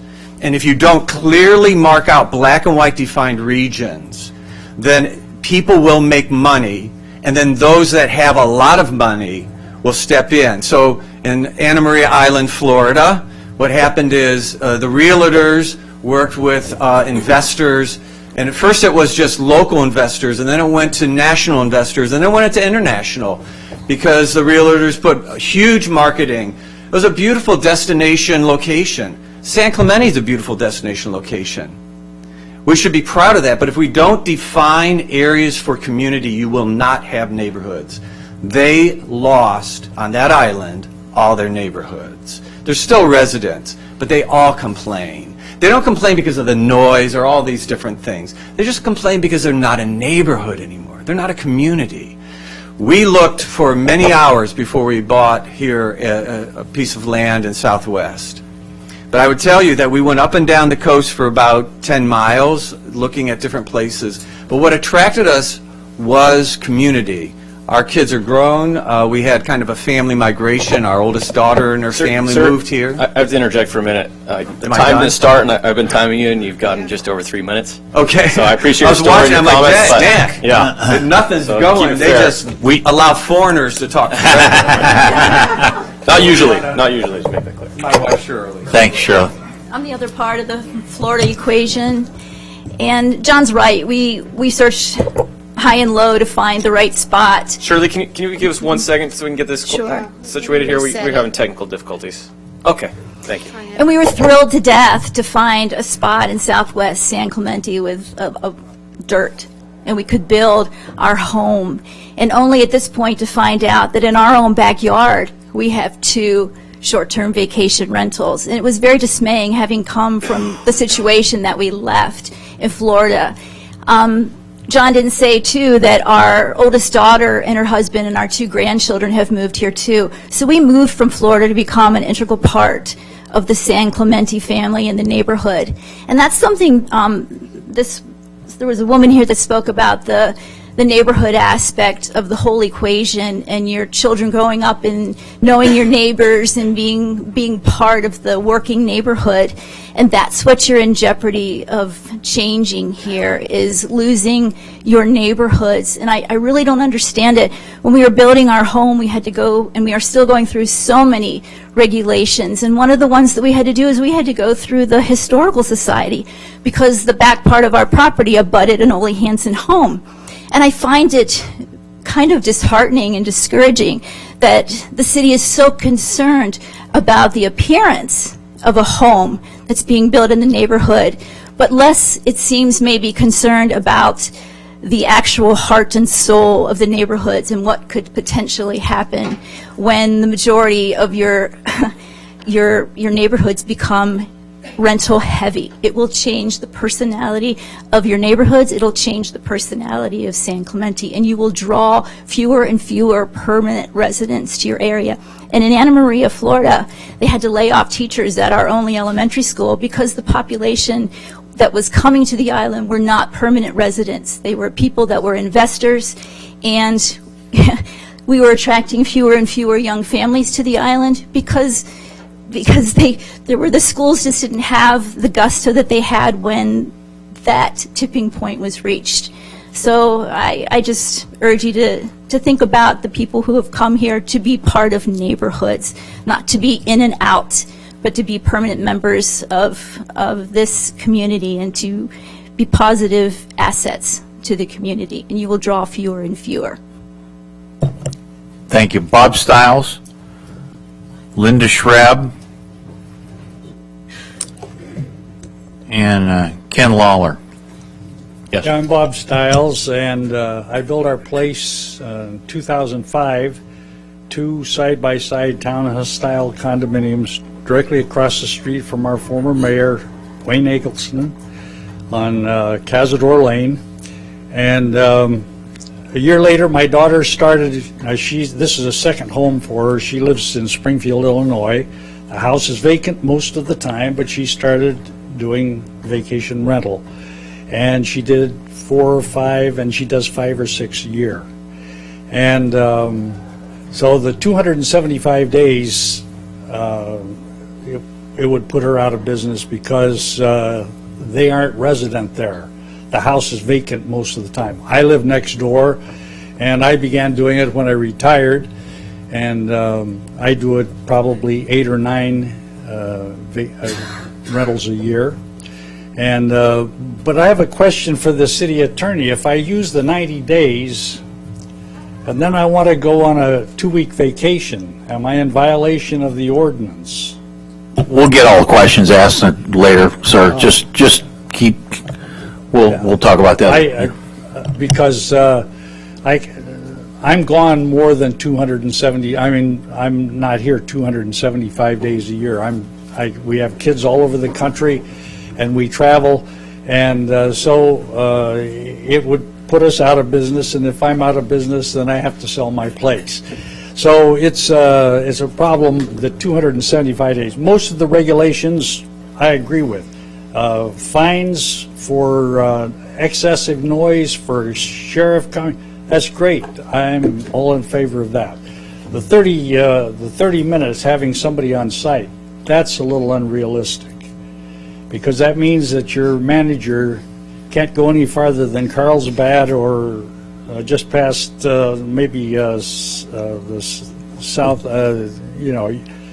They can't go to anywhere hardly and be back in 30 minutes. So other than that, I think the regulations are fine. But the 275 days, it would force me probably to sell, and my daughter, she would be out of business. Linda Schraub, Kevin Lawler, Julia Wang. And if anybody's wondering, he's got about 20 more of these. I am neither a next-door neighbor or a property owner, but I'm coming to tell you about, I've lived here in San Clemente for 25 years, and just about the whole time, my family has been able to come here from Missouri, and my friends from different parts of the country to visit. They have rented houses, and my brother and his family, and my parents were actually here renting for a month while my son was born, which was really nice to help me out. And there just is not a place where people can be comfortable in hotels. And besides the lost revenue, I think it's a disservice to the citizens to not be able to put up our family events and weddings and things like that, except at little hotels.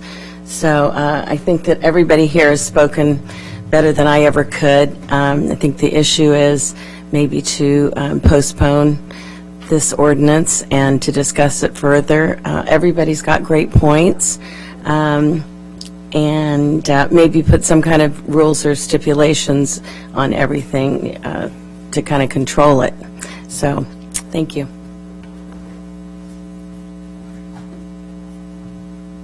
Kevin? Thank you for your time, appreciate it.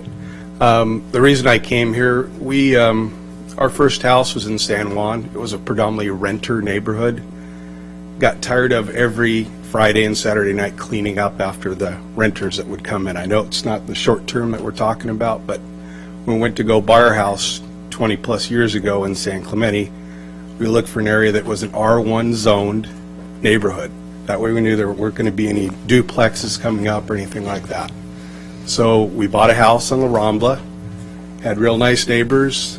They decided they want to go have horse property. They turned their house into a VRBO. It's a high-end place, but we always know when people are there on the weekends because it sounds like a freeway. So a couple months ago, we're starting to have more issues with people coming in.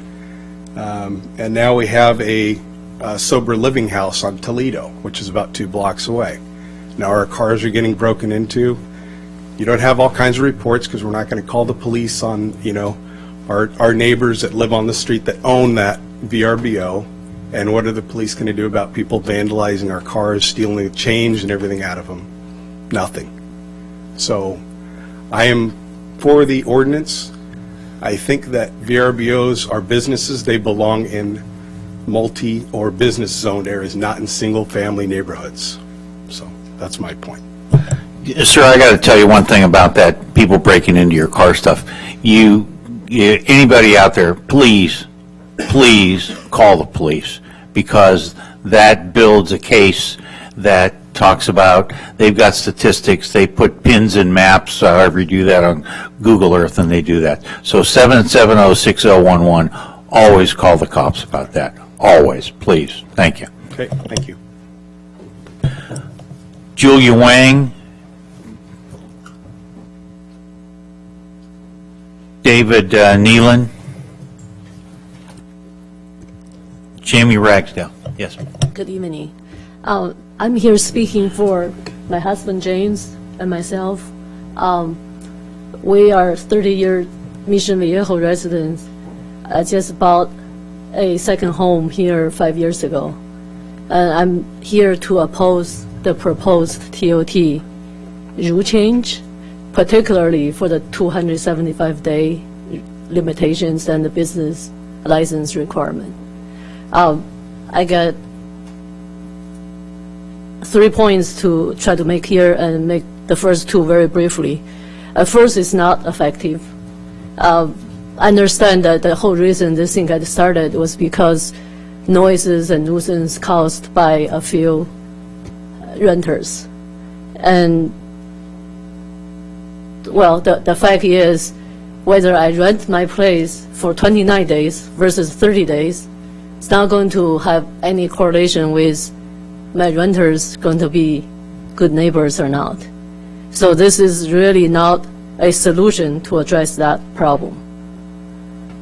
Secondly, it's not fair. Just acts of few bad apples, we're punishing the entire vacation rental community. Obviously, I'm for some of the regulations you're proposing, like enhance the enforcement of the rules and the punishment and for the violators. Obviously, the violators should be made to take the consequences of their actions, and also the good neighbors should be encouraged to continue do the good things, whether they're short-term renters, long-term renters, or owners alike.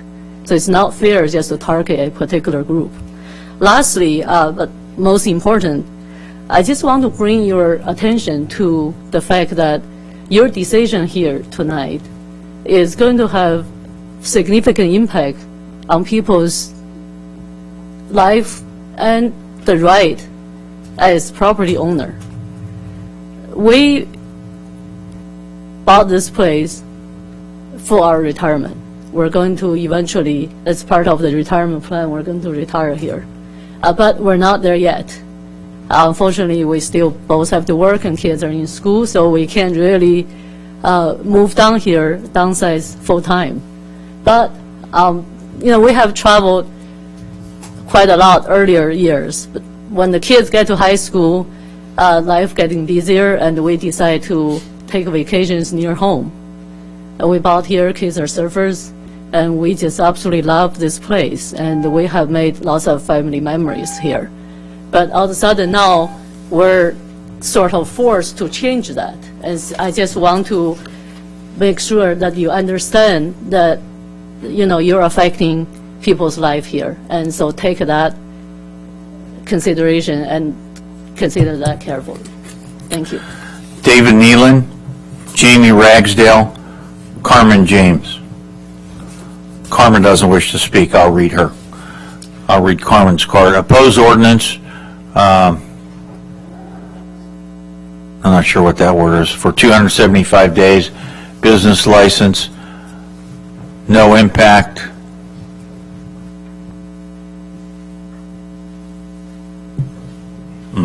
Sorry. Carmen, if you want to read this, I'll be happy to read it for you, but yes, sir. Mayor, council members, good evening. I oppose the ordinance, especially the 275 days. My family are property owners of multi-unit. We had long-term rentals. We've been here since 1965, but we don't live here.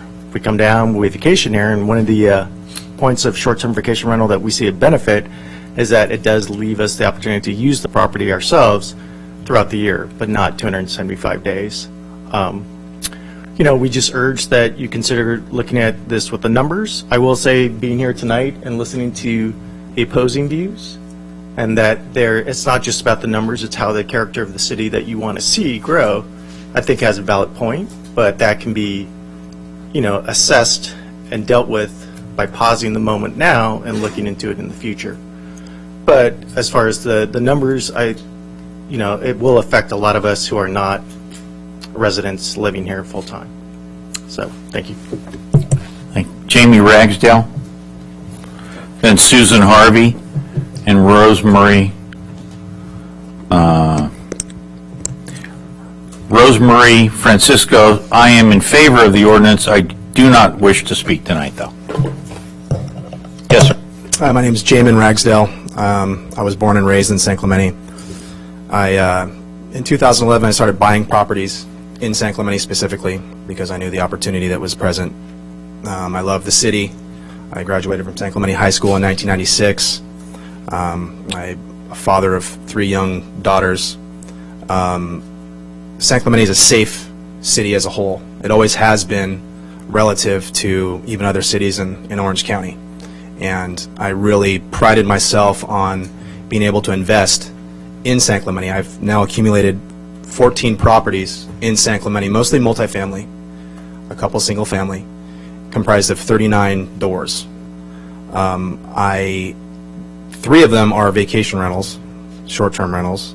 The rest are multifamily.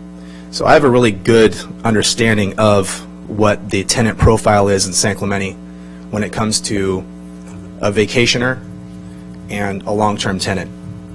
And I can tell you right now that in my experience, in my going on 5 years of doing this, the problem tenants are not the people that are here with their family on vacation.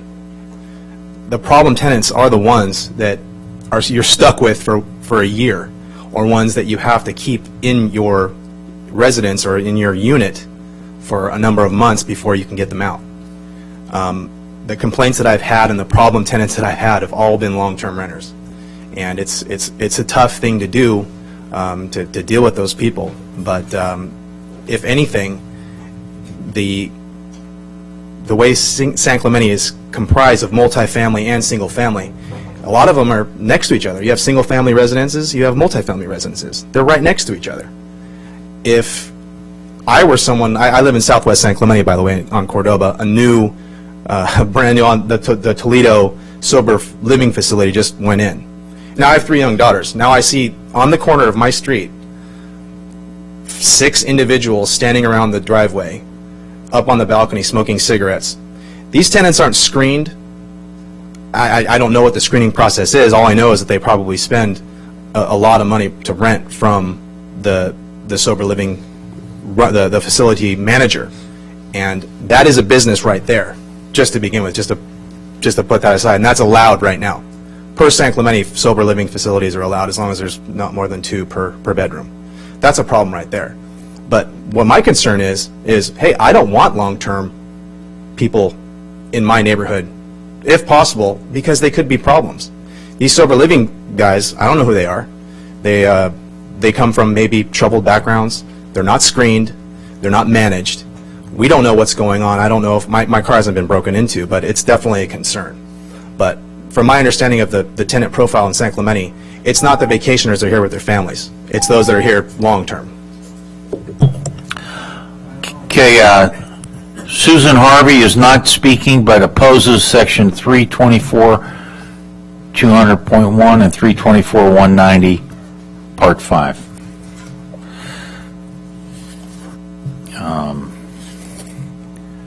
Tom Ender, Michelle Johnson, and Chris Casserly. Hi, I'm Tom Ender. I live at 143 Cadiz. I've been there for over 30 years.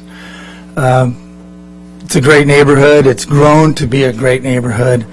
I feel that if I was going to sell my house, hey, there's a vacation rental, year-long vacation rental next door. Does that make my buyer, oh, that's good? Okay, I want that because that's next door. Or is that for the next guy? Oh, good, I'm going to make a vacation rental too. I feel like we need to kind of set a precedence and stop. It's going to get out of hand. It's not going to be the neighborhood that I've known for the last 10 years or 15 years.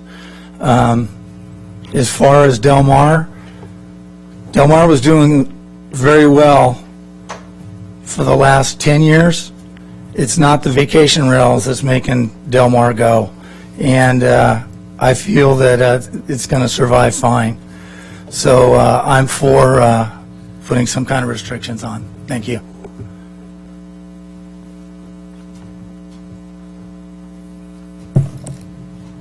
Michelle Johnson, and then Chris Connolly.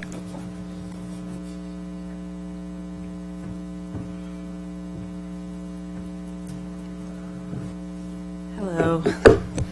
Thank you. I've never spoken here before. But my name is Michelle Johnson, and I have lived in San Clemente. I'm 3rd generation to live here. My children are 4th, oldest of 9. Lived on every street in town, Gaviota, Barcelona, everywhere. Shore Cliffs, you name it. My father was in real estate, and now I am. And I work at Del Mar Realty. So we don't do vacation rentals at our company, but we, a lot of owners will send them over to, Whitewater, or they'll do vacation rentals on their own. I'm very concerned about the,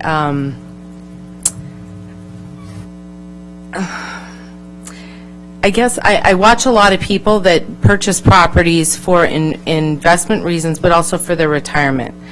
The 275 days is absolutely outrageous. I mean, that is, for me, it is an absolute clear way to skate around and say, guess what? We're putting the kibosh on everything. Now, I work with a lot of leases. I do sales, but I do a lot of leases. And we deal with people all the time that are coming. I mean,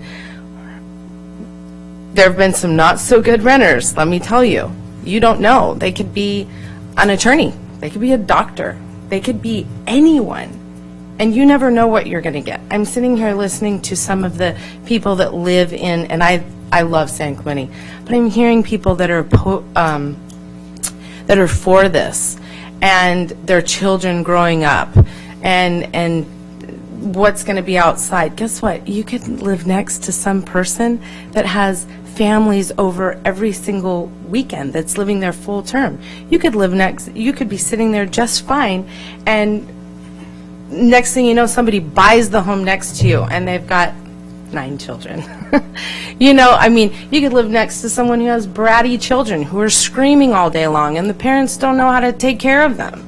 I mean, it really, to put this type of restriction is just, I don't know. I watched the outlet mall come in, and what was that the purpose of? For vacationers to come in? I know a lot of people that boycott that outlet mall, period, to patron our own Del Mar. But you're literally, listen to all of these people's lives for the handful of people that are, for lack of better words, transplants into San Clemente that have purchased. I understand, but if we could instill fines, and I missed the previous one went over, and I had to leave. The fines, we give fines to people in our office. I mean, it's just so simple. You go after, if they commit a certain amount, they're out. We can evict people in 3 days. Chris Connolly. And Mr. Connolly is our last card, unless Cameron James wants to speak, Don Slater, or Alex Lazars. Council, thank you for hearing what I have to say. I hear a lot of folks claiming that that renting their homes worked out wonderfully, and I don't have a VRBO next to me. There are 3 around where I live, and another one of the gentlemen here is fixing up another one that's a few doors down. So it's happening pretty quickly, and a lot of the people who are speaking against VRBOs, I know, because they worked in my kid's classroom and I theirs. I know them because they're my neighbors, and they're concerned with the same thing that I am, and that's the fabric of our neighborhood is changing. You get people coming in, people talk about good apples and bad apples. When you get them coming in every 3 days, like a lot of these properties, some are every 7 days, when you get a lot of turnover and people coming to town to have fun, to party, and to vacation, that happens on Tuesday night, that happens on Wednesday night. Vacation happens when people come on vacation, and when you put them in the middle of an R1 neighborhood, you get people who have to go to work the next day. It impacts the fabric of the neighborhood. So I'm just asking that, this stuff all sounds reasonable to me. If residents are renting their house, a resident could rent their house in 90 days would be fine. They maybe rent their house during the summer. The person who lives behind me rents his house, or the family rents their house for the summer. 90 days wouldn't be a problem for them because they're residents renting their home. And when they come back, they're my neighbor, so they vet their tenants. They vet the renters because they know when they come back, I'm their neighbor. And if it goes poorly, our relationship will be strained. They're neighbors, so please just think about that. In our R1 neighborhoods, do something to protect the fabric of our neighborhoods. Thank you. Thank you, sir. Okay, that's my last card. Anybody else want to speak? Hadn't turned in a card? All right. Any questions for staff? Anybody want to talk about stuff here? I have a couple of questions based on things people said. Early on in the public testimony, someone talked about HOAs and CC&Rs. Is the intention of what's proposed tonight, CC&Rs would trump the ordinance, right? So if anything is going on in a homeowners association, that is a stronger statement than what the city would. So, for example, if we allowed them but the HOA didn't allow them, then they aren't allowed. Correct. Yes. And we would require sign off on the application for a VRBO that the HOA was okay with it. And speaker number 24 talked about calling the Coastal Commission. Is there anything we're doing tonight or that would require the involvement of the Coastal Commission? No, not to my knowledge, because this is a licensing regulation. If we were to move on to zoning at a future point, would that involve the Coastal Commission? That will interest them because of the zoning aspect, yes. Okay, but not for tonight's deliberations. Okay. Those were the only two that... I think it got answered, but one of the speakers was saying that for whatever reason, the vacation rental community wasn't noticed, or their surrounding neighbors. Is there a reason that didn't happen? We noticed the issue with the Planning Commission as we noticed everything. No, we didn't reach out to individual VRBO license holders. We didn't do that. Thank you. I got one question. Scott, would you address the issue of the gentleman that asked a question about 90 days and then go on a 2-week vacation? Yes, Mayor and Council, the draft that was published requires that the owner, a natural person, occupy the house for 275 days. We've talked about that with staff and have some ideas about softening that. But the draft that's before you right now is for that amount. So it requires that you be in the house 275 nights if you're going to rent it 90. So he would be in the house for 261 days and be in violation. We want to. He would if he took the full 90 days for rental. Okay. Yeah. Answer your question, sir? Yeah. Still okay. You want to go first or me? Yeah, fire. Start? Yeah, but if you're going to go into changing it, don't go into changing it. Yeah, I can wait then. Okay, I'm going to go ahead and start. I don't agree that this is an overreach of government at all. This is zoning and land use, and this is a basic thing that we do. We're not discussing necessarily that tonight, but that is our prerogative to do. We have land use laws in order to have an orderly development of our city, and that is so that uses are separated. And we've traditionally had that, and traditionally had some vacation rentals in this town that probably were good operators and operated well, but now we have a proliferation of everyone's doing it because it's a new way to make money. So it's a proliferation of vacation rentals and the changing of the neighborhood that is causing us and other cities to take this up. We're certainly not the first city to entertain this, limiting it. I have it. Wait a second. Santa Monica, Laguna Beach, Hermosa Beach, Aliso Viejo. They all actually banned this use outright and said no short-term rentals because of the impact to the residential neighborhoods. They allowed some homeowners to do a home share to where you had to be present and had people come into your house. And they decided that was somewhat reasonable, and with the owner there, it would cancel some of the impacts and the nuisance to the neighborhood. That's the good neighbor policy. That's the best good neighbor policy we can have. We are trying to mitigate the negative effects of short-term rentals in this city. The number of rentals short-term has exploded in the last 2 years, and that has brought us to what we're talking about tonight. Short-term rentals are different than long-term. Long-term provides housing. Short-term is a business in our residential neighborhoods. Particular concern to me is that the proliferation is causing a shortage of homes and is likely to push up the prices of rent for our existing residents. And we have letters from residents asking for help in that regard.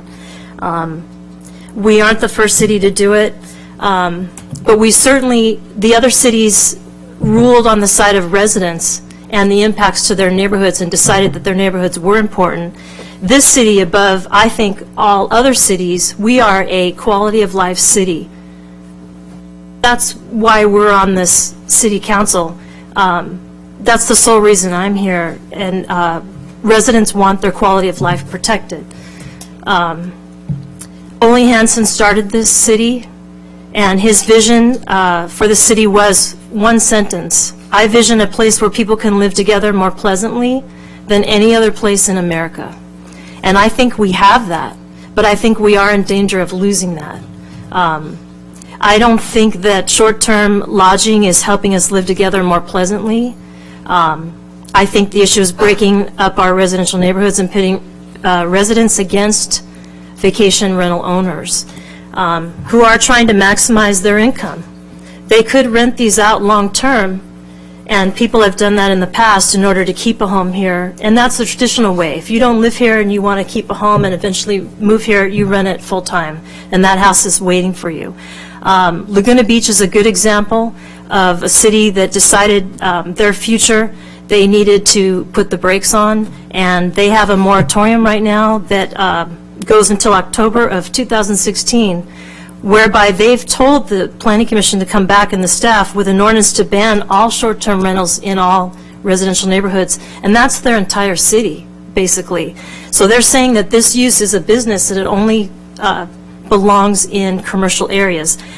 Right now, this is being more generous than any other city has done. We're allowing people who live here to rent out for the summer months, which is the greatest income, the income months. And so enforcement is a nightmare. We shouldn't have to have enforcement in our residential neighborhoods. We don't have any calls in my neighborhood because we all live there. But we have had one short-term rental, and the people don't even need to do it, but the money's so easy, they went on vacation and just went ahead and did it. And I've heard those people come in and speak. So I can vote in favor of the code amendment with some clarifications, but I think staff has already done it because we have kind of a revised copy of that. But I will only do it with the caveat that we make sure the Planning Commission reviews the zoning codes in residential areas R1, R2, R3, and study where short-term lodging units could be allowed are best suited for San Clemente. To be fair to all concerned, we need to take this two-step process and assure that we are putting our residents first and protecting our village by the sea, that is what our city is. It's the quality of life that you're all enjoying and the reason you want to have a rental here. It's important to our city. So I will do it. I will entertain maybe a phase out, but I am only doing this. I think we do need the regulations, but the Planning Commission, I'm instructing them to take this up, and that clearly that I don't believe this use is valuable to our neighborhoods. Laura, can you pull up that map for me? So before I start, I just want to thank everybody for taking part in this process and being very respectful of everybody's opinions. In the audience, I don't know if any of you were here for the hospital portion of it, but our mayor had to step in a few times. So thank everybody for being very cautious and appreciative of everybody's point of view. I think that looking at this map, just to give you guys an idea, it was drawn up today by staff, and it's a rough estimate of the VRBO or the STLUs that we have on the books currently in the city of San Clemente. So you could peruse that as I talk. But one of the things I think that jumped out at me and that I heard concerns from both sides, and I felt those concerns, I addressed this afternoon. And to be above board, I met with Mr. Bieber here, who's a short-term lodging unit owner, and I also met with Cheryl and Doug in the back there, who also own a VRBO property. And I heard their concerns, and I think I addressed some of those concerns. One of the big ones that jumped out at me, and I think jumped out at most people who spoke this evening, was the 60-day compliance. That to me seems rather short, and so I think we need to look at a way around that. And so I've come up with a few different things that modify the proposed ordinance that I'm hoping we can get some consensus on this evening. The first one is I don't think it's fair to have people refund or try to find new lodging for the people who've booked out this summer or even next summer or the summer after that. So I'm going to outline what I've come up with, and I've vetted this through the city attorney, so he's comfortable with it. Essentially, it would create a grandfather clause, and so it would grandfather all current VRPs, vacation rental permits, to new STLUs until 2021. And they would still have to require or be held to the standard of the new VRBOs in terms of parking, in terms of noise, in terms of noticing their tenants, in terms of all the things that we've listed 1 through 9, except they would still be able to operate their property through 2021. Then you would still have the ability for people who live in multi-unit dwellings to rent out. Chris, can we go one at a time? I got a question about number one there. Absolutely. Grandfathering in who? So the grandfather clause, as it pertains, would be to all vacation rental permit holders today, so they could maintain their vacation rental, or now as it would be called an STLU, for 5 years with no residency clause for the next 5 years through 2021. Well, how about somebody who's not a one of these VRBO members who just rents their house out during the summertime as through local realtors? They're not VRBO. They're not any of this stuff. They haven't done any of this. If they don't already have a VRP, or vacation rental permit, then they would have to apply to the new STLU regulations, which are, instead of, as opposed to the gentleman who said I have to live in my house for 275 days, I've flipped that so that essentially you have to live in your house 1 day and you can rent it out up to 90 days per calendar year. So as opposed to putting the onus on requiring you to be there 275 days, But it's only 90. you can only rent out your property for 90 days on a calendar year. And you only have to reside in that property for 1 day a year. So if you want to leave it vacant or have a long-term rental, the other however many days that'd be, that's entirely up to you. But you can't STLU it for more than 90 days in a calendar year. Does that answer your question? Yeah, I guess it does. And the definition of STLU is less than 30 days? 30 days, okay. Okay, let me think about that. All right. You know, I'm going to jump in here. I suspect I'm going to be in the minority report, but what I'm hearing from where the common ground is in these chambers tonight is people want to work together to find solutions. And there's a little bit, if not a lot, of anxiety. The word ramrodded was used, that we aren't following a process. And there were numbers that were tossed out, why 275 days, why concern about lack of data. I really think the best thing we could do as a group tonight is lay out a process. There is no sense of urgency. It's not like the gates are being beaten down and in the next month there's going to be a spike in the vacation rental by owners. But there's a process that has to happen here. There's a lot of moving parts, and I think you're a really bright guy, but for you to be sitting here kind of crafting the grandfather clause at the dais just doesn't sit right with me. I like the idea of grandfathering, but typically we might then say, legal, can you help us with this and report back on how that might work so that we don't have us saying, well, what does it mean to this person? What does it mean under this scenario? We have experts. Let me comment on two of those things. I think you made two unfair characterizations, because the first thing is we have had a run on VRPs in the last 3 months. So it is a fair estimate to say that we will continue to see that increase if we don't adopt an urgent ordinance or do something of the likes. The second one is that I didn't craft this at the dais, and I'm not making it up as I go. I had a meeting this afternoon, post my meeting with Mr. Bieber, where I did vet it with our city attorney. And what time did I get a copy of that? Probably in the 4 o'clock 10 minutes hour. to 6? Was it 10 minutes to No, 6 when they were in the handed 4 out? I o'clock believe hour. it was 10 minutes to 6. Okay, well, that's neither here nor there. The bottom line is I vetted it with the city attorney, so I appreciate your point of view, but I think it's an unfair characterization of both of them. And I also want to point out that, you did the roll call of these cities.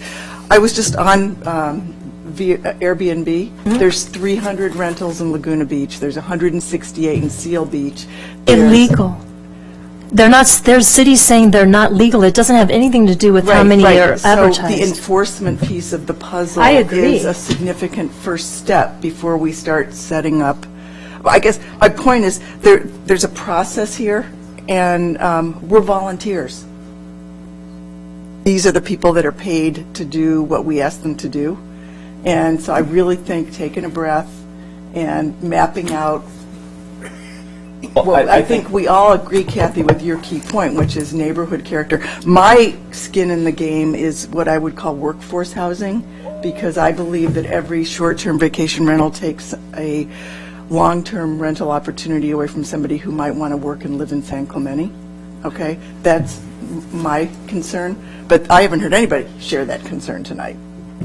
That's why we're here. Okay. We're supposed to protect the housing. But my point is that I think our town would be best served setting up a process. I was just reading Tiburon, which is a city similar to us in Northern California. They had a 3-2 vote to ban rentals. The town went crazy, so then they reversed the vote, and a year later now they're at a place where they're, comfortable, but it took them a year to get all of the passion worked through.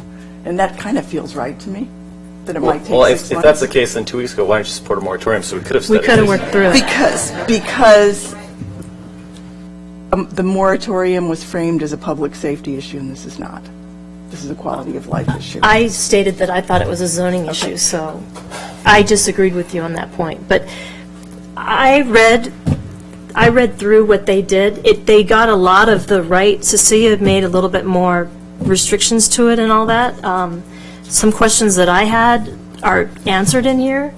I'm a little uncomfortable saying that all short-term lodging units, anyone is grandfathered, because we know we had a run in the last 2 months. Everybody, when we started talking about this, ran in, and we know we have future homes that have taken out this permit that are not doing this use. So I would be more interested in trying to limit the current ones we have to the ones that have actually paid TOT and are operating. Okay, And let me not stop one you that again. has not done it at Is there all. anybody in the public who would like a copy of what they're talking about?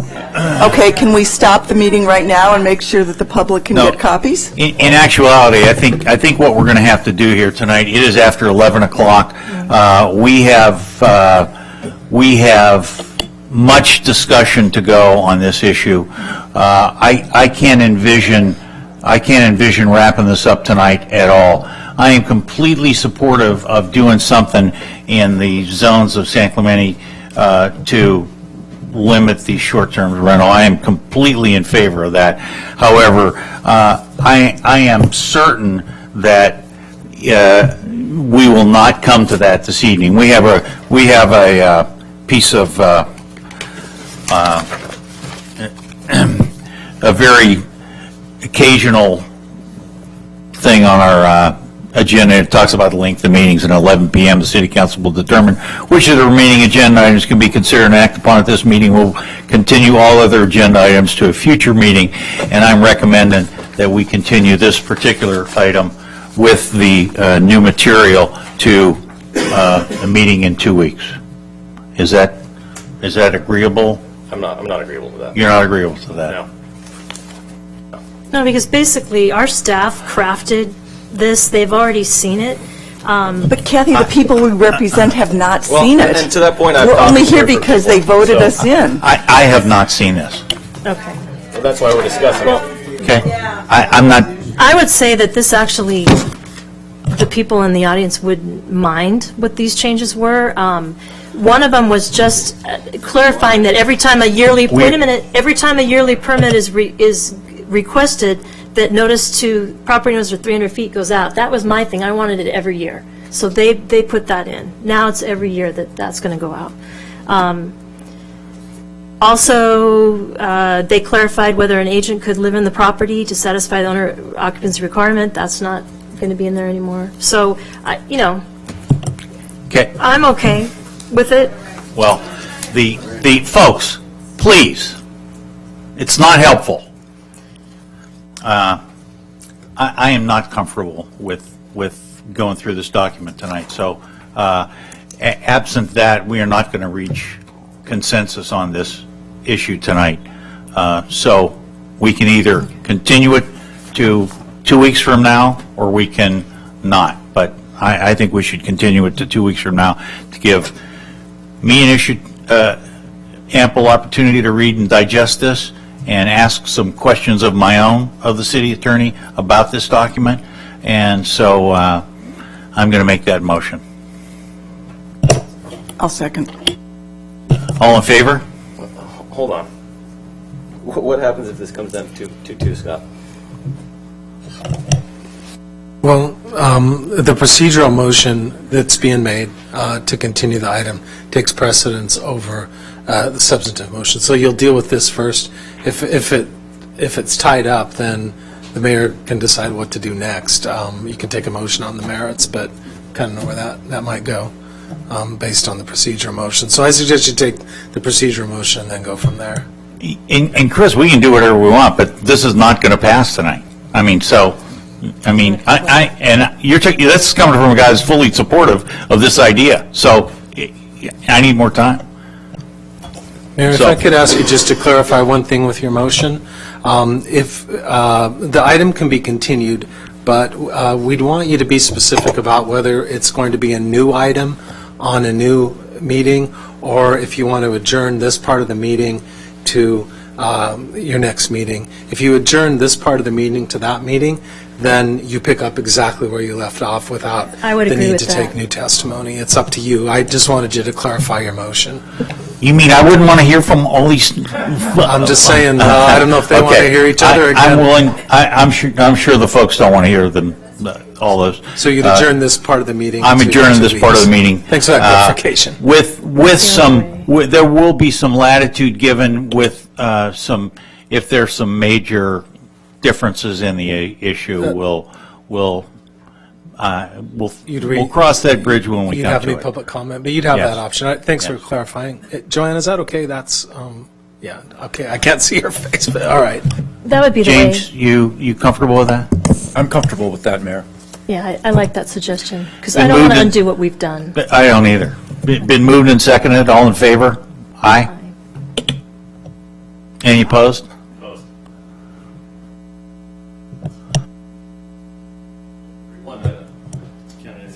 I didn't hear Kathy. She said aye. I said aye. You're not going to vote on it tonight. So I'm not. I am not. There's no point. So, Ham opposed. Okay, folks. Honestly, why did we invite this discussion this evening? You knew it was going to take this long, so if you weren't prepared. Chris, I did not have this document you handed to me until absent this 10 minutes. Absent this document, we're prepared to vote on what the staff recommendation was? Yes. Okay. So a couple of comments. Where can the public get their hands on this new improved attachment 1? Well, I think what we'll do is circulate it and highlight which of the provisions that are proposed to be modified were staff initiated. Some of those are to provide clarification, and then some of those. And it needs to be signaled that it's an initiative by a council member, that it wasn't deliberated on, these revisions. It's a revision that was. Well, it was work done by staff, so. We'll place it on the city's website. We'll create a tab for the short-term living unit issue, and people can go to the city website at san-clemente.org and find it there. And we'll put it there along with the original staff report that came out tonight, and we'll put this there so that people can see it, print off both of them, and compare them side by side to each other. Very good. And then we'll bring back a new staff report at the next meeting. And then I'm also going to suggest, if calendars allow, that we start an hour earlier next time. No? No, because we're not. We'll be able to get through this. We're starting where we are right now, so we won't have. Yeah, we'll be able to all get the through public testimony. But we have a full agenda otherwise. This is an extra thing. Let's give it a shot. I would like my colleagues to think about one part of this issue for 2 weeks from now, and then maybe we should put this on the ballot for November. It might be kind of. That's a fabulous idea. Well, let's think about it. Let's not make any decisions here, but let's think about that. If we could craft some sort of idea, and let's all think about that. So we'll discuss that. Is that okay to add in the discussion there for our when we reconvene on this issue? Scott? Yeah, we could notice that as an alternative. I think that'd be fine. And Mayor, could we ask either the city manager or legal to give us at the next meeting the milestones that need to be? I think there's deadlines. I know there's deadlines. That would be the city clerk's bailiwick, right? I have that from the city clerk because of some other items. Okay, so we'd want to know the cost, we'd want to know the dates, and the process. The city clerk has already prepared that. Not the content, just the. Wait a minute, city clerk's already prepared that?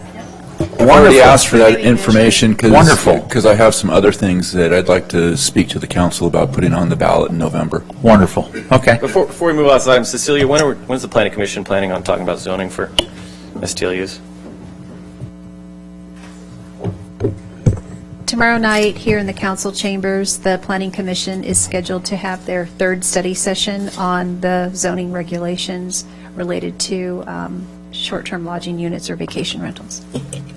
Okay. Well, they've heard our opinion tonight. You know, I hope staff reflects that. You know, I mean, we have given opinions on it. We haven't said what the regulations are, but my intent is the zoning commission will take this up, so. I'm sorry, I said zoning. Sorry about that. Yes, we'll make sure Planning that they Commission. have your comments from tonight. Okay, we're done with that issue. And see you, we adjourn see to you next two. one? Well, we got one issue. We need to do the Ole Hanson Beach Club before we. No. I'd like to. We need to do the Ole Hanson Ole Beach Club Hanson. before we go. And then after that, well, Amir's got a few pictures we want to see. I already. Get that all handled, are we all done? No, we have a couple more items on the agenda.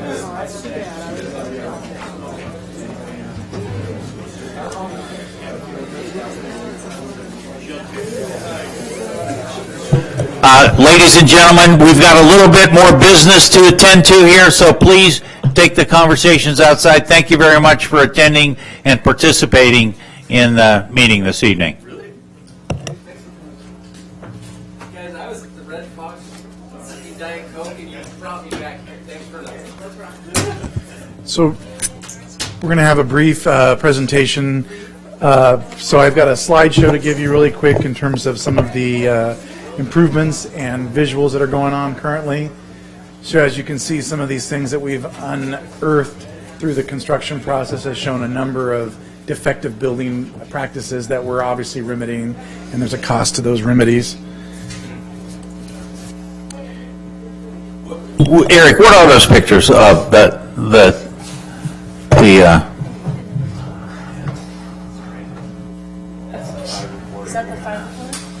top left? What's that? So that's the top left one is the old water. Oh, sorry. This touchscreen is giving me a difficulty. Old water pump area in the back. This is obviously part of the pool wall. This is outside of this area here where there'll be some other utility cabinets. Okay. And one of the things I think we've communicated before is as we went through the stairwell, we dug it up. There was no foundation for the stairwell supports. It was just in the dirt. And so many of the things that we're doing now are adding concrete stabilization to make it a sturdier and get another significant lifespan out of it. Okay. Here's part of the stucco request that we've had, and you can see from this picture on the far right, the dry rot and the foundation issues that will also be addressed through the rehabilitation process. Again, some other areas that have been exposed based on the stucco, as well as dry rot. And then other improvements that will be conducted as part of this council recommendation is pool lighting replacement. We'll do some pool perimeter wall stucco repair and painting, as you saw from the previous image. We'll be doing air conditioning on the second floor. We'll be replacing the chain link fencing on the west side landscaped area. We'll be doing some second floor cosmetic improvements. We're installing security cameras for a total of about $156,000. And then current and potential expenditures. Obviously, we've built some contingency to all of these estimated costs so that the goal is we can get to the finish line without having to come back to the council to ask for more money. But it is our goal to be as frugal as we can on these expenditures and not burn all the money, but we want to be protected in case we discover anything else as we go through the rehabilitation process. That ends the presentation. I've got one idea. If you could go back one slide there. Well, we've all got it in our book here on page 4. These estimated costs. There's one thing I'd like to pull out of here and not approve, and that's the disputed potential delay claims by the contractor. Now, in speaking to Mr. Cameron, the contractor is due some money. He agrees with that. However, this is, to me, this is too high a figure, and I would like to pull that out so that Mr. Cameron will have to come back here and tell us exactly what happened there and why this is. And I'd like to see some more accounting of that number. And this dollar amount of the 252 is what the contractor requested, knowing that we will more than likely come under that, but totally doable to pull that out. And when we settle that claim, we can come back to council to get final approval for that appropriation. Okay, I'm going to add that as item 9. Okay. I move that we approve a transfer in the amount of $545,000 to the Ole Hanson Beach Club project account 0016214530000012559 from the T Street Restroom and Concession Rehab Project account 0016365300000015504. 2, that we approve a transfer in the amount of $537,000 from the Developers Improvement Fund, parentheses, North Beach Funds, close parens, to the Ole Hanson Beach Club project account 0016214530000012559. 3, that we approve a transfer in the amount of $50,000 to account 001621453000000012559 from the Water Operating Restricted Fund balance. 4, that we estimate grant revenue of $4,000 in the general fund from the Metropolitan Water District.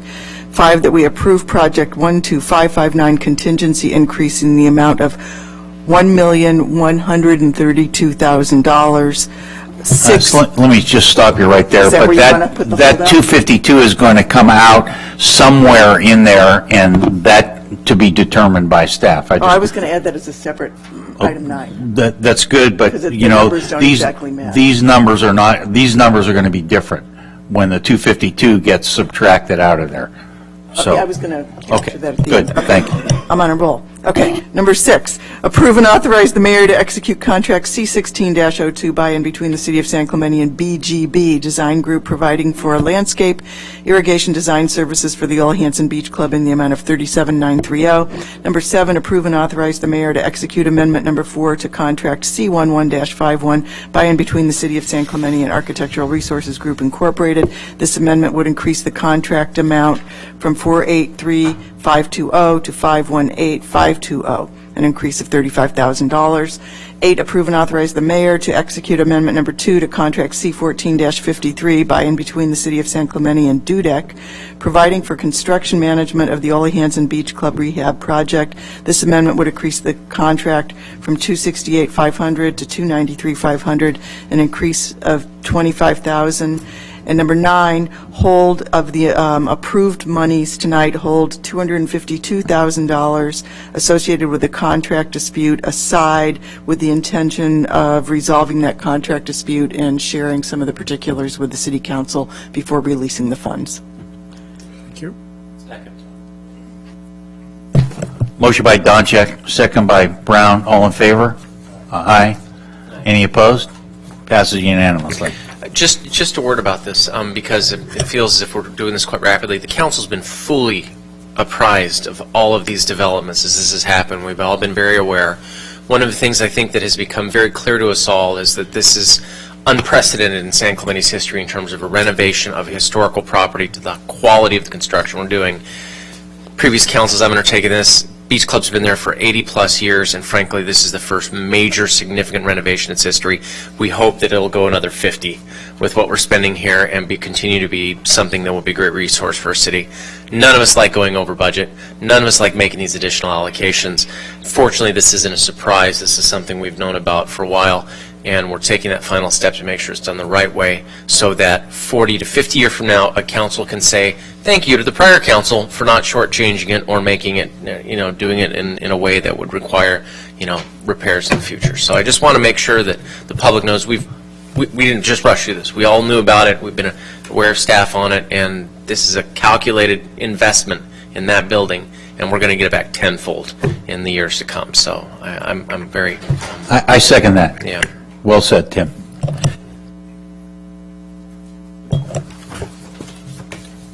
Okay, we got time to do these next items, the reports, commissions, and committees there, Tony? Go ahead. You want to talk about human affairs? It would just take a... Did I miss 10? Human affairs, that would just take Oh, a second. It's up to you. I missed oral communications There part are no oral 2. communications part 2. And I just want to make you aware on the Human Affairs Committee that Pat Pinto has resigned. Her term would have expired in June of 2017. So my question to you is whether you want to fill that at this time or wait until in June when you do the major commission and committee interviews. I think it's okay to wait until June, until we do the committee and commission interviews, unless we hear from the Human Affairs Committee that they're in need of a new member immediately. Okay, I checked, and they said that would not be problematic. They have a strong committee now. Everybody okay with just wait until June?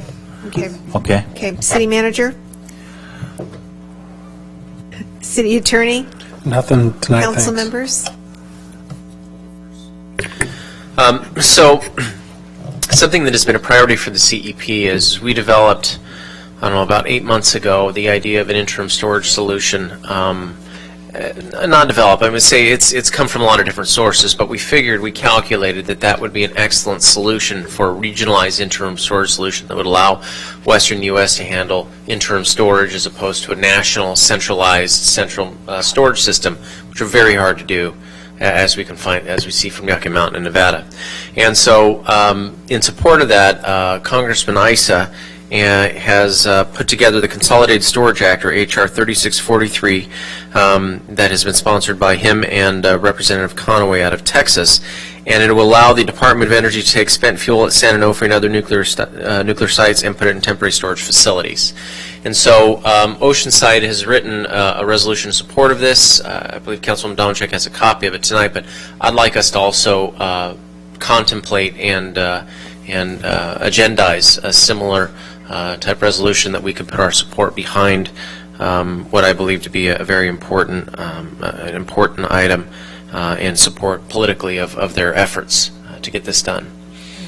And I sent a copy of the ordinance from Oceanside and a little bit of the backstory. One of your colleagues, Jerry Kearns, he is advocating in San Diego County. He's visited the city councils of Encinitas, Vista, Carlsbad, a couple others. And so I reached out to him as an Orange County compatriot and have sent the resolution to Mission Viejo, Dana Point, San Juan Capistrano, Laguna Woods, and Laguna Beach. And all of them are also, it's basically supporting Darrell Issa's initiative, which makes it legal to have interim storage of the waste. It's a very good thing. Under the current law, the department can only remove the fuel if it's been sent to a permanent facility. And this allows, there's a city in West Texas that's building a temporary storage facility and allow for it to be stored there temporarily until a permanent solution is found. And so, obviously, it's a more appropriate place than next to the ocean. And so... So I'll second Next the to motion. So I'd like to bring that forward for us to I want to contemplate. commend you on those CEP meetings, because all the meetings that you've had, I've sat through some of them, only a very small portion, but you all came together finally and decided that this right now was the best solution and the best option to go for, That was about- instead of waiting for the federal government to find one place. Yeah. So- That was about a year ago we had that meeting. It was about April. I think I was at that meeting, but it really, I think a lot of people finally, it was a consensus, and those meetings were run so well, and I do agree with that and getting it away from San Clemente and San Onofre. I think this is the clearest path for us. Well, we only hope that we can remove the rest of the obstacles that are out there, but I think at this point I think we have unanimous in everything we've ever contemplated about this. There's unanimous support for removing the fuel to another facility, and so I don't think this will be controversial. Frankly, I think this is something that this whole community can get behind. So, if that's okay, I'd like to ask that we put it on the calendar for our next meeting. I'll second that. I think we're all in favor of that. That's an easy one. Anybody else? Two things, yeah. One is on behalf of San Clemente. I attended the Southern California Economics Summit on January 7th in Los Angeles, and the speakers were far-reaching. There were about 500 participants, and we had the mayor of Los Angeles, Eric Garcetti. We had former Governor Pete Wilson, et cetera, et cetera. The theme throughout the summit is the huge need for workforce housing in the multi-county region. And so I just wanted to share that with you. And then also, in one of the conversations, the Santa Clarita Library System was mentioned as an exemplary model of an independent library. So I was going to ask if staff could do a little digging on that and see if there's something there that if we get to the point where we want to be a freestanding library, it's a good model. So that was that. And then my last thing is, there's a little slide for this. This Saturday is the Peak at La Pata, and walkers of all ages are invited. It's 9 o'clock. We're meeting at it's the Forester Ridgeline Trail. We're meeting at the Camino del Rio trailhead at the end of Camino del Rio. It's a beautiful walk, and it's about 2 miles on dirt. But in addition to seeing the project, you'll be able to see where the terminus of the La Pata extension comes in by Target. You'll be able to see how the road traverses into San Juan Capistrano. You'll be able to see some of the active transport solutions, great views of the ocean. And then there's these monument markers up there that somebody put up there that talk a little bit about the history of San Clemente. So hope people can make it. Not good for strollers, and it's a little bit uppy-downy, but we're going to go at a very slow pace, and Tom Vonnegut is going to lead the charge as well as a representative from the county. So hope everybody can be there. I have one issue that I wanted to bring to council and see what you wanted to do about it and see if we had consensus. We had a recent meeting of the Coastal Advisory Committee, and they voted to form a committee to study dogs on the beach during winter hours. And there's two things. First of all, doing committee is a function of the council, but the council directed in 2012 that this issue shouldn't come back until we had sand replenishment. But I'm not making a statement on dogs on the beach or anything, but I wanted to bring up a point that I thought about. The Beaches, Parks, and Rec Master Plan is coming up. It's not going to be this fiscal year, but it's going to be in this calendar year, later this year. And I read that, some of the directives in that, and one of them is to identify trends in the Beaches, Parks, and Rec study that may be relevant to our city and evaluate priorities of what the community wants. So I think that right now it would be better to wait and go through the whole Beaches, Parks, and Rec plan. We're paying for that plan, and have the people that want the dogs on the beach to express that during this plan, and not have a separate committee studying that right now. So I wanted to see what you thought about that. Are you talking about telling the Beaches, Parks, and Rec Committee to not do that? Yes. Is that what you're saying? Absolutely. Yeah, the Coastal Advisory. Coastal Advisory To wait, Committee. that we think it would be better to be part of our master plan, to where people can identify that trend, that's what they want. What was? I'm sorry. I got it wrong. It was Beaches, Parks, and Rec. But we're doing a master plan, and we're paying for all of that, and we're going to be doing all these studies, and I think that would be better to do that at that time, and not have a separate committee. So I'm asking for council's direction on that.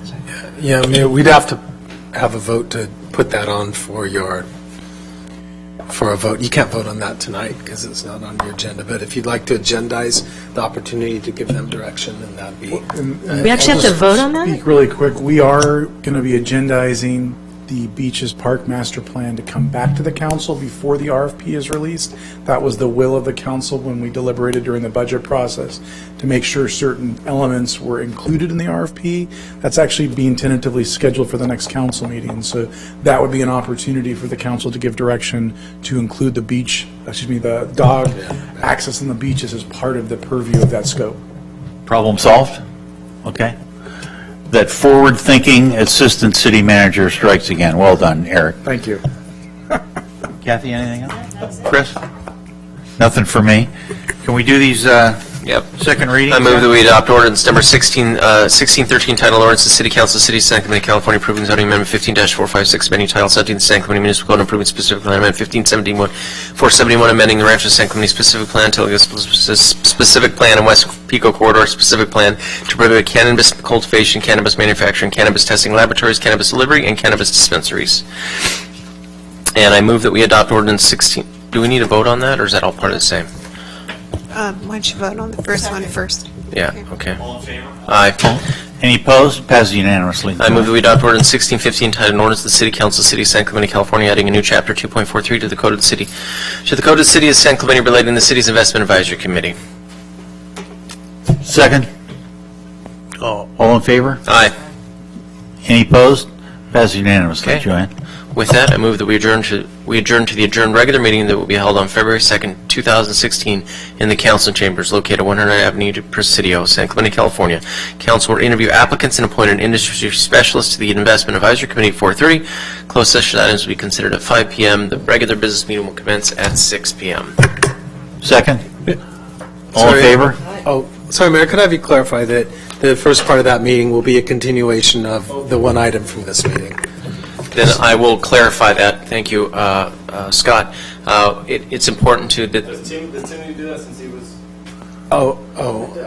It's just the adjournment, so. Okay, so yeah, and then we'll have a continuation of the items that we were contemplating tonight. Are you specifically saying we can have it at the top of the agenda? That would be my preference, because it's a continuation of this meeting.